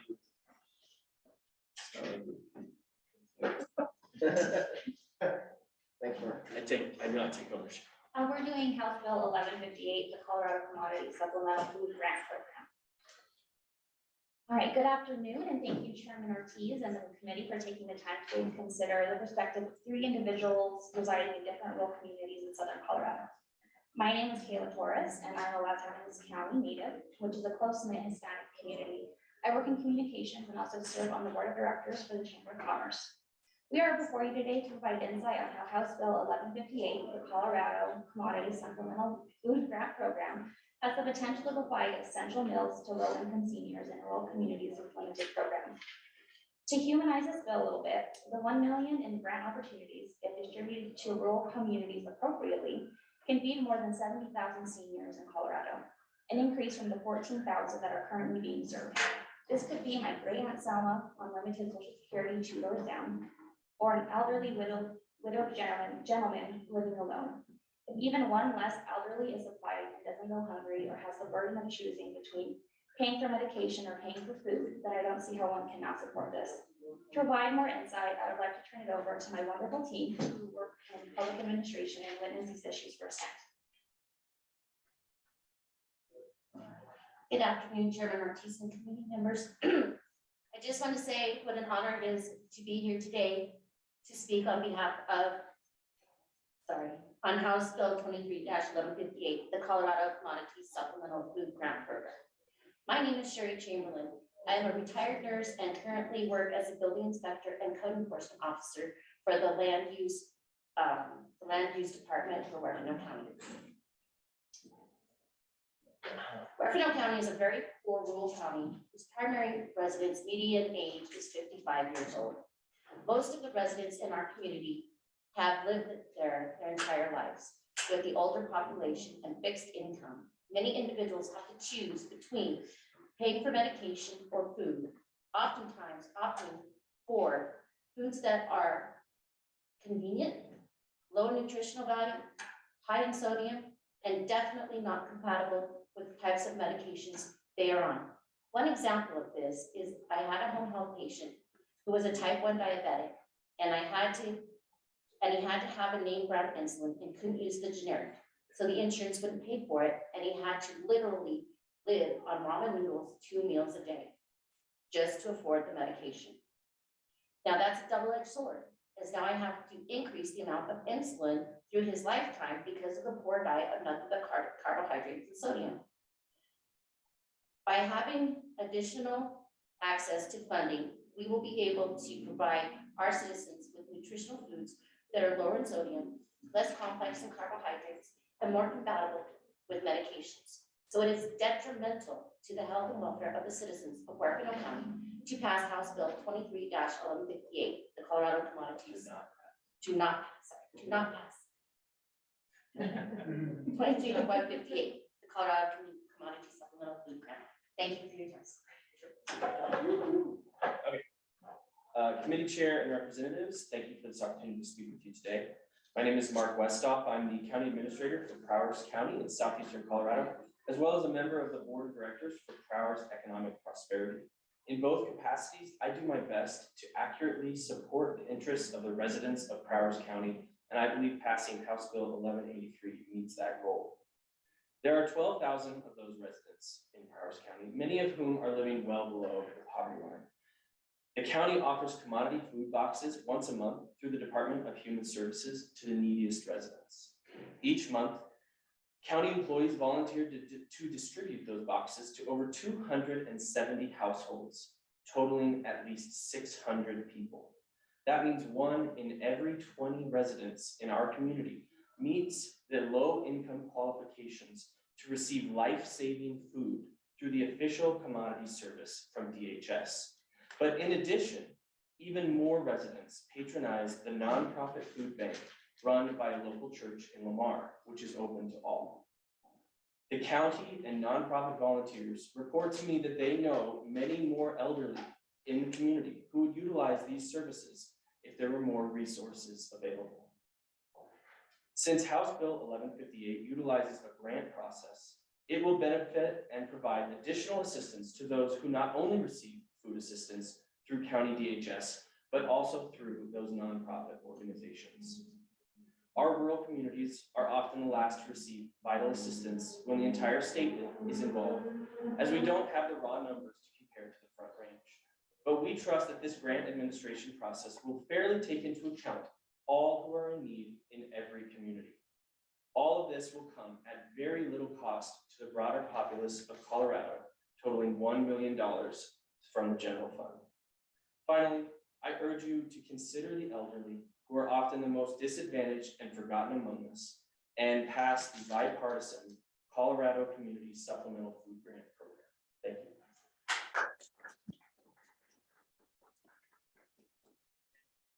Well, great job to the group.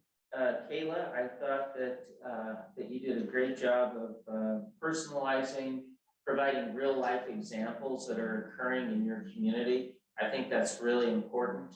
Examples of what you see on a daily basis make the bill quite real.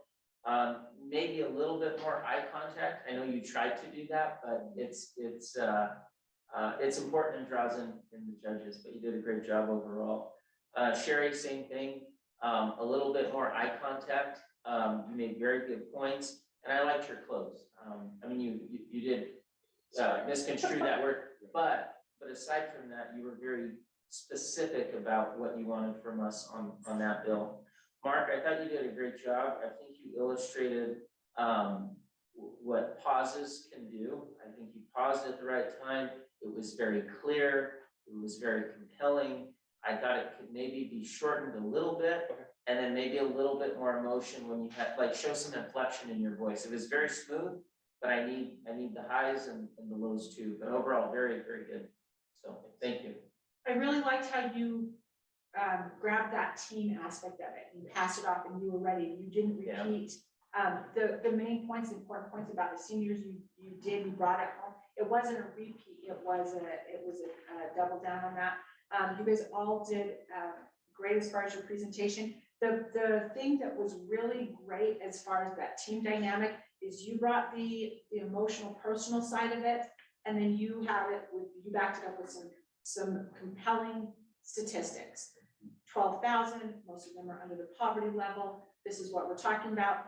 $1 million is nothing. Like it's going to make them feel bad if they don't do this, because $1 million isn't a big deal to them, but it's a very big deal here. So you did that, sort of leaving it as a moral dilemma on their seat. So I liked that. Yeah. Yeah, collectively, you guys, I mean, really nailed it. Kayla, yeah, you quoted some really great statistics, but then tied those statistics back to something personal. Like this could be my grandma, my aunt, as well as stating how that $1 million would actually like numerically affect your community. It was really powerful. And then Mark, same kind of what they're saying. You highlighted how the statistics are kind of skewed in your county because it affects this many people. There's this many people who are taking advantage that aren't even residents of our county. And so again, tying that back to how $1 million could really, how far you're already stretching those dollars and how much of an impact $1 million will make for that community.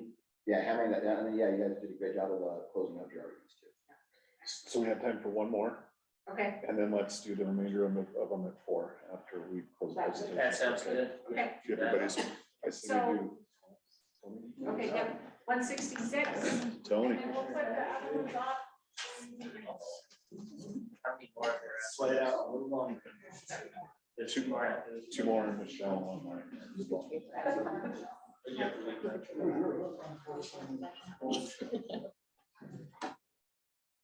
Hi, Jerry. After this, we'll get going, okay? So you guys come in and make yourselves at home. Gotta see you, There's grab drinks, there's snacks, there's stuff in the refrigerator. Oh, okay. And Jerry, do you have slides? If you want to give them to Brian. Yeah, cool, thank you. Thanks, Jerry. Appreciate it. Wait, just 1 second. She's giving it to her.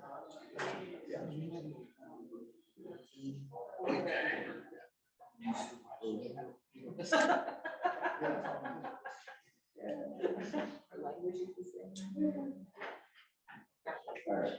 Okay. We're doing Senate Bill 23-166, the establishment of a wildfire resilience code board. Good afternoon, board chairman and committee members. It's an honor to join you today in discussing this important matter of our state. My name is Travis Grant. I work for Congressman Ken Buck, serving as his ambassador and subject matter expert for rural communities and policies. I also sit as the president of the Douglas County Farm Bureau, as well as serving on committees within the Colorado Farm Bureau. I wish to lend you my perspective today, as a perspective that I do not believe has been yet considered, and I hope you will value it. The Marshall Fire was a true tragedy. The whole state watched with terror as our neighbors suffered the inconceivable tragedy. This bill seeks to address that tragedy and necessary action, but I believe it does so incorrectly. At this time, the state of Colorado does not have a statutory definition for wildland urban interface, and it would be irresponsible to give regulatory authority to a board before defining the subject. Furthermore, I would direct your attention to how we manage our river basins. We do not have a one-size-fits-all approach to managing our river basins. Why? Because when we tried it, it failed. And we put in the effort to recognize the different ecologies of these basins. We have put subject matter experts in place to study and implement plans for each ecosystem differently and appropriately. Treating our river basins exactly the same would be as devastating to the state as the Marshall Fire. And not heeding that lesson with WUI will be devastating to our local communities. I urge a no vote. Thank you.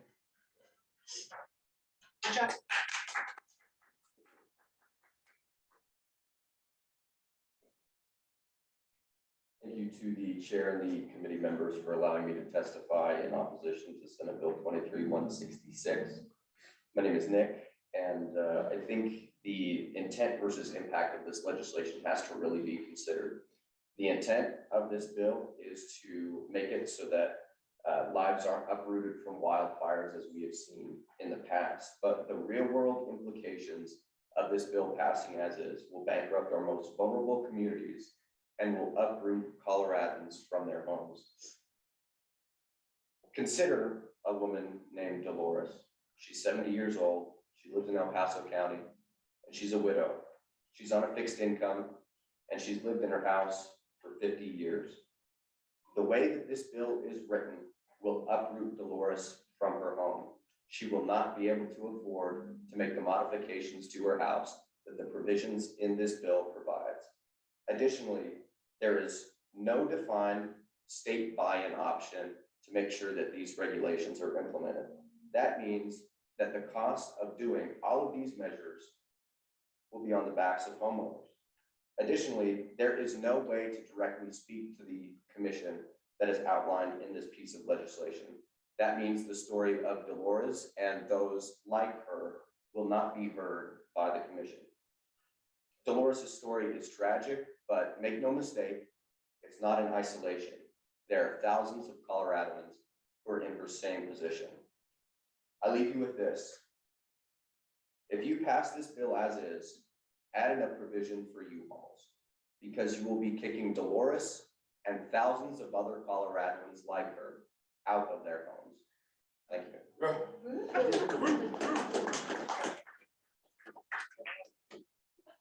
gotta follow that. That was great, buddy. You're gonna testify Monday, right? Yeah. Thank you, Chairman Ortiz. Thank you, members of the committee. My name is Tony House. I'm a Los Alamos County Commissioner, Vice Chair of Action 22. Was recently elected to the second term as Los Alamos County Commissioner, and I also serve as the Southern District Rep for the Colorado Counties Incorporated on the executive team. I want to recognize and thank Senator Cutter. She introduced this bill. I understand the intent of this bill. We all recognize the horrific event that happened in Boulder and the Marshall Fire. And we understand the consequences it's going to have on rural Colorado. I want to recognize too that Senator Cutter has been at the table and has reached out and asked for our opinions and our concerns, and has diligently worked with us to make sure that we get these concerns handled. However, there's one topic that she hasn't touched on. And many of my rural counterparts still have that concern that we haven't discussed this. I sit on the Energy Impact Assistance Fund Committee appointed by Governor Polis, and I'm familiar with the criteria to qualify for the grants that are offered through the EIF. Underserved, underfunded, impoverished and frontier counties, which fit many of our rural counties. Many of these counties are also retirement communities and have very large veteran communities that live in there also. They all live on a fixed incomes.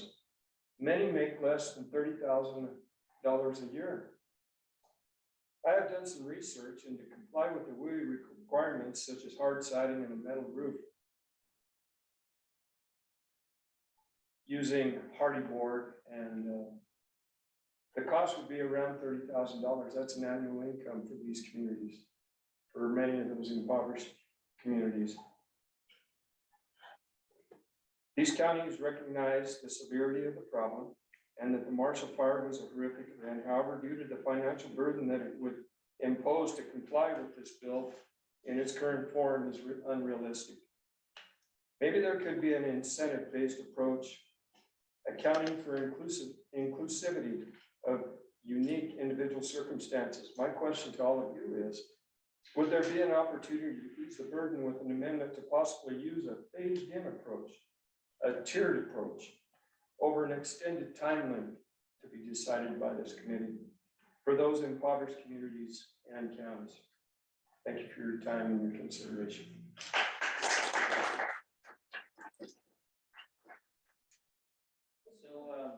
So Travis, I thought that you had very well researched and sound arguments.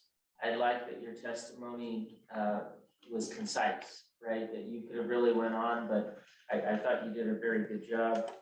I think that, I mean, you're a really tall, you're a big guy, so you need to project more. I need some decibels and a little more emotion, because I'm sitting obviously down here a little bit watching, and I'm waiting for you to bring it, and you were very soft, and I felt like I lost your arguments because I didn't hear it as much. But overall, I thought they were very good arguments, and everything you said was very factual. So Nick, you were a big shot, right? I mean, you did a great job. I hope you speak up a little bit more in these courses, because you really have a lot to offer. I thought you laid out very clear arguments, very great structure, which is what some people struggle with. You had great structure. It was very easy for me to follow along. You had great eye contact, very good eye contact. You weren't buried in your notes. You had good momentum, and your close was, it was great because it was provoking, right? It wasn't just an ordinary close. It was the little bit of flair that I was saying we need later, because after I listen to 50 people testify, I'm going to remember you, Paul. I'm going to remember your testimony. So it stood out to me. So I thought you did a really great job. Commissioner Haas, I thought you did very good. What I love is that you're not buried in your notes. You make great eye contact. You look through the whole room. I think that's really important. Some people forget to do that. I liked that you pointed out some alternatives, some concessions at the end and made a plea for those. Ultimately, I feel like the missed opportunity that you could have really capitalized on is you're a commissioner. There's a lot of us across the state.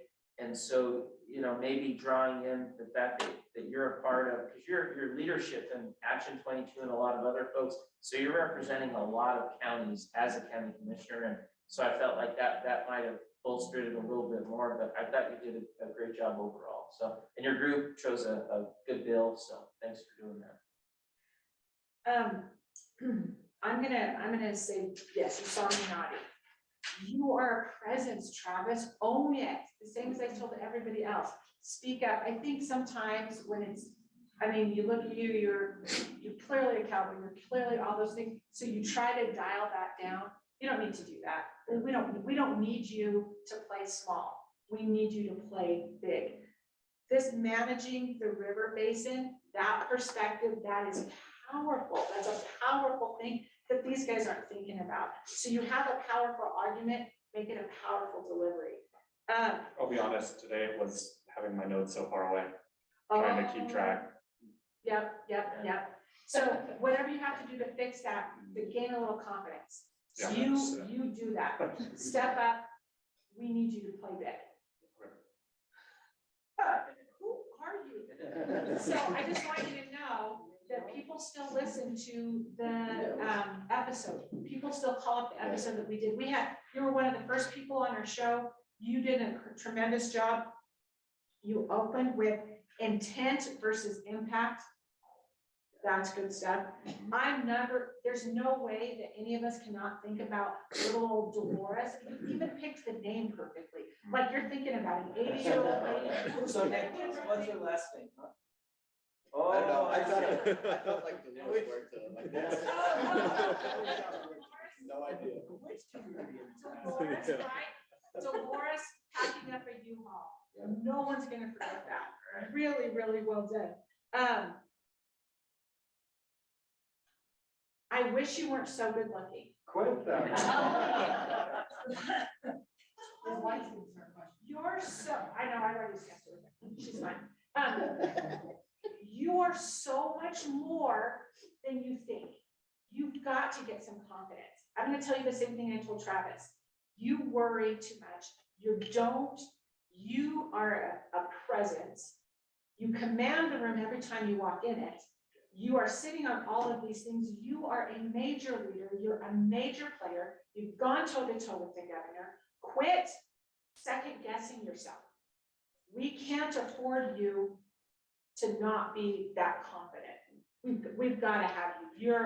You're on the front of all of this. So just gain some confidence. Whatever insecurities, bury them. We've got to have you swinging for the fences and quit second guessing yourself. That's the only thing I'd say on that one. So you guys really, really good job. I'll be super fast. I would never disagree with Tony, so disagree with you. Okay. I think you did a great job. The one thing I would have liked to see you do different is, because you hit all the points, like where you're coming from, the discussions you've had, the thought process you've gone through to get to this point. I would like you to just do like one final summation about your stance on it. If you hit every single point, I just have to go like a solid close. You hit some really great points as well, Travis. And you're the one that really got into like the water basin, the river basin issue. I think in the real world setting, as you're listening to testimonies, you could have picked a lane as far as like no one else had testified about that. I would have talked just about the river basin portion of that bill, or just the fire. Like it kind of distracted from the overall intent of what your position was. Not in a bad way. I would just use that like if you're actually sitting there listening to testimonies, you pick that lane of like Sarah said at the very beginning, a perspective no one else has considered. And then Nick, the only thing I would say, if I was like helping you write that in a speech, I would have reordered where you said it at the very, like almost at the very beginning, you nailed it with the intent versus the impact, which was huge. But he said it's going to bankrupt everybody. And then you went to the story. I think you need to put the story first and then say that's going to bankrupt people versus putting it at the beginning. Because I was looking like how do you mean? And so I almost had to catch back up halfway through your story about Dolores. That's the only thing, it just distracts a little bit. But yeah, then like super solid close, yeah, everyone's gonna remember, so. But good job, guys. Good job.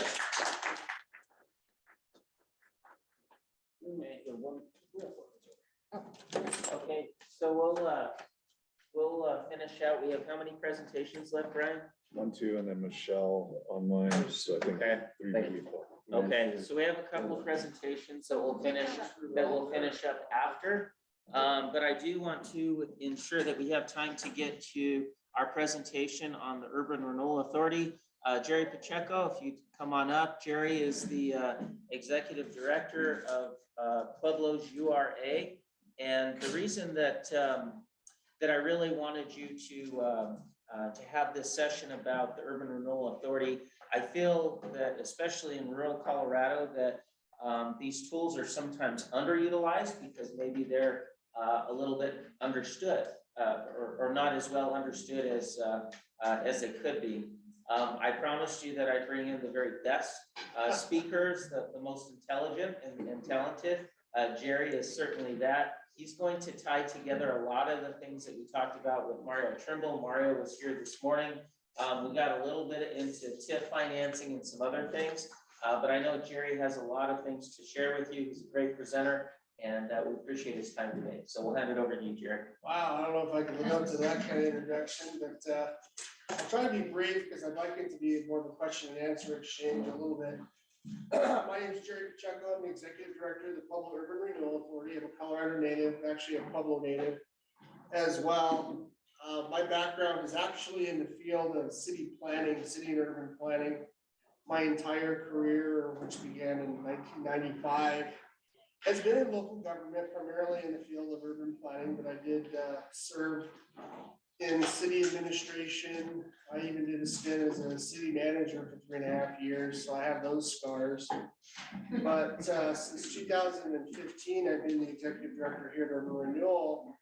Pueblo is kind of an interesting municipality here in Pueblo, or here in Colorado, in that we are, one of the top 10 largest cities, but we're a full service city that doesn't quite experience the same opportunities. I won't say challenges, we have challenges, but the same opportunities as similar sized cities up north in the Front Range that kind of benefit as being part of a much larger metro area. I always used to refer to ourselves as kind of the alley cats of a large local government. And some of the challenges that we have here in Pueblo are more similar to those challenges faced by communities in our rural reaches of the county, in that you are a freestanding city, a freestanding town. You have to provide all of the government services, from the public safety to the fire protection to the parks and rec amenities to the road maintenance to all of those things, all of those services with limited tax resources to provide those, and the high expectation of a level of service. The good thing is that we have these tight communities here in Colorado, and we all come together to get things done. And as part of that belief or that ethic or ethos, coming together as provided under the state statute in terms of intergovernmental cooperation is important.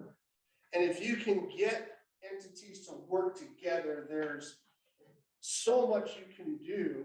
And I think I'm going to show you one example where you can get a lot of interesting things done, where you solve one problem, but in solving one problem, you open the door to solve some others. So without further ado, I'm going to first kind of go over what is urban renewal, kind of go through that stuff. What do we do? How do we do it?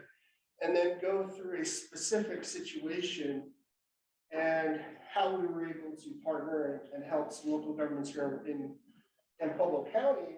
And then I'd like to open up a discussion about maybe some situations or concerns or problems or issues that you have, and maybe provide some feedback as it relates to that. You have like a clicker? Just tell me when to, Right, go to it. just click it in. All right, so our little mission here in Pueblo with our renewal authority is, create, protect, enhance. We view ourselves as trying to be on the cutting edge here in Colorado with respect to urban renewal, create dynamic change, protect and retain the great things about our community, Economic development with respect to job creation is a very, very important thing here in town. It's woven in our fabric. We tax ourselves a 0.5-cent sales tax for job creation activities. And through our authority, we actually partner with our local economic development group on primary job creation. And the project I'm going to talk about was one of those partnerships. Inform, educate, communicate about what we're trying to do, be transparent, all those wonderful things that we do. We have 5 staff members to do all that we do. We operate in 11 specific geographic areas of the city. Our budget, if you include, I mean, we issued $100 million in debt 2 years ago to help with the Evraz long rail mill expansion. We do everything from big things to small things, but we get it all done with a small staff. So that's not to say that with limited resources, you too can't accomplish great things. If you have good people in the right seats, all working together, you get a lot of good stuff done. So next slide. The powers of the authority, it really is to empower revitalization and economic development, revitalization of downtown. Colorado enacted urban renewal statutes in the late 1950s following a national movement post-World War that saw suburban flight. GIs were coming home. The cars were being produced in the Midwest. Everybody was fleeing to the suburbs. The central cores of downtown were dying. So they came up with this program that said, hey, look, you can go into these core areas of town, use this wonderful new tool that we call as eminent domain, go in, assemble properties, put in these wonderful new freeways and build a bunch of new stuff. So that's all coming out of the 1950s. That tool we use today for different things. Pueblo has the largest pre-World War urban footprint left in the state of Colorado that hasn't been redeveloped. The only city that would rival us would have been Denver. Denver has used their urban renewal authority to revitalize all of Denver. One of the biggest, largest urban renewal districts in Denver at the time was the Skyline Urban Renewal Project, which was used to condemn dozens of city blocks in the south central part of downtown Denver, where the Auraria campus is, the University of Colorado at Denver, Metro State College, all that stuff. All of that was part of the Skyline Urban Renewal Project, which displaced entire neighborhoods, actually condemned the old Tivoli brewery that a Pueblo family owned. So, not everybody liked urban renewal back in the day, and they demolished a lot of great old historic buildings in Denver, and other cities followed suit. But rightly or wrongly, Pueblo we were the second largest city in the state until the 1970 census, and then we just kind of fell asleep. So we have this great expanse of old buildings and old neighborhoods, 25-foot wide houses on these little lots that are only 3 feet away from each other, all that kind of stuff. So that here in Pueblo, we have to use tools like urban renewal to try to address some of those things. And in some of these older towns out east or in the central part of the state, you too have some of those homes that were built during that time period. That time period being the 1880s to, let's say, the 1930s. And so that housing stock is over 100 years old. What are you going to do with it? What tools exist? Urban renewal is, again, one of those tools that you could use to try to address those. Jerry, two things. One is, are you a part of the city? And then the segue from that is, are you subjected to Tabor? We are an entity that is created by the legislature under the municipal section of the statute, but we are an independent public body, public corporation. Our board is appointed by the city council, recommended by the mayor, appointed by the city council, but we are an independent public corporation. As that, the way we're structured and I'll go through tax increment financing and all that here in a second. We already got all that. So- We made that joke with Mario, but we could use a refresher. Okay. We do not have the ability to levy a tax. So we're not subject to Tabor. Only entities that levy a tax are subject to those provisions of Tabor. And I don't know how far he got into that. So what that means is you can actually issue revenue bonds We can enter into a multi-fiscal year obligation without a vote of the people, or a loan with the bank. or a loan with the bank, anything. I can- Right. So they're a different animal, a different tool when it comes to financing. If my board would approve it, I'd say, hey, can I borrow $1,000? I'll pay you $1 a day for, as long as it pay off, and we could sign a note on the back of a napkin and be fine with it. But you can use eminent domain. We can use eminent domain, I don't understand how, I thought that was governmental only. but we are government. But you're We are not. the You just only- said you're not. Urban renewal, well, there's a big difference. Tabor is, we are a public corporation. There's different divisions of government, different political subdivisions. The Title 32 special district is different than a municipality, but they're divisions of government, right? Home rule municipalities are different than statutory towns, different than statutory cities, different from territorial towns. So you have different divisions, counties and cities are different, there's different types of counties. You have special purpose districts, so we're all government, we're government. Because we use tax dollars, but we don't levy tax. Are you Kinda like- appointed or are you elected? Me, Yeah. I am appointed by my board, By the Urban Renewal Authority Board, which is appointed by the city. which is appointed by the city council. Right. My whole point, and I think what Jerry said is pretty darn important, right? So he doesn't have to abide by the restrictions of Tabor for financing, right? But I would argue he has the strongest powers of eminent domain that he can exercise, stronger than mine at the county, stronger than the city. So my point is, as you learn about your URA, which now can operate not just in municipalities or city limits, but now can have urban renewal areas outside of the city limits. Yeah, let me go through one quick distinction on eminent domain. My point is, as Jerry talks, utilize the uniqueness of the urban renewal areas. But go ahead, Jerry. Downtown development authorities and urban renewal authorities, there may be one other special purpose entity. In addition to pure governments like cities, counties, water districts, stuff like that, have the ability to condemn private property for public use. Okay, that eminent domain, private property for public use for a legitimate public purpose. Okay? Legitimate public purpose, and that's the burden of proof, and that burden is on the local government. When it comes to redevelopment authorities like we are, we're the only agencies that can take private property, and this is the controversial piece of this.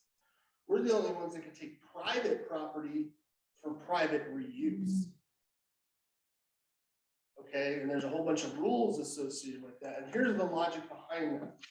All those 25-foot wide lots that we talked about, that used to be owned by steelworkers here in Pueblo, in one of our oldest neighborhoods in Bessemer. Those people have lived, passed away, their kids live in California, they've passed away, their kids now inherited the property, they don't maintain it. Good luck even finding them. Their property tax bill is $5, maybe. It costs the county more to send them a property tax bill. So they don't even bother. So you're not gonna get it on taxes. So that's why the authority could then come in and say, hey, this area is falling in decline, there's high crime, there's trash. Maybe the house burned down, we can't find the owner.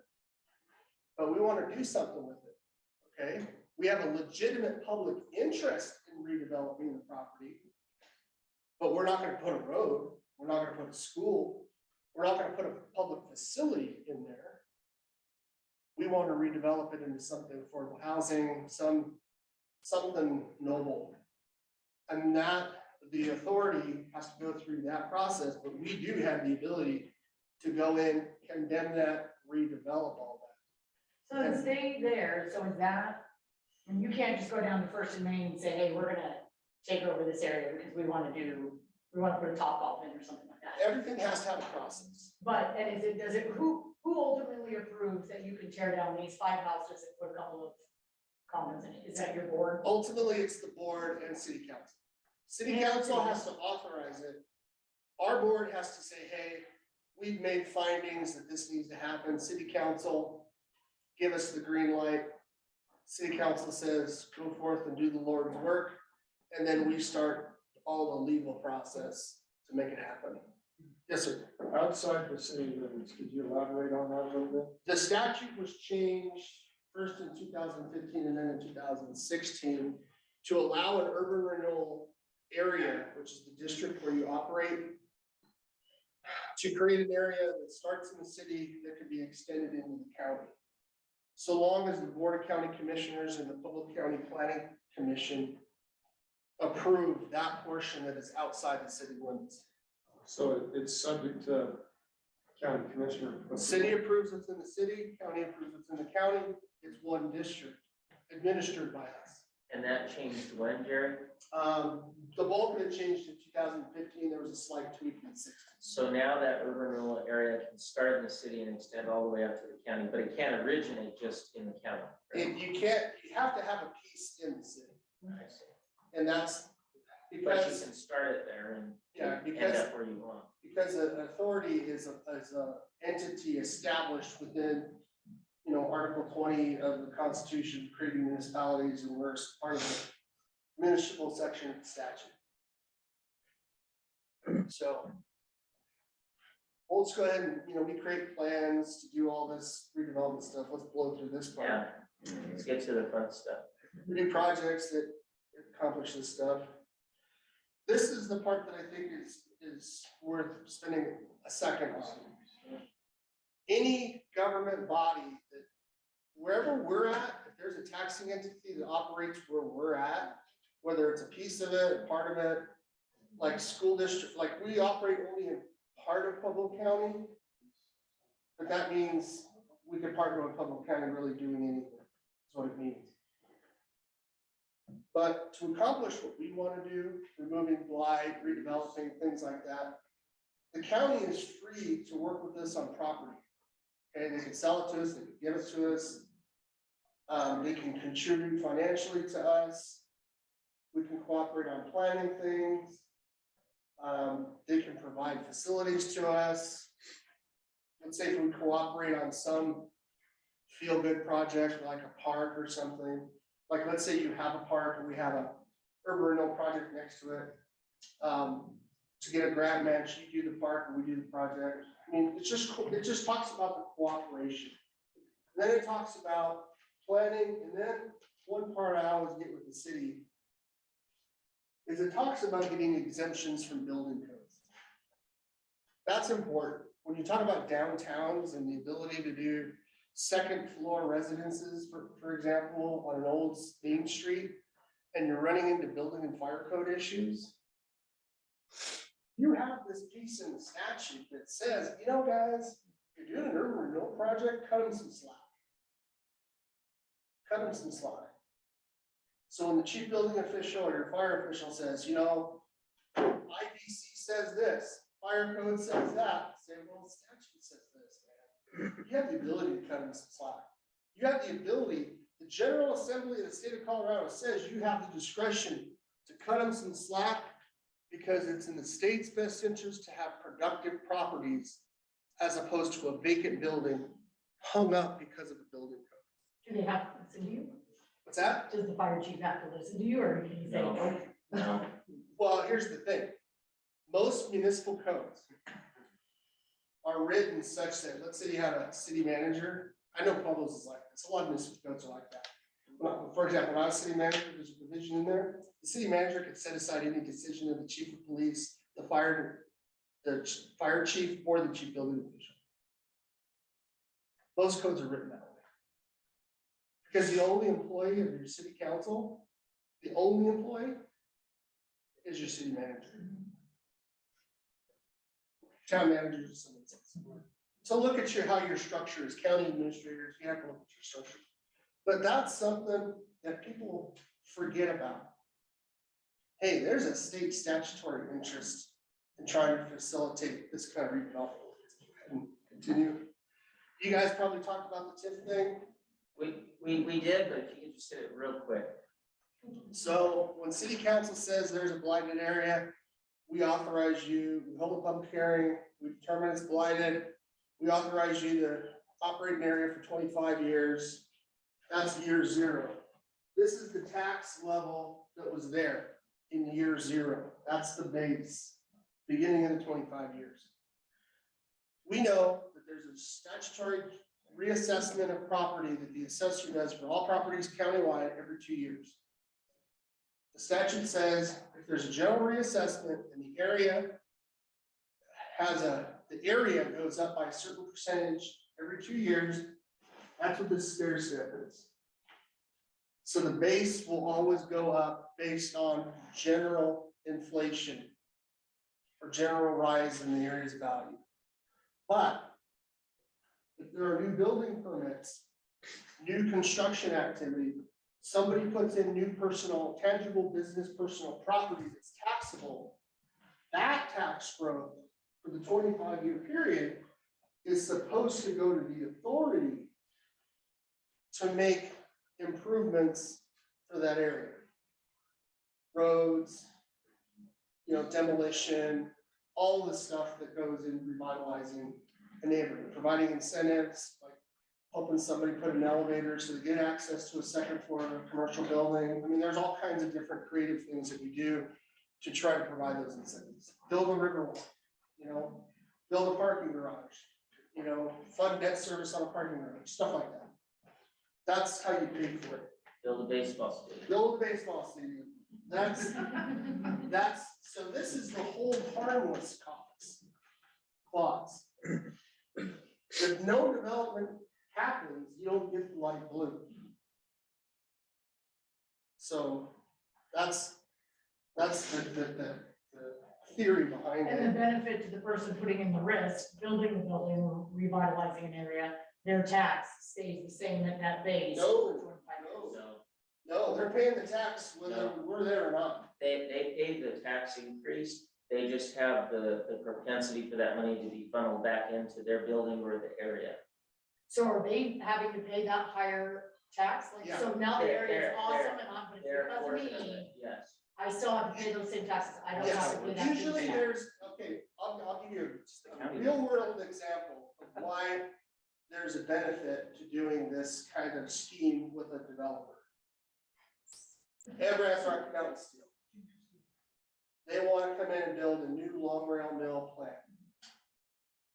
Originally, it was going to cost about $350 million, probably more like $370 million, maybe $1 billion by the time they're done. In order to build the plant, they wanted to partner with us to demolish the old coke plant, which is at one point in time was the single largest source of pollution in the entire state of Colorado. Ground was environmentally contaminated with all kinds of nasty stuff.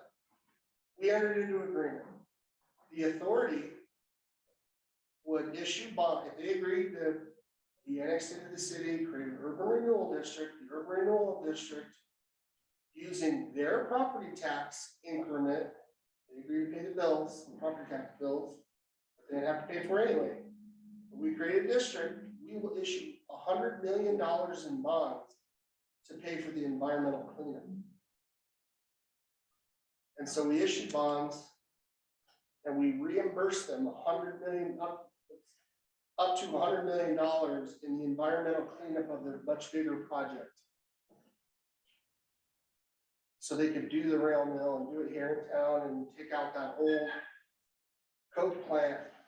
The benefit to the community, water quality concerns, getting that thing demolished and out of here. I mean, so that was the legitimate kind of public purpose behind it. Their taxes are paying for it. So the developer, the person taking the risk, they don't get a tax rate. No, they pay the taxes. They just get the government to come in and help them. They just guarantee that money gets reinvested back Into into their their area. It's, Right. yeah, it Right. Like you got a little comes bit to of a bit of a tax rate. No, So like with this building, right? If I have to pay $100 in taxes and next year I have to pay $110 in taxes, that $10 difference, I might get part of that $10 back come into this area. Into the area, not, it doesn't go directly, here's your And it check. sort of depends on, it could be just this building, Right. or it could be others around. Right, but you don't get the money back to your area. Okay. but you're right. The assumption is that the additional property taxes he's gonna have by everything coming up is everything's coming up and Right. business is doing better, Right. right? But he's not immune to those taxes. Right. Well, so in your instance, it's the Urban Renewal Authority TIF, that it goes into that administration, but in other instances, it can be another governance structure for the TIF, or where does the TIF money go in different, are there different circumstances of how that's set up? So let's go back into the tip area, I think is what you're asking, right? Can go outside of that tip area. And how Basically, do you- basically the When county. you actually draw boundaries. Usually you Okay. create, County administered or? Or no, urban we renewal. administer Urban renewal They do. The money goes to the Urban Renewal Authority. The example I gave was a single property district. Sometimes we create districts that are pretty broad, where have multiple properties. For example, Do you have a slide with the district, Jared? I do for that. Well, no, I have a slide for the Essex district. Okay. But I'll give you a little bit better example. On the north side, as you're coming into Pueblo, there's a bridge over I-25. Got a big piece of artwork on one side, they call it the Dillon Flyover. That bridge, we built. We created a district for that entire shopping center. All of the tax increment from that entire shopping center doesn't go to the shopping center. It goes to that bridge. Because that shopping center couldn't get tenants without the access to the interstate. So we entered into an agreement with the developer. We build it, we do a renewal. You bring the builder, you bring the tenants, we'll build the bridge. So does that hurt you from a revenue standpoint? Or you have to spend those dollars anyways?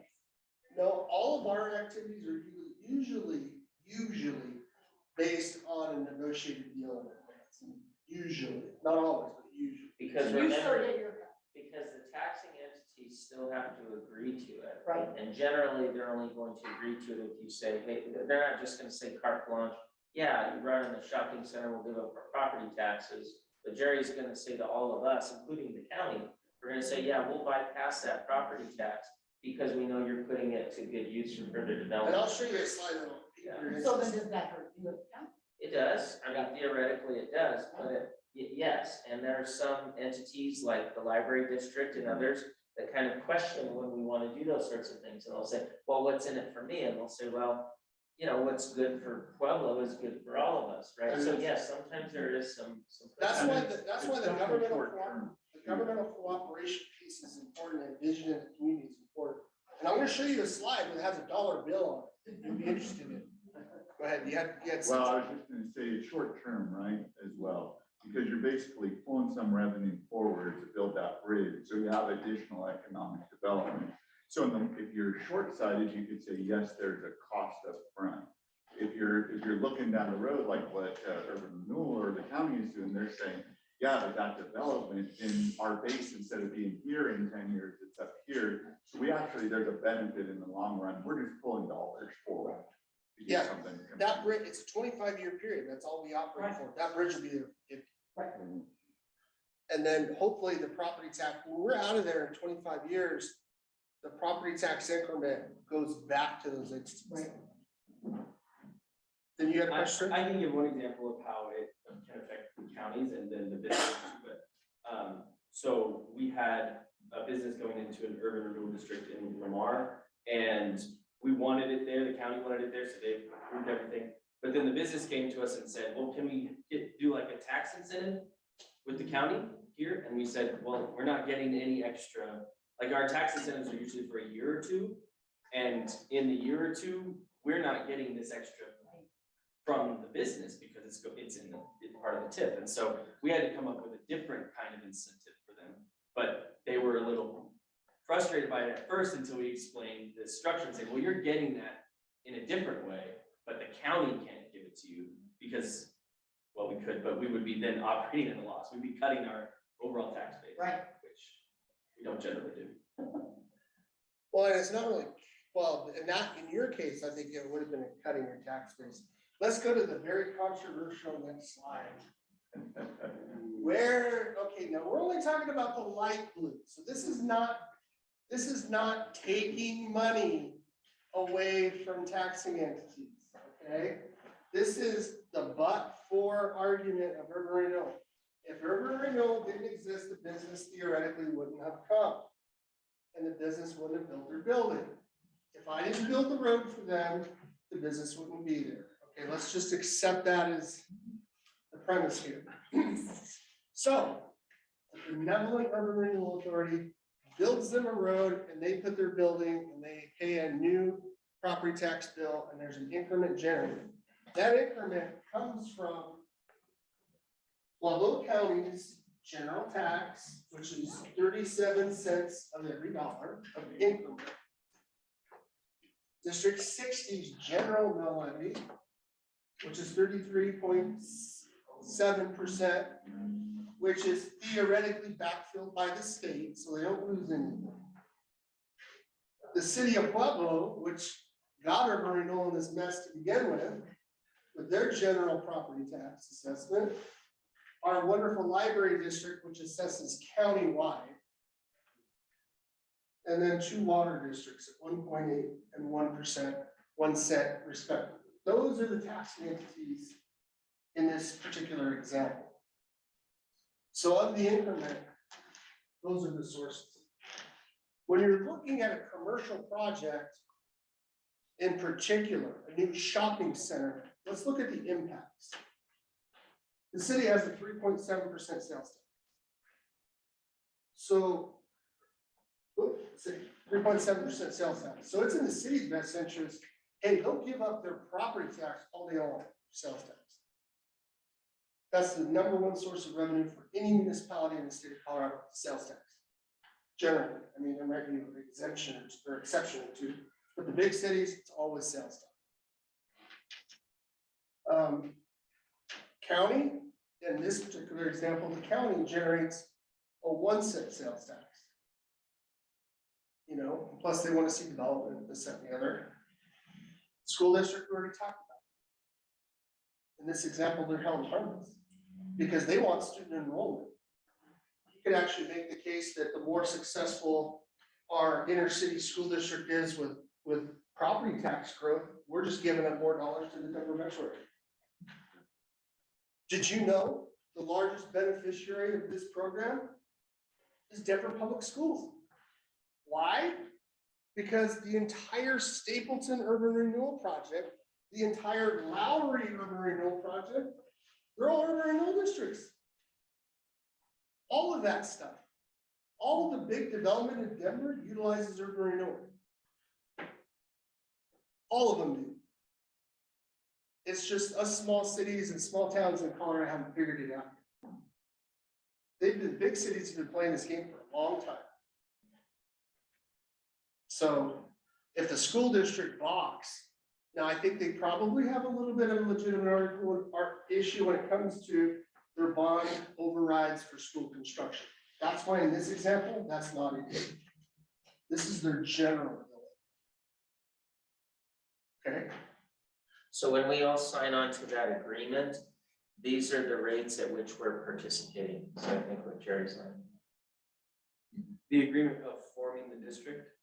Yeah, the statute was amended in 2015 because prior to 2015, the city could unilaterally just approve a district. And there was no, I mean, we have to brief the county commissioners that there was no impact report analysis, what it would do to services, stuff like that. And those little guys over there. Yeah, they got the water. And those little guys can be a pain in the Oh my God, ass. It can be a real pain. The ones that scream the most are the fire districts and fire protection is provided as a general municipal service here in Pueblo, so we don't have to deal with it. And parks is handled by the general city government here in Pueblo as well. But like when I used to work up in the Denver metro area, South Metro Fire and, you know, one of the parks and rec districts, yeah, it's bloody murder too, but depending on your situation, I don't know who works at a city in any of these situations, but depending on your tax structures, these discussions, when you talk about impacts, because that amendment 2015 said, we want you to have a meet and confer type situation and discuss impacts. So it's not like the county can just say, hey, we want to keep all our money. There theoretically is a process to have forced mediation where the parties have to go through and say, okay, what is your? So the biggest opposition to using TIF is these little guys saying, no, you can't take my. Well, a lot of it, I think, is discussion, and it's gotten better. Right, that, I'm asking, why not just use TIF financing for everything? Because because there is opposition. Yeah, and that's not a good thing either, you know, too much of anything is a bad thing. And So I would say, like, when things are developed, like the city and county, for example, like what you're building, what you're investing in, it's very likely to generate, I mean, the whole goal is it generates additional property, sales tax, general economic development. That doesn't necessarily mean that it's going to result in increased traffic to the library, right? Right, so we have the benefit to us is just very broad. As long as it's producing economic development in general, it's gonna benefit us. To them, if they see it that narrow, they're gonna say, well, that doesn't really help the library. Well, maybe not that directly, but ultimately, the healthier we are, the better off you're gonna be. So it just, that's sometimes why those little entities and who's running those little entities can become very political. yeah, I mean, it can be huge political. Now let's dive into a specific project and let's talk about the library associated with this particular project. Go to the next slide, please. This is one of our urban renewal project areas. This is the south side of town. It was Vestas Towers. It's now CS Winds Tower, 600 and some odd acres. You can see the tower plant. There's sort of much towers over there, Line Road, I-25. We called it the St. Charles Industrial Park Urban Renewal Area, okay? As part of getting that company to locate here, we had to annex and extend utilities almost 2.5 miles. We had to build a water tank right down here. This was all prairie. We had to annex it, zone it, create an urban renewal district to do all this, and we did it in 14 months, I think it was, 14, 18 months, did it all. There's a rail line right here. We had to build all this rail trackage, get these tubes on there in conjunction with the nacelle plant in Brighton and the wind blade plant in Windsor. So the state of Colorado was heavily involved. In order to get this project going, urban renewal had to provide about $21 million in infrastructure to this project. And that's in 2008 dollars. Ended up being a little bit more than that. But that was the original deal. Okay. That deal provided 800 primary jobs. So it was a real big community project. All the taxing entities were on board. The city kind of stirred the pot a little bit because they wanted part of their tax increment back for a fire station that they had to move to serve this, which again, it was, they could prove that there was an impact. They had a new fire station. But that dang city manager at the time kept the money. In any event, so that was part of this deal, right? It was created in 2008. So everybody chipped in but the city on that deal. The city got some additional money there. We're not gonna talk about the city. So again, 25 years, 2033. We as the authority were able to pay off the debt early. But as part of this project, there was always contemplated a second phase to this Vestas Tower plant. they were actually looking at creating another plant to build these hubs, these cast iron hubs to attach the blades to the electric generators. That's why Augustus bought all this additional ground. So in the original agreement, there was always a phase 2 contemplated. So we got creative and said, okay, we have this urban renewal district that's collecting this revenue. We're gonna pay off all this debt, we got all this surplus money sitting around. But we don't know, we don't want to lose the ability to provide an incentive to the second plant. But we can't just sit on this money. So we restructured the agreement with the city and said, hey, look, we'll keep the district open to 2033 and provide a mechanism to incentivize a second plant based upon new terms on just the new plant. In exchange for that, let the authority have the ability to work with all the other taxing bodies to get them their money back. Okay? And so we were able to do that. And by doing that, we're gonna go to the next slide. And you paid that off early because of the property tax. Yeah, it just outpaced our. And before I get to this part, going back, the library district complained that we had 800 jobs, and therefore 800 jobs was going to drive all of this new housing, which was going to drive new library attendance. Okay, new library use. The jobs were going to drive new library use. To which I responded, well, the whole point of the primary job is those 800 jobs are going to drive 800 new housing starts, which pay a property tax, and that property tax of the residential house should pay for the library. Because we don't have any residences in the. So, be that as it may. So were there 800 new houses? You'd have to look over the duration and stuff. A lot of them probably were in Level S, but that's why it gets to this issue. So we were able to divert funding and issue 17 million in revenue bonds from that district and allocate 7.2 million back to Pueblo County. And Jared, before you go through that, can you state how you mechanically access that $17 million? Yeah, what we did was, You went to a bank, you didn't go to the open municipal market. no, it was actually, we don't have, as a local government, there are certain rules that we have to follow, obviously, as provided in the statute, how we spend money, how we invest money, how we procure things. But we could actually streamline our processes on procurement and a bunch of other things more easily than a city or a county can, particularly because we don't have a lot of strings attached to a lot of our funding like the cities and the counties do. For example, you get state funding, you have state requirements. You have federal funding, you have federal requirements. That's why those agreements have all these riders to them. They just keep adding all these things. We just don't do that.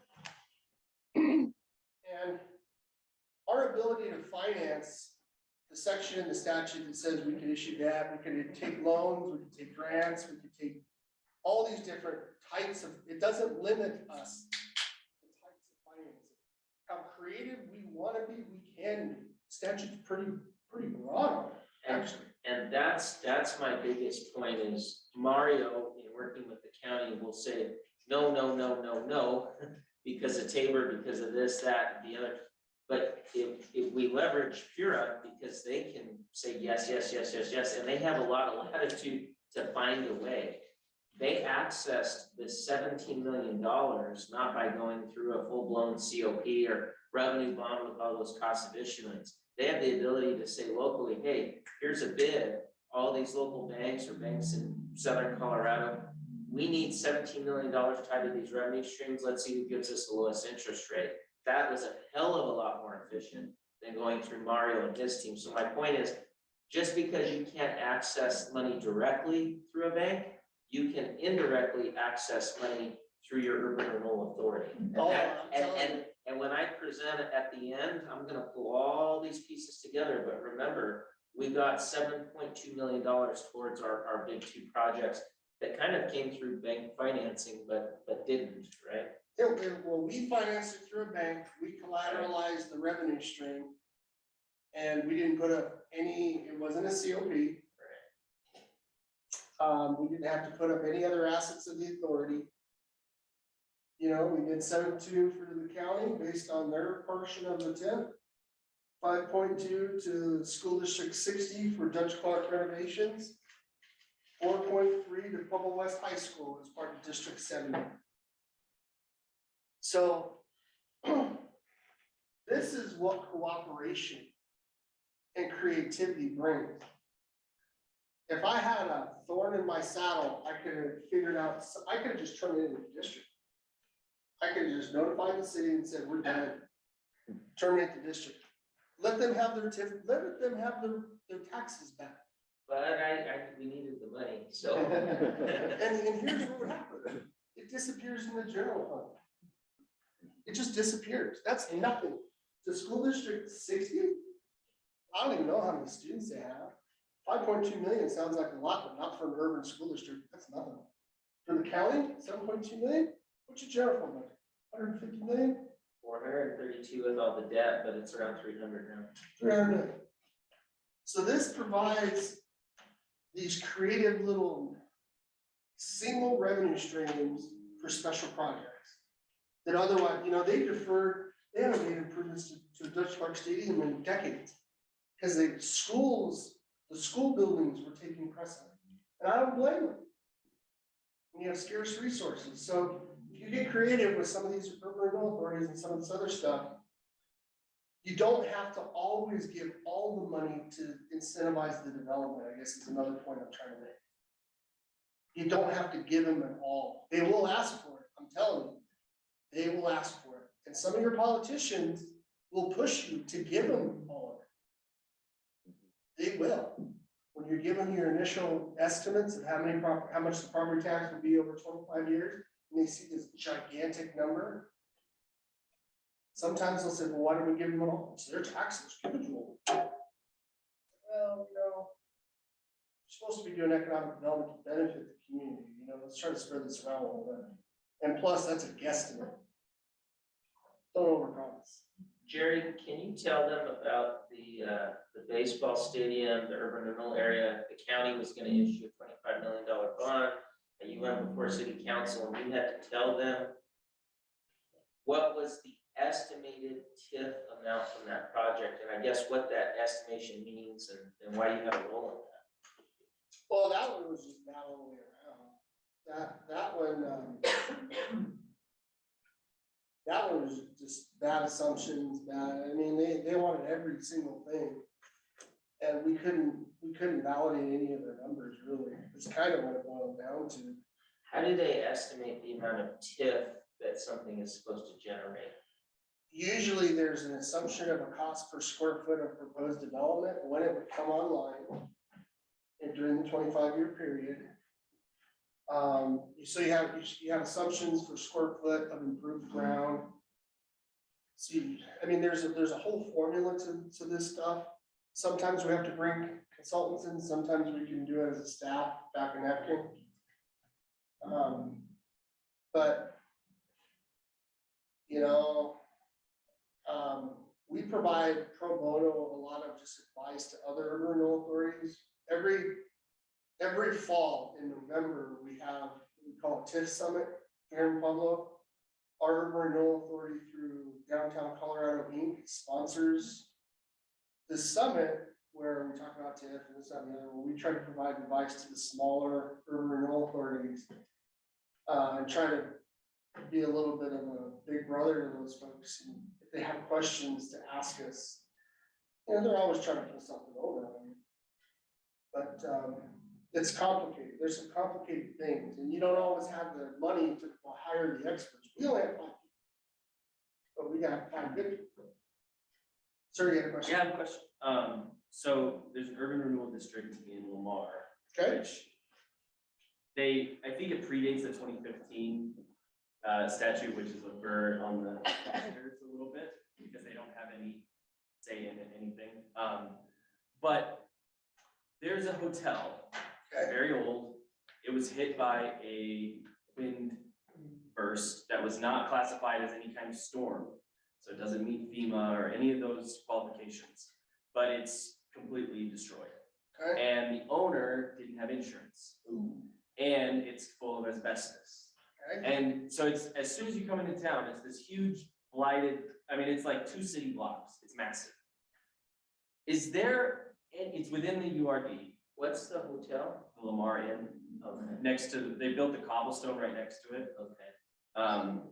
So is the, what are there any downsides that the urban renewal district would have to just come in and eminent domain the building and clean it up? Yes. Okay, what are the downsides? Well, Because well, everybody in town is like, get that thing out of here. Well, you have the urban renewals, it depends on who you're representing. Are you representing, is it in the city? Well, it's gotta be. It's the city limits, yeah. So it depends on who you're representing. It's one of the, there's an old card game called Pass the Trash. I don't know if you've ever played it. Yeah. This is a pass the trash situation. The city within its municipal powers and its building code can order the owner to clean it up. And take court action to order them to clean it, to compel them to clean it up. If they, you know, there's a lot of stuff they could do.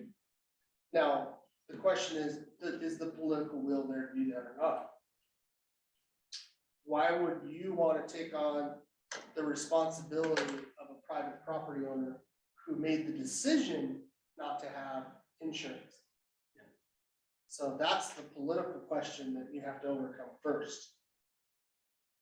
Okay, now let's say for a moment that it was a property owner, had no heirs, got struck by lightning and died, and the building burned down. So there's no one to go after the asset for, you can't find an owner. Then it would be a conversation between the city and the authority, at which I would probably take the position of the authority probably doesn't have cash on hand to do the cleanup. So I would probably enter into an intergovernmental agreement with the city to borrow the money from the city to do the cleanup, offer the site up for redevelopment. As part of the redevelopment of the property, whatever increments generated as part of the redevelopment, use those proceeds as a means to pay back the city, and whatever's left, use that to incentivize the property for reuse.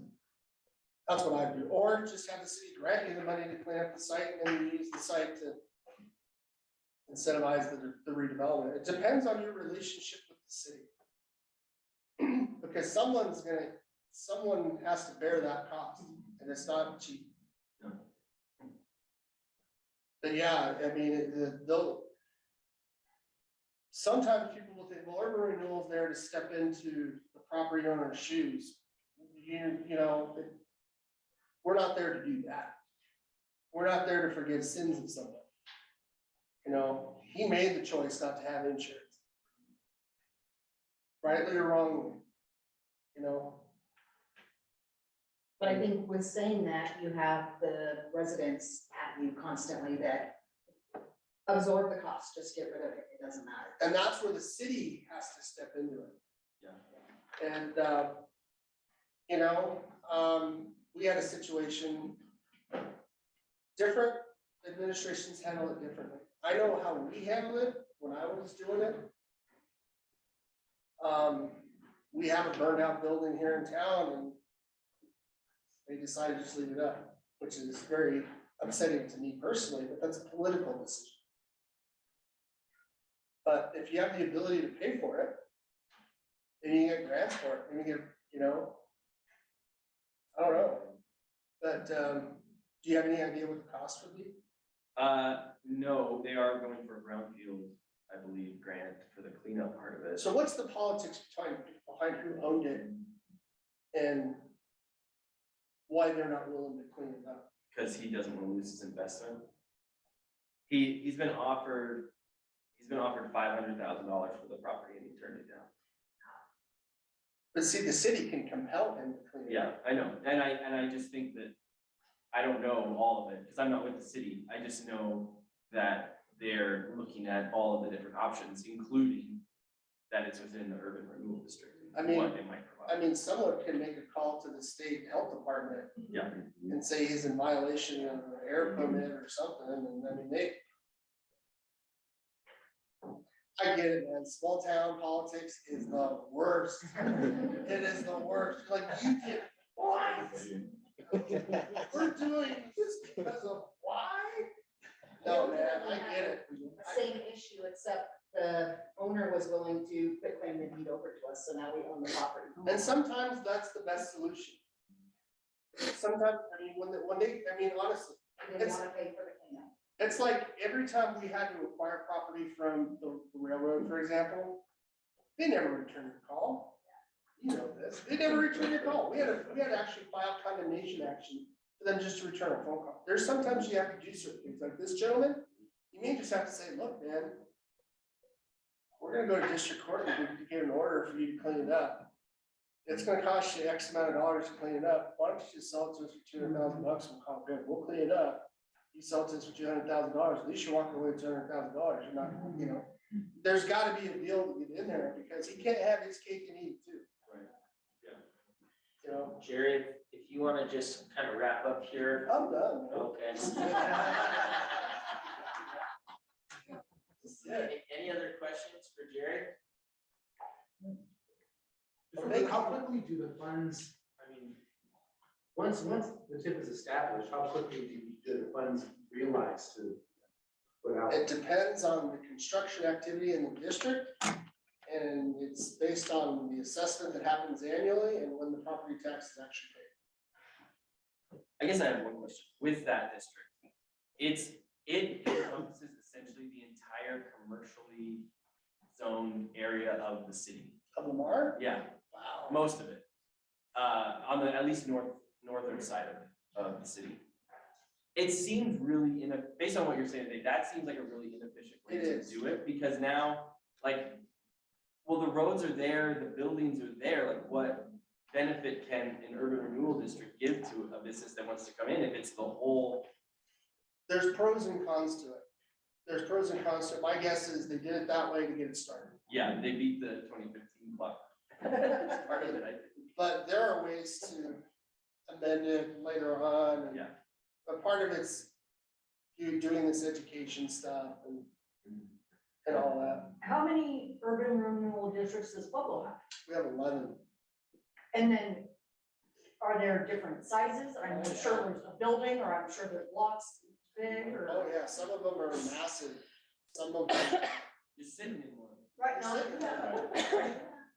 Yeah, we have 11 on the books and 4 in the pipeline.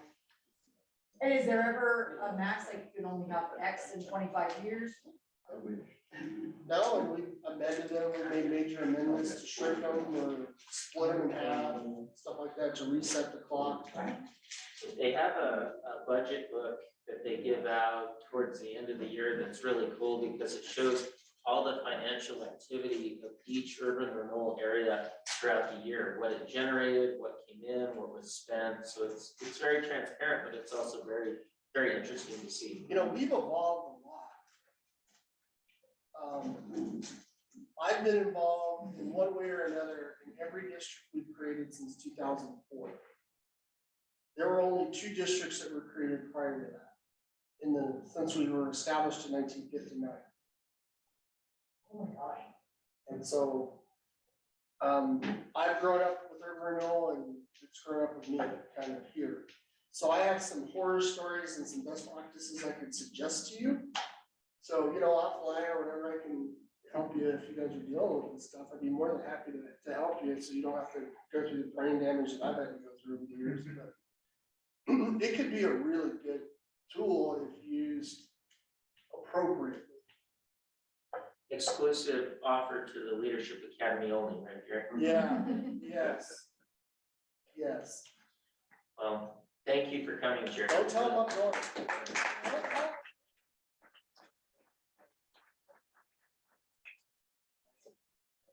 Well, we'll go ahead and just take a quick break, and I mean, 5-minute break if we can. We're gonna come back, we're gonna finish out the day. It's sleeveless. There you go. It's Harrison. Hey, Tony. Yeah. So, I was gonna ask, but like, our districts that predate that grandfathered in. So what, I noticed you mentioning that, no, it doesn't, to my knowledge, it doesn't work like that. So basically, if you want to extend that district to the county, you can go and do that right now. Yeah, I know. You can redraw it, you can extend it. I meant the provisions saying that the county has to be involved in these decisions, which was updated in 2015.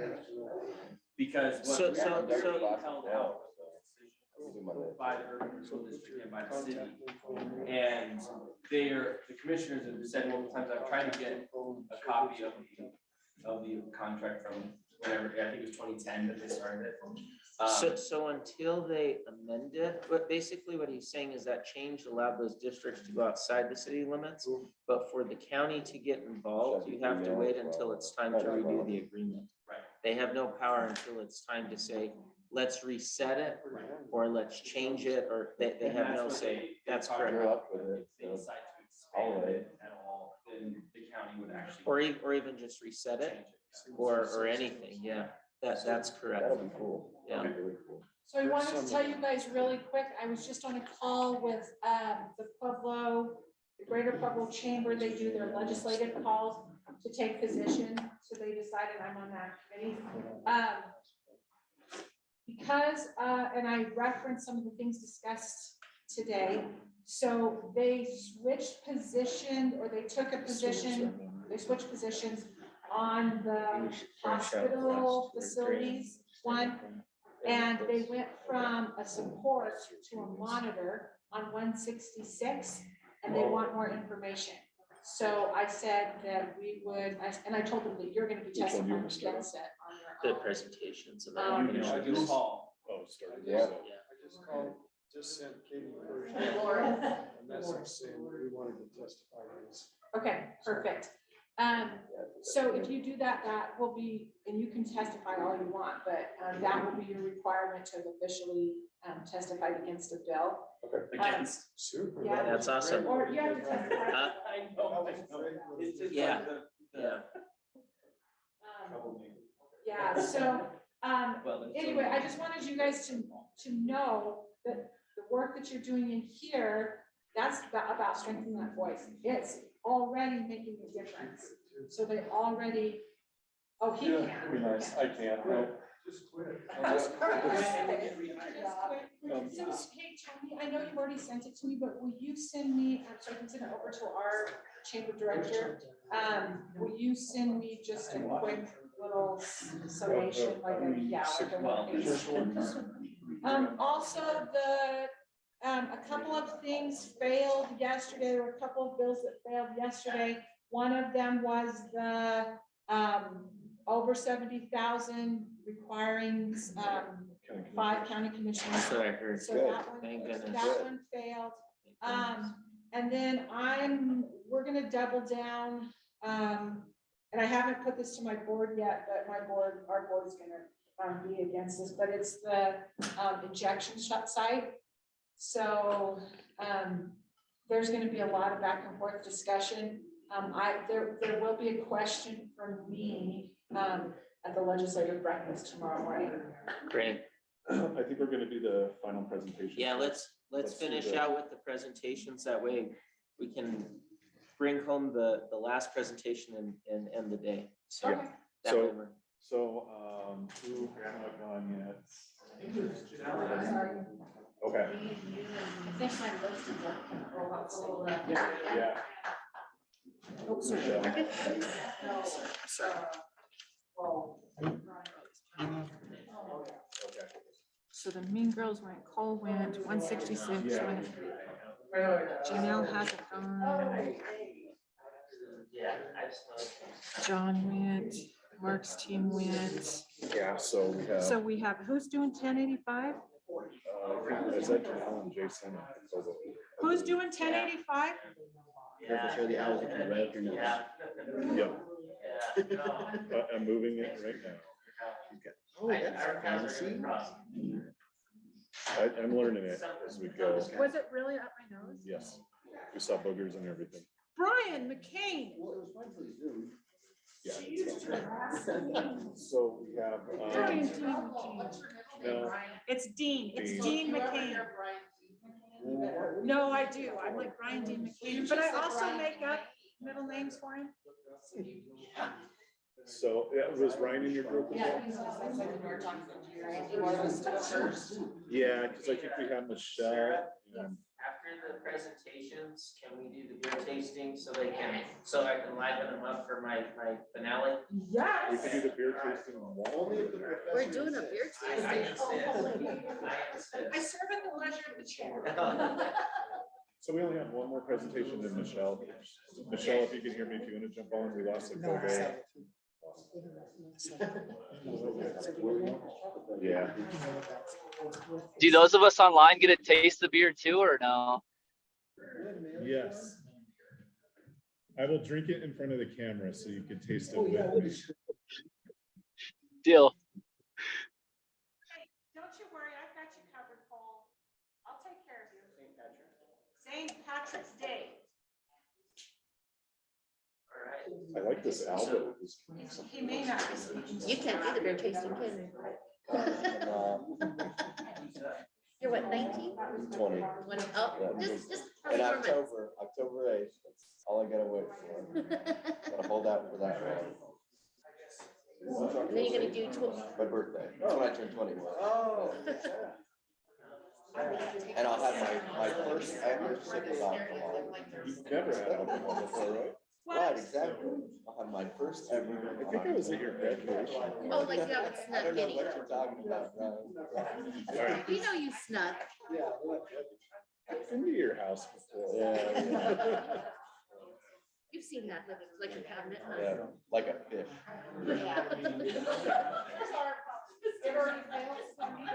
Yeah. They are. That's how good they are.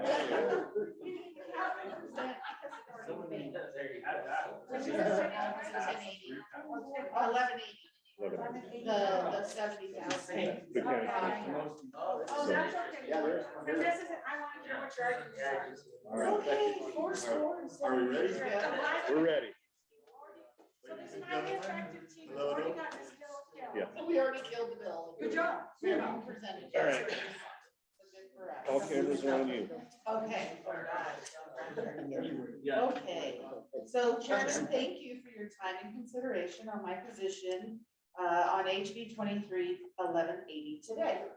My name is Janelle Quick, and I am a native lifetime member and taxpayer of Pueblo County and in the community, and take a strong stance on public policy that drives the growth of where I work. I've chosen to raise my family and call home.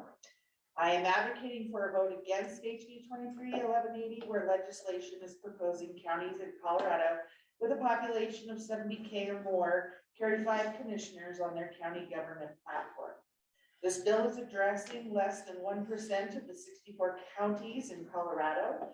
The 6 counties impacted have a variance in population from 597,000 to 79,000. That is 500,000 people. The semantics of largest counties in Colorado is inconsistent. 3 counties, Pueblo, Mesa, and Broomfield, would take the biggest hit acclimating to this legislation. The costs of redistricting the counties or adding additional staff is a cost that would be hard even for the largest counties, but 3 counties under 170,000 population would really hit hard on their bottom line. The legislators pushing this bill represent 2 counties where they already have 5 commissioners. What benefit are they seeking to ask these 6 counties to make this change? HB 23-1180 doesn't help the smallest of the 3 counties being the largest in the state. Please vote against this bill for Pueblo, Mesa, and Broomfield counties.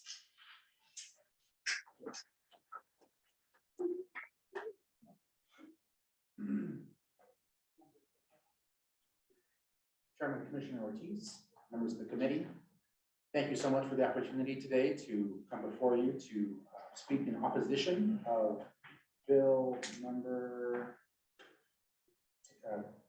HB 23-1180, the County Commissioner Elections Bill. My name is Jason Munoz. I am a longtime resident of Pueblo, Colorado.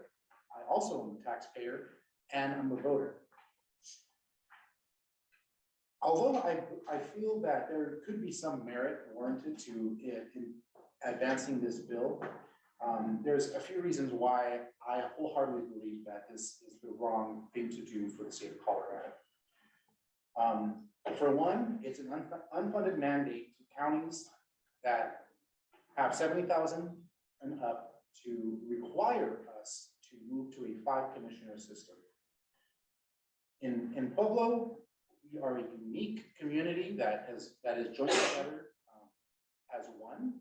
And although our 3 commissioners are nominated reside in the 3 different districts, it's, I think it's really important that the entire county, the electorate of the entire county, vote on our commissioners. I also believe that although we are in dire need of good paying jobs here in Pueblo, adding 2 jobs that has been estimated to cost up to $2 million to implement is a waste of funds that could be better used to in other ways. And again, this bill truly only affects a very small percentage of counties in Colorado. And I wholeheartedly implore you to vote no on this bill. Thank you. All right, well, great job overall. I'm sorry. You were just gonna call me for Hannah. Oh, That's all right. I was gonna ask a question. Because we already made And then points, you were but gonna. that's all right. That's okay. Sorry, Sarah messed it up. I told you. I personally really like your position on that bill. That bill, I was personally adamantly against for many reasons, but Janelle, I thought that you opened up very well. You made great points. You got it back to the fiscal impact. I like that your testimony was very concise. I felt like you could make a little bit more eye contact, that way we could relate to you a little more, but overall, I thought you did a great job. Jason, I liked how you really began. You had a pretty clean, professional presence right from the beginning. I felt like you lost a little momentum as you started to go along. You closed very strong. You emphasized that Pueblo was unique, and you obviously hit on a common theme, which is that it is an unfunded mandate, and you related it back to how that money can be repurposed for more meaningful causes. So I thought you did a good job as well. And one more thing, I'm sorry. I just wanted some fire. You had good points, very smooth, but some fire. You know?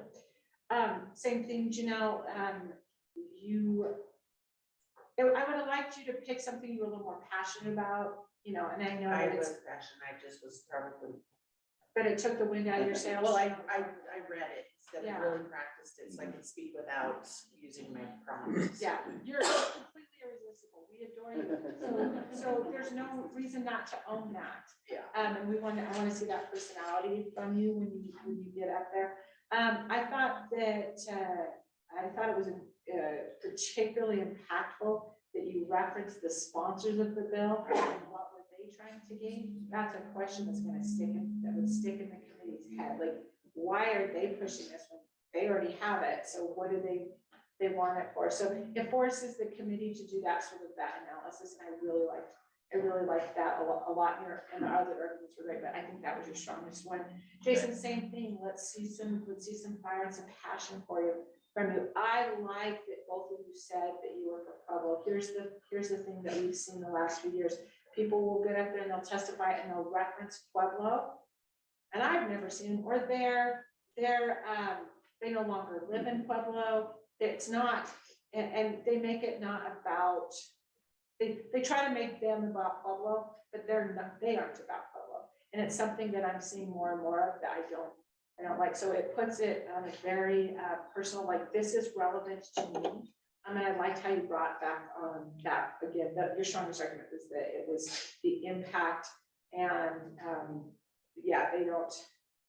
You're saying you're adding a burden that nobody actually wants. It's not important to anybody. So Yeah, no, I agree with that you brought that additional question, and that's what got to me too.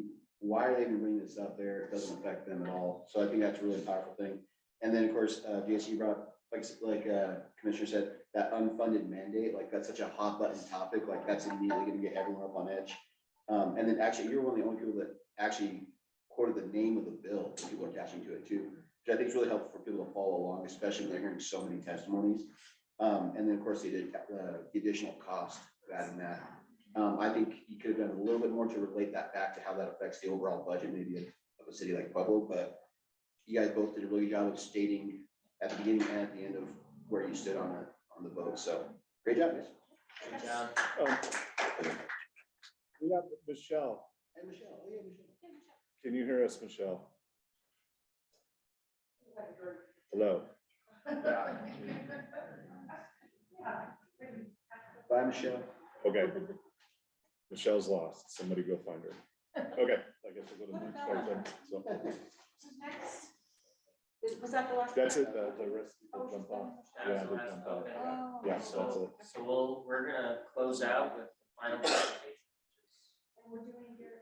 Oh, yeah, yes. Okay, so let's do this. How could I forget about it? Come on, man. Go ahead. We all showed up for one reason today. So if you're from Pueblo, you're familiar with this. If you're not from Pueblo, we're gonna encourage you to try Walter's Brewery Green Chili Beer. So there's Walter's beer. There is, what else you get? You got regular. I forgot the truth is ever. There's the regular, the original Walters beer, and then there's the blood orange. And green So I'm chili. gonna bring you a blood orange, so you can do that. while I you're- told her I like the blood orange, I don't like the green chili. I know that. Yeah. I got two 6-pack. You want to testify this one? I could be a person. That too, yeah. It's, some of the All six left, okay, all right. Looking up counties. Wait till Sarah does her thing. I like this out camera, but it doesn't stay locked on your phone, so every time you have to. Yeah, so we use that, we have like 3 owls at the county, and yeah. Yeah, It's better than my webcam. right. It's still like. We like it when we have a circular conference room, yeah, that's where it works best. Yeah. Get the rest of them before I get the slides. Oh, thank you. What do you want? Blood orange. Try the blood orange? With green chili. Two green chili. Green chili and blood orange. And blood orange. I've got more blood orange. One more green. One more green chili. That's fine too. So you have a green chili. Or something savory. We're having beers now. I like the I have. I use that. Oh, yeah, I guess, or like, spicy vegetarian or something, yeah. Sorry. So I'll test I'm here to test my. Whatever they call it. What the fuck? No, but that would be, it's like, look, I understand the hard drive. I don't. But when it comes to salary, that's just why also so long, where you can introduce it down.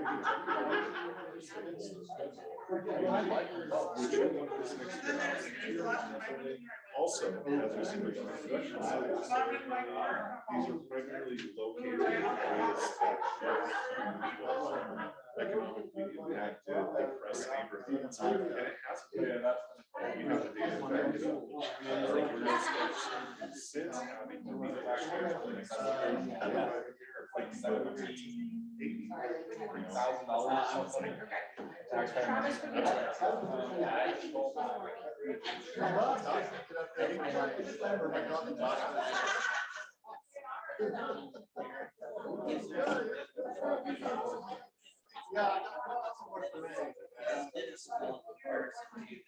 all of the other negative things that come out of it, and I'll just lay out it's huge learning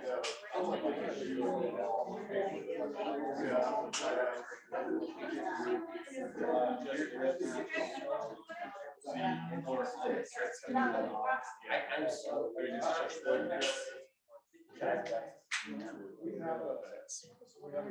I'm just glad that people. And then there's just regular old Walters beer, which isn't bad. No.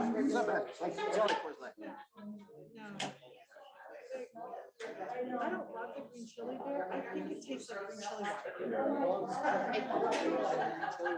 You know, when they're. After you roast them and then. Take a close, that's my favorite. Very short spot, worked at it for a little bit until they turned it into. They made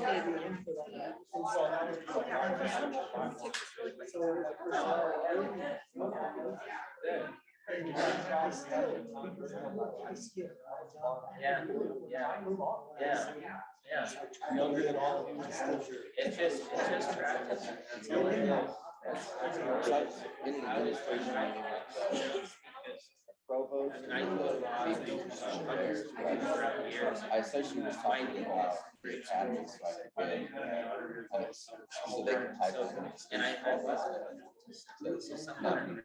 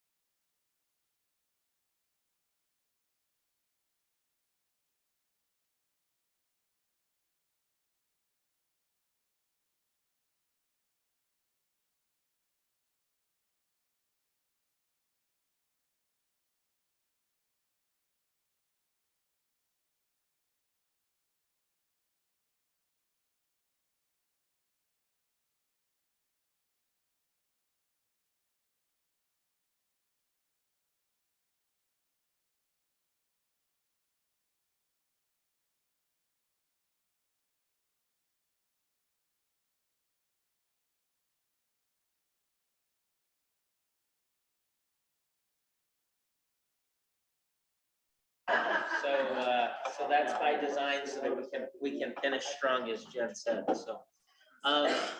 Well, in closing, we are going to finish out the local government section of the Leadership Academy by talking about 2 out of the big 3 projects that I mentioned to you yesterday. We ended yesterday with the tour of the first floor of the Wells Fargo building to talk about Pueblo Means Business. And these 2 projects, other than the fact that they are near and dear to me, I think are great examples and ways to close this day out, because they tie together so many pieces that you learned about yesterday and you learned about today, from urban renewal areas to methods of finance to eminent domain, all sorts of things. These two projects are very complex. They're underway right now, and I and my team are incredibly proud of them. So I'm going to close out with explaining the Pueblo County Detention Facility and the Medal of Honor Boulevard extension.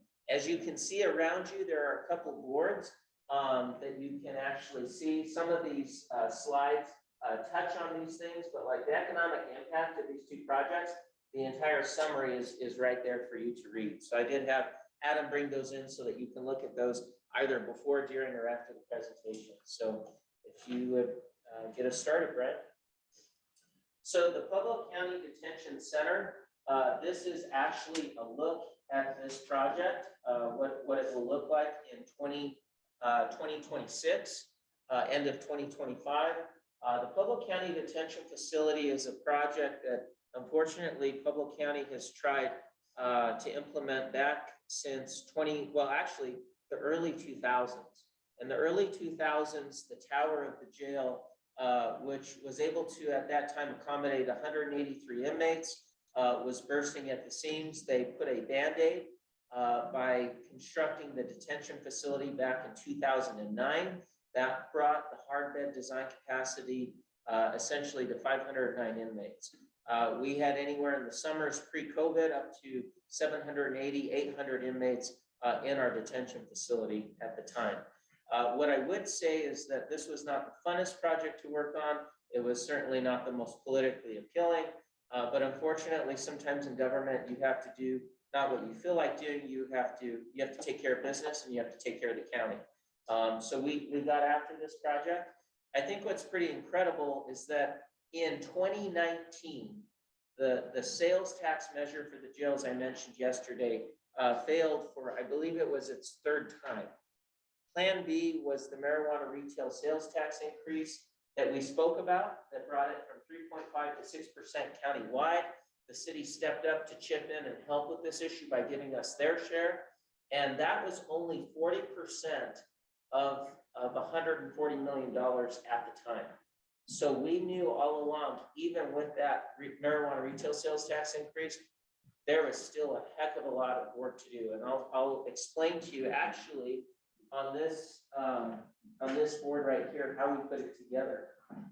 There was $125 million worth of certificates of participation, which you learned about exactly what those were this morning from Mario. Mario and his team paired the 3.5 to 6% marijuana retail sales tax increase to this $125 million COP. You see all these pieces coming together here at the end. And that is shown there. The Urban Renewal Authority dedicated, this number ended up, these numbers have changed a little bit from what they're projected and how they ended. But as Jerry stated, he got us a chunk of change from the St. Charles urban renewal area through TIF bonds that were actually issued directly through a bank. We had some other cash on hand, $5 million from an available cash balance, hazardous waste impact funds. Chris Bolt's not here today, but these are actually funds received some time ago from the chemical depot. And then debt, and we used a portion of those refinance cost savings that I remember I told you we did a $63 million refinance a couple of years ago. We were able to harness a little bit of those cost savings. So all together, we are able to finance and fully pay for a $140 million new detention facility. In addition to constructing the facility itself, there are many records that we're actually going to break with this project and also with the road, but I'll talk about those in a minute. If you go to the next slide. This is another look at the facility. We actually looked through about 4 different envelopes for the building, so different hills, different looks. They wanted to ensure that and it was important to me that this facility did not look entirely like a jail, that it did not have Corsentino wire going all the way around. It didn't look institutional. It blends in with kind of if you could tell from the landscaping, it blends into the area. There's also going to be some public art that's procured here. And from the roadway that's being built and all the economic development that's going to take place, we wanted to ensure that this was conducive to everything else around it. So it doesn't look too bad. What's going, before you go, how many jobs will that create? So that's Not the boulevard, or those ones. the jail. Yeah. Yes, so we had an entire economic impact study done to talk about the number of jobs created, sales tax, property tax, economic development, private investment that would be spurred by this. I don't think it broke out potential construction jobs, but what I will say is this. J.E. Dunn is the construction manager at risk that was selected. Between the plumbing, electrical, foundation, masonry, it is the largest capital construction project other than Evraz in the city and county of Pueblo. So the number of jobs that are coming from this, the entire local workforce will be tapped out. There will have to be additional workers that will be brought in for a construction of about 2 years. So that impact is significant. Do you put riders in there that say, hey, you need to use local workforce? That's a great question. We've had a lot of debate about this. So the labor unions for the longest time have wanted the county to hard code what I would call a best value contracting procedure, right? And I think the thing that I've personally wrestled with, and I've taken a lot of heat from some of the local labor unions, and I think unfairly so, is some of the things that they wanted ingrained in this procurement policy for all capital projects did a lot at the detriment of local contractors. It flat out excluded a lot of local contractors from even being able to compete on most capital projects. So what we tried to do was thread the needle, and I like the policy that we came up with. It was not best value contracting, but it was called responsible contracting. And the responsible contracting policy that we passed in anticipation of this and all the capital construction was about 1.5 years ago. And it ensures that there are actually Davis-Bacon wages paid, there's good benefits, there's good training, there's OSHA 11 compliance, there's all these things that the unions wanted. But it does not have, and it also has a provision in there that 60% of all capital projects above a certain threshold have to have a certified apprenticeship program at the Department of Labor. Not 100%. 100% was, like I said, exclusionary to local contractors, but I think it was a good way to meet in the middle. Keep in mind that non-union contractors can also have an apprenticeship program certified with the Department of Labor. So the thing that I told the local unions who are really upset with me is, whether you want to recognize it or not, on $140 million, on a $140 million bill, you're going to have more union work on this single project than you ever had. In addition, because it's not 100%, all of the local contractors that can bid will completely be tapped out. I think that was what was best for our community. We ensured that they're all being paid good wages, receiving good benefits, and have good safety certifications, all the while not excluding one market over the other. That issue was kind of center to my whole, it was a big part of my re-election a little bit. The unions, some of the unions were pretty upset, but what's interesting is now that this work is being bid out, I feel and see that a lot of the unions see, hey, we're getting a tremendous amount of work, and J.E. Dunn has to ensure that 60% of that work goes a certain way.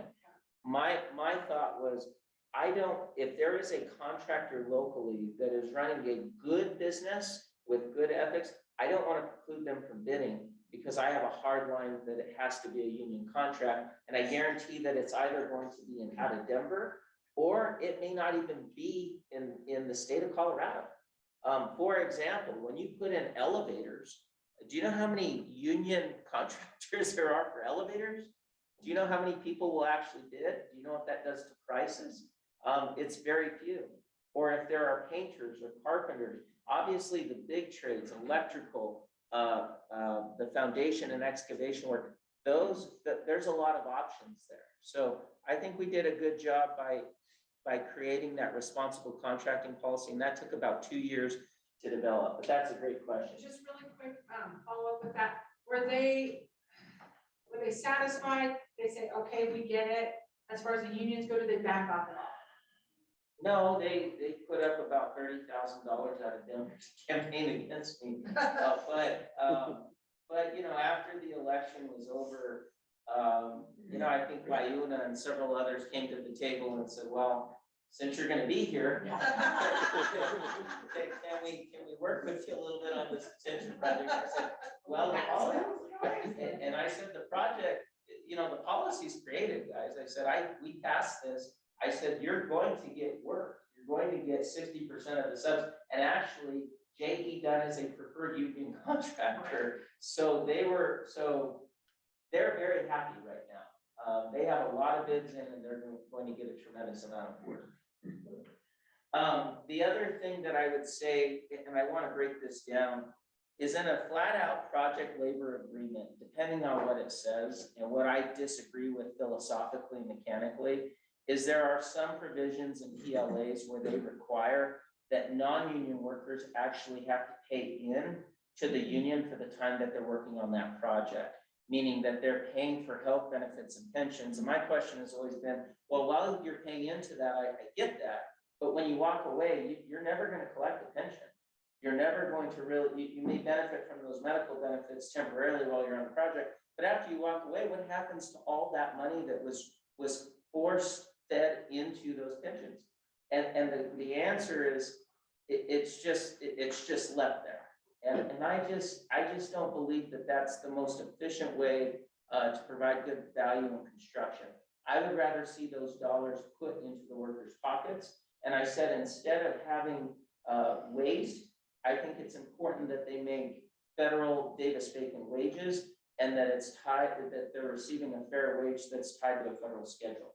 So literally those small little pieces took us 2-3 years, paid for it pretty dearly, but in the end, I think we ended up with a great policy that makes a lot of sense.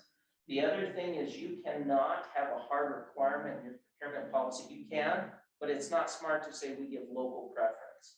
When there's a hard local preference, there are reciprocity issues when those contractors go bid in other counties. So Keith Swertfigger would tell you, we don't want a local preference, because when we bid on work in other counties, if your county is favoring you as a contractor, we're going to adopt your bids by 5% when you go bid. So it is more complex than most would think on the procurement side. But when you talk about the economic development, public investment is expected to lead to private investment averaging $32 million a year, 1 million being in net new private investments annually every single year after the road and the detention facility are built, because of the infrastructure that's being brought in. So the road, they're one and the same, or not one and the same. They were studied one and the same, yes.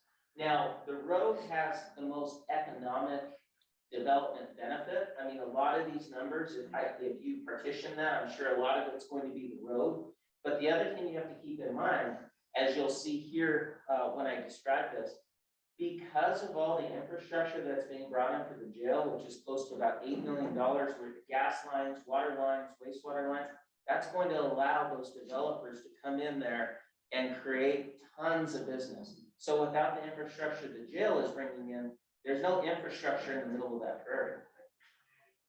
The residential and commercial development impacts when combined are forecasted to be equal to 4.2% of Pueblo County, that's city and county, of our entire economy, the entire economy globally. Increases in economic input from the existing employees and businesses is expected to yield 3.2 million of economic impact annually, every single year. The current value of additional sales and property tax and fees are projected to be over 71 million in taxes to the county and 60 million to the city during the 25-year span of the model. Socioeconomic benefits to residents throughout time and reduce congestion are estimated to be a rate of $4.5 million a year. And then it has an estimated property value gain of $75 million. So you're talking about serious TIF revenue. I'll point out right here, this is a very complex project. You have. Will you explain, what had to be voted on with regard to this and what didn't, how did that work? Sure, that's a great question. So the certificates of participation, the marijuana retail sales tax increase of 3.5 to 6, that was voted on in November of 2019. These other sources of cash required no additional vote.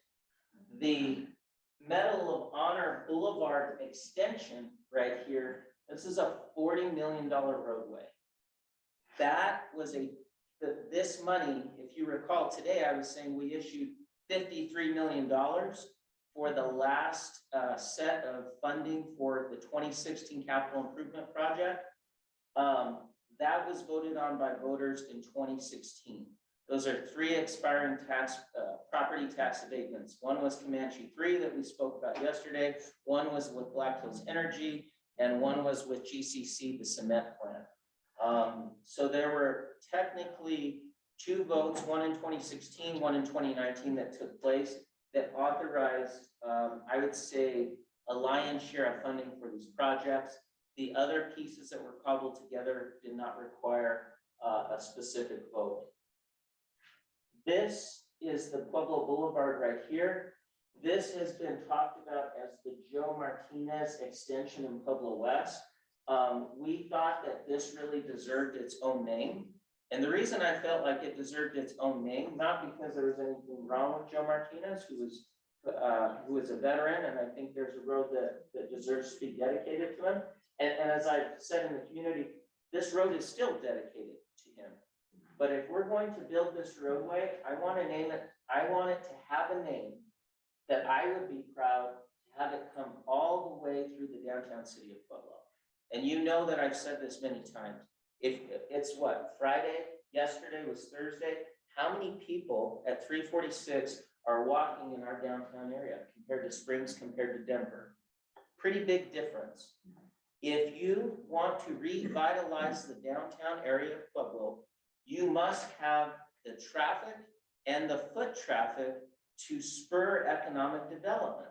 When you have residential units up top and all those businesses along Union and Main and Santa Fe, and you want people to come in and do projects like this, well, you're gonna need people walking. If Ryan's going to bring in commercial tenants on the bottom, well, we need people walking other than homeless folks. We need traffic. So if you want to bring that traffic to the downtown area, whether it be overly ambitious or not, I think it's damn near possible. You bring this highway all the way to the downtown area. And if you ask Jerry in the master plan of the city, it does contemplate this Joe Martinez Boulevard, now the Medal of Honor Boulevard, coming all the way somewhere near Midtown, 4th Street, connecting all the way to downtown. That is transformational. That is a game changer. If I were the mayor of Pueblo, or if I was at the city, this would be my #1 project, is to pick this up and run with it and bring that traffic downtown. Do you think this will drive the filling of connectivity from Pueblo West to Pueblo City? It will. What I have told the city, and you know, there's always friction between different entities. Pueblo West is the fastest growing part of Pueblo County, period. Like it or not.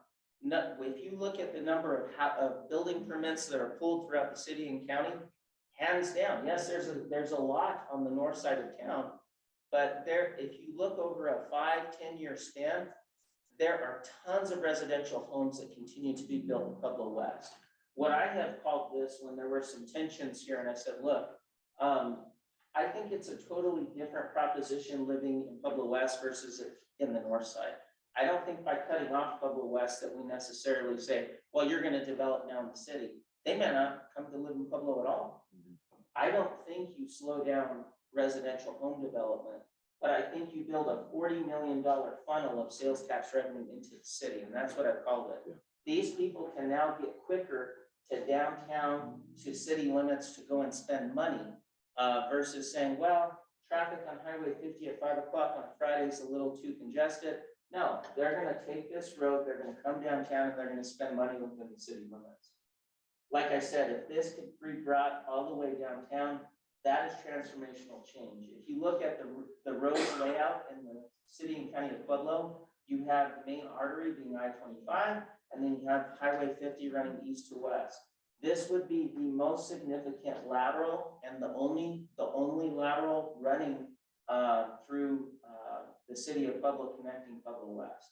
This is a very big deal. That's why those economic development numbers are so large. I would love to have them study it.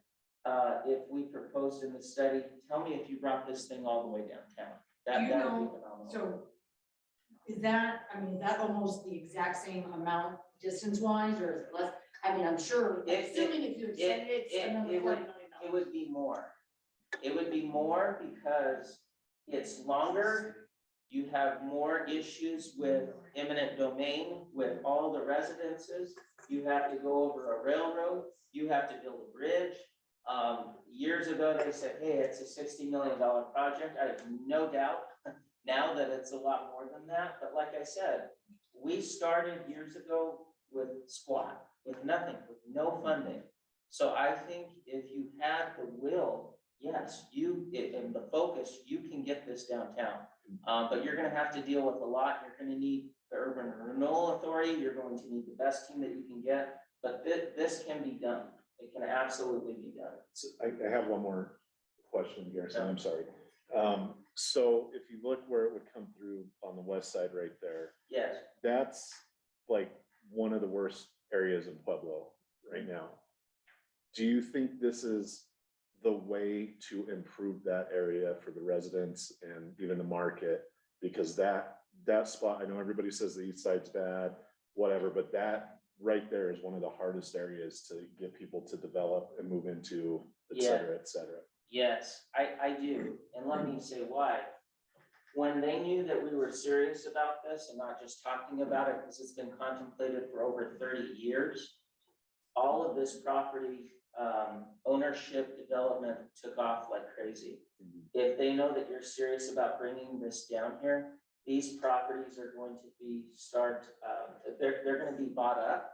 I think big money's going to come in, and I think these property values are going to go up tremendously.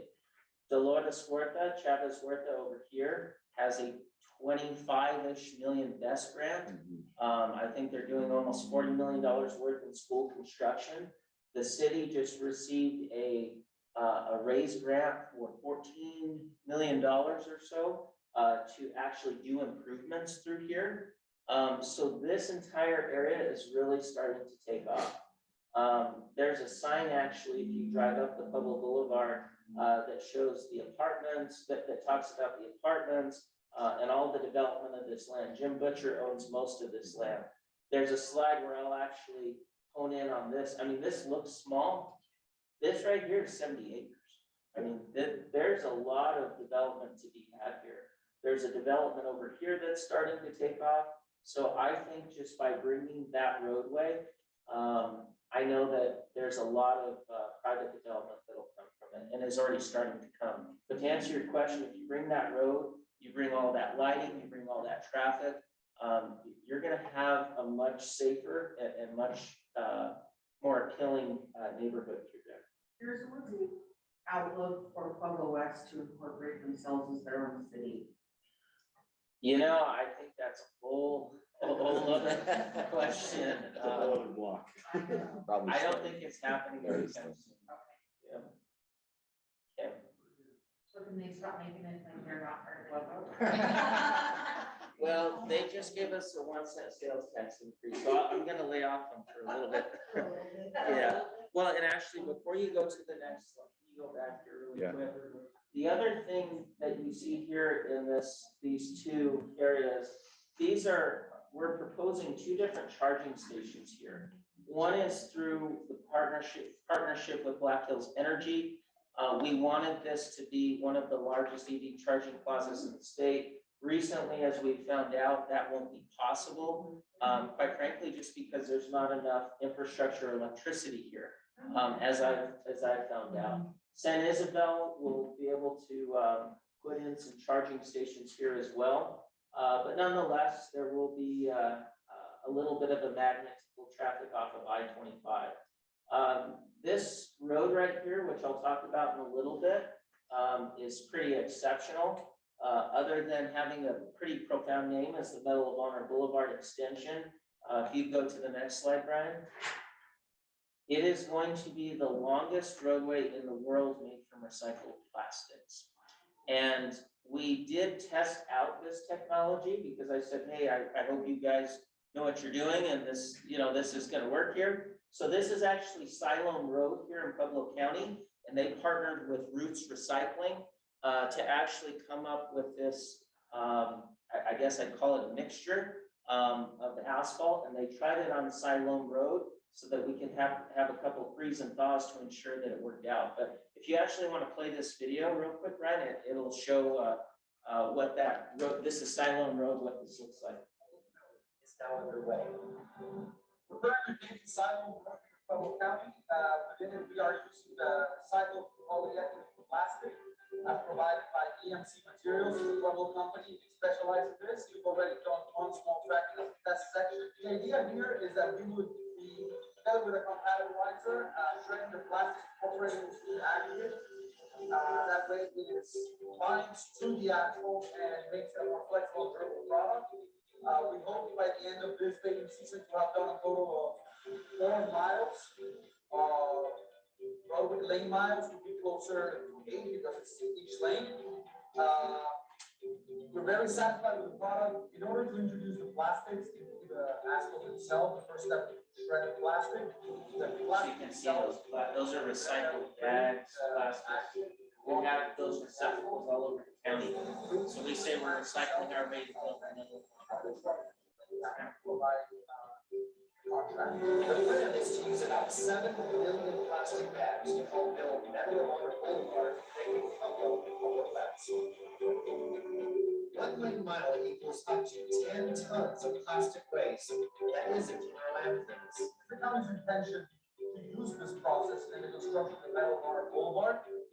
We are currently implementing this into our designs, and we hope that as we perfect this technology and its implementation on our roads, we can take the fullest advantage of using the recycled material to better the construction of the Medal of Honor Boulevard. Pueblo County government cares about our environment. Medal of Honor Boulevard is currently designed to be the longest roadway in the world, utilizing recycled plastics. So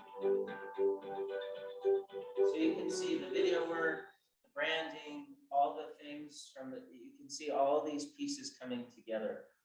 We'll go to the next slide. What is the total mileage of Medal of The Honor? total mileage, I believe, is 2.3 or 2.6 miles. And it's not gonna melt? No, Temperature? no, I wondered that too. That's why they tested it out to be certain. I was a little concerned about, how the road expands, contracts over time. They've actually, and these guys in our engineering department, they're pretty smart. That guy that was on camera, he's internationally worked and traveled, so he knows what he's doing, and he said that they actually had better test results from Siloam Road in terms of how it's holding up versus some of the other things that they're doing. So they may start to adopt this this new practice for other roads. And how long do those roads last, or they have to be redone? Because I mean, like, that road doesn't clearly have the kind of traffic that Right. that road's gonna have. That's exactly right. But that road has a lot of marijuana growth, so they have heavy vehicles, industrial vehicles going out as well. I don't know for certain, but I know that there is going to be money for better routine maintenance. I think For example, what makes a big difference? The county has a chip seal program, the city does not. Just the fact of having a chip seal program, I've been told, really extends the life of the road by almost 10 years. So it really depends how long it's how it's actually maintained. I just already read to you the economic summary findings of just how big this is going to be for the city and county of Pueblo in terms of economic impact. If you go to the next slide. Actually, if you go back real quick, I thought there was one more slide, but I guess not. I think this is pretty important here. And actually, Brian, I'm sorry, can you go back to the map that we were looking at previously so I can kind of explain this really quick? There's another. Maybe I'll point to this here. This is a little bit better. This is the actual alignment that's actually been secured. This parcel here is, like I said, 70 acres. This is a good example of a public-private partnership. That land is being donated to Pueblo County, so we're not having to exercise eminent domain. We're not having to pay for it. The private developer is willing to do that because obviously we're bringing in all of the water, the gas, the wastewater, everything that they need so that they can develop businesses on both sides of the boulevard. So you didn't have to do a land swap or anything? They just No. said, we're gonna donate. And is that the detention facility inside that? It is, this isn't really to scale. This isn't the best look at it. I'm looking for a better map. And we have a lot of maps, but let me see.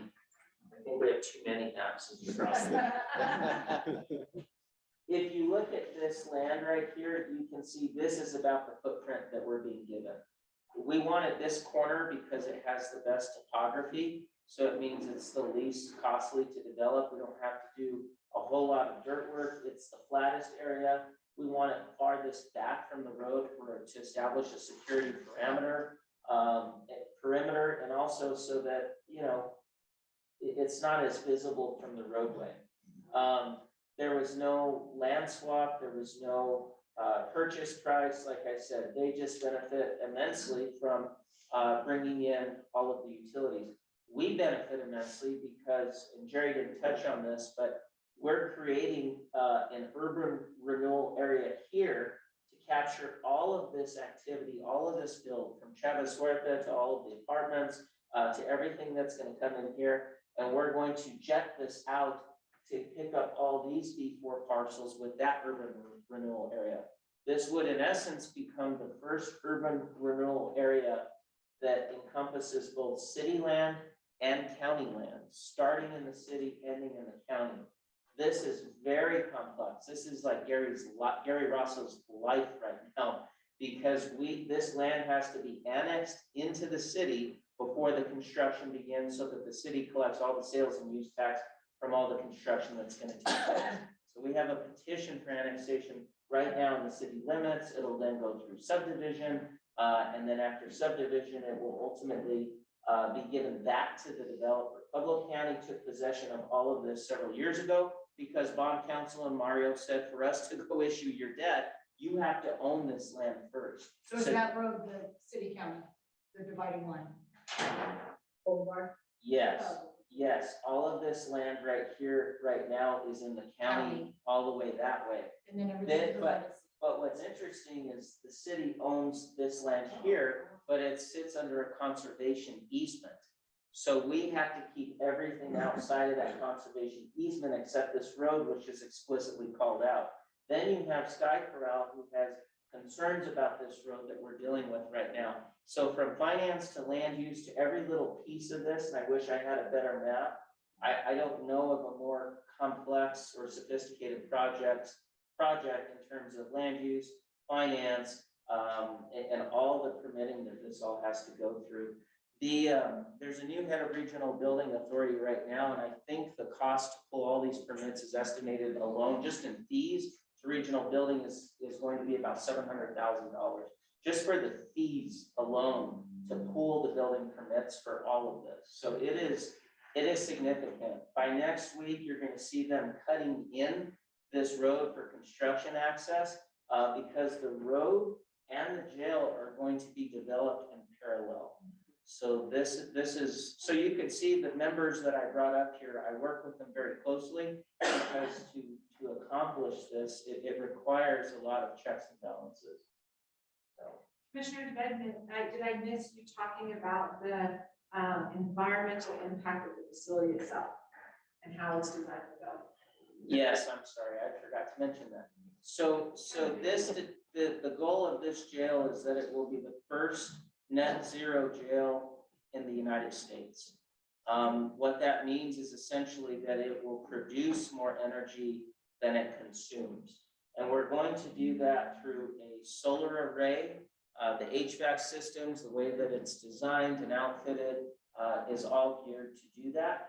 I think it will also have some thermal storage as well. But certainly that lowers our long-term cost of running the facility. The largest electric, utility, water, the largest set of bills that we have for any facility in our portfolio is our current jail. So that is an investment that we're making that will pay dividends long-term. And it is pretty neat to be the first in the world to do something and the first in the country to do something. So some pretty big renewable energy goals. And what's happening with the property and the land where the current jail sits? That's a great question. So the tower will be brought down most likely. It'll be leveled out. There is a thought that that dormitory could be repurposed for prevention and drug rehabilitation programs.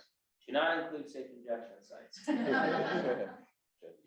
It can also be utilized for economic development efforts as well, as the third largest kitchen in Pueblo County, and it has a ton of open space. So we are considering some other options as well. It'll be repurposed and stay on your roles. Most likely, I don't want to commit to that, most likely, but you never know. You never know. That concludes our presentation today. These are some big projects. I hope you can see how all these different tools that you learned about yesterday and today really come together for big projects like this. And it was really an honor and a privilege to be able to teach the local government section of your Leadership Academy. Thank you to Action 22, Brian, Sarah, Micah. Thank you, Ryan, for hosting us as you always do so graciously. And we wish you all the best. And I'm sure the rest of the Leadership Academy will be absolutely awesome. So thanks for having me.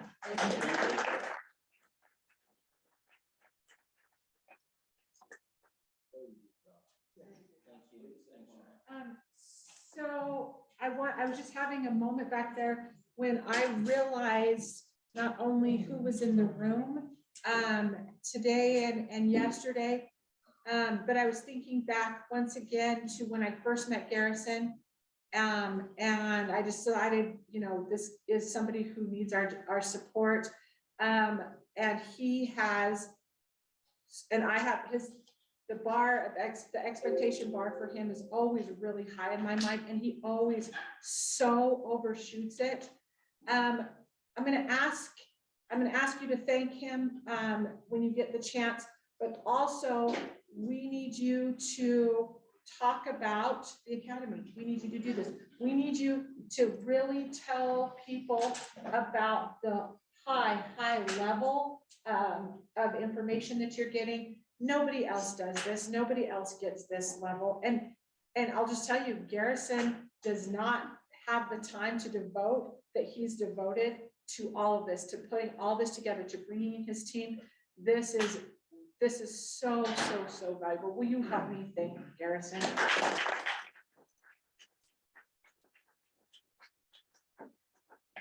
about elected officials, and it's really unfair to everybody else who's elected, but this is what this should look like. Absolutely. This is exactly what this should look like. So a couple of housekeeping things. I need to get an email out to everybody, especially if we're still trying to figure out funding for this. So, and I'm really sorry, I'm way behind the curve on doing that. Our intent is still some letters. I'm still looking at sources. that we can tap to do that. So look for that from me in the next couple of weeks. The end of the month was our next block. I think what it's going to be is we're going to switch it out and we're going to do nonprofits instead of Colorado fiscal policy. And the Colorado fiscal policy we'll push over to April because it's people who can instruct on Colorado fiscal policy, as you already know, there's a very, very small amount of people who do it. And the president of CU, Todd Salomon, is going to be one of our instructors for that. So, and so we have to kind of work around his schedule. I have to really take the opportunity to sing Brian's praises right this second. Brian works incredibly hard to pull all this together. He's done it from, has been his baby. We've just, whatever support we can give him. And he continues to work on this all of the time, in addition to all the veteran work he does and all the stuff that he does for our show. I've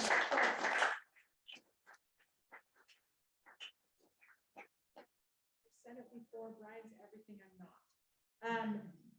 Along that vein, we did a really, really important show. Brian and Micah did this really, really important show. And I'm going to have him send out the link to it. You know, we talk a lot about crime and injection sites and all of these things that are going on. Brian and Micah interviewed a longtime colleague of Brian's, who is a cartel expert.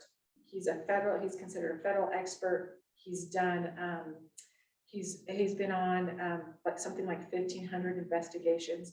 He's from Mexico. He's lost family to cartel.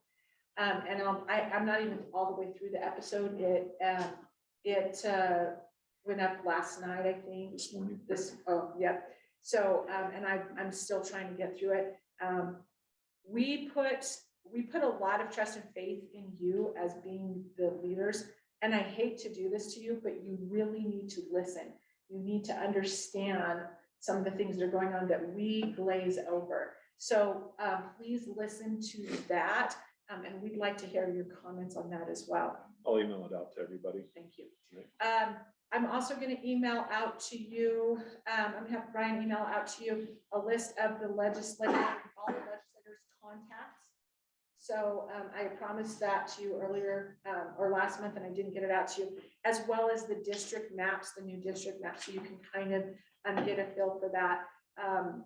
What else?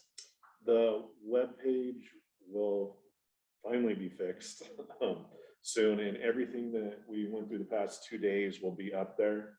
Again, you just go to the Leadership Academy on the Action 22 webpage. The password is Academy with a capital A, and just look for that. I'll be posting it. I have about 2 days of video editing and chopping up to do. So it's my anniversary tomorrow, so I will not be working this weekend. So next week, that should start to be going up on Monday. So just log in time to time, and then as I develop that. If we want to watch the podcast that you mentioned with the cartel expert or Commissioner Griego's interview, but how do we find those? Where do we watch those? So I'll send out the link, but any podcast platform you can listen to it. You just type in Making Action Happen. It'll come up on Spotify, Apple, whatever. Making Action Happen. But if you want to watch it, I do a YouTube version of it as well that has video.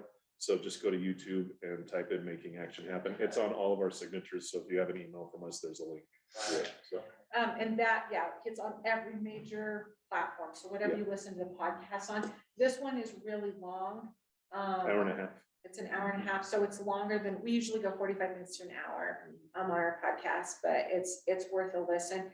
If afterwards you need something a little lighter and happier, you can go back and listen to the one that we did around the Christmas, New Year. And we did this one that was for fun. It was tongue in cheek, and Brian talks. We'll tell you how If you want to learn more about Brian, that's the episode to listen to. That's the episode to listen They to. kept giving me whiskey during this. Watch the YouTube version in the morning. Oh yeah, there's Daniel. So youtube.com @Making Action Happen. Yep. So there's that. Is there anything else before we go? So, Ryan is our host. He gives us this space for free. Can we, if I'm gonna ask you to help us pick up really quick, all the trash and do all that, and that way we can all get out of here. You guys, thank you so much. We are just so impressed and blown away by even where we've seen how much you've developed in the last, in the last month, really, since we've been together. But we are so honored that you guys have had the faith to just jump in and to do this academy. We're gonna be the ROI on this is gonna be so incredible for our whole region. And it's servant leadership, and you guys are getting an education that nobody else is getting. I'm getting an education that, boy, I think I've been waiting my whole life for. So I want to thank you guys all for doing that. So we will see you on the 24th. 30th and 31st. Oh, 30th or 31st. Okay, thank you. I couldn't remember. So we'll see you guys back here on the 30th and 31st. Thanks, guys. Thank you. I just want to say too, thank you guys for giving us a virtual option. Yeah. I'll be better with the owl. First day I No. used it. We really appreciate, or at least I know I really appreciated it. So thank you. Thank you. All right, guys, I'm logging off. Yeah.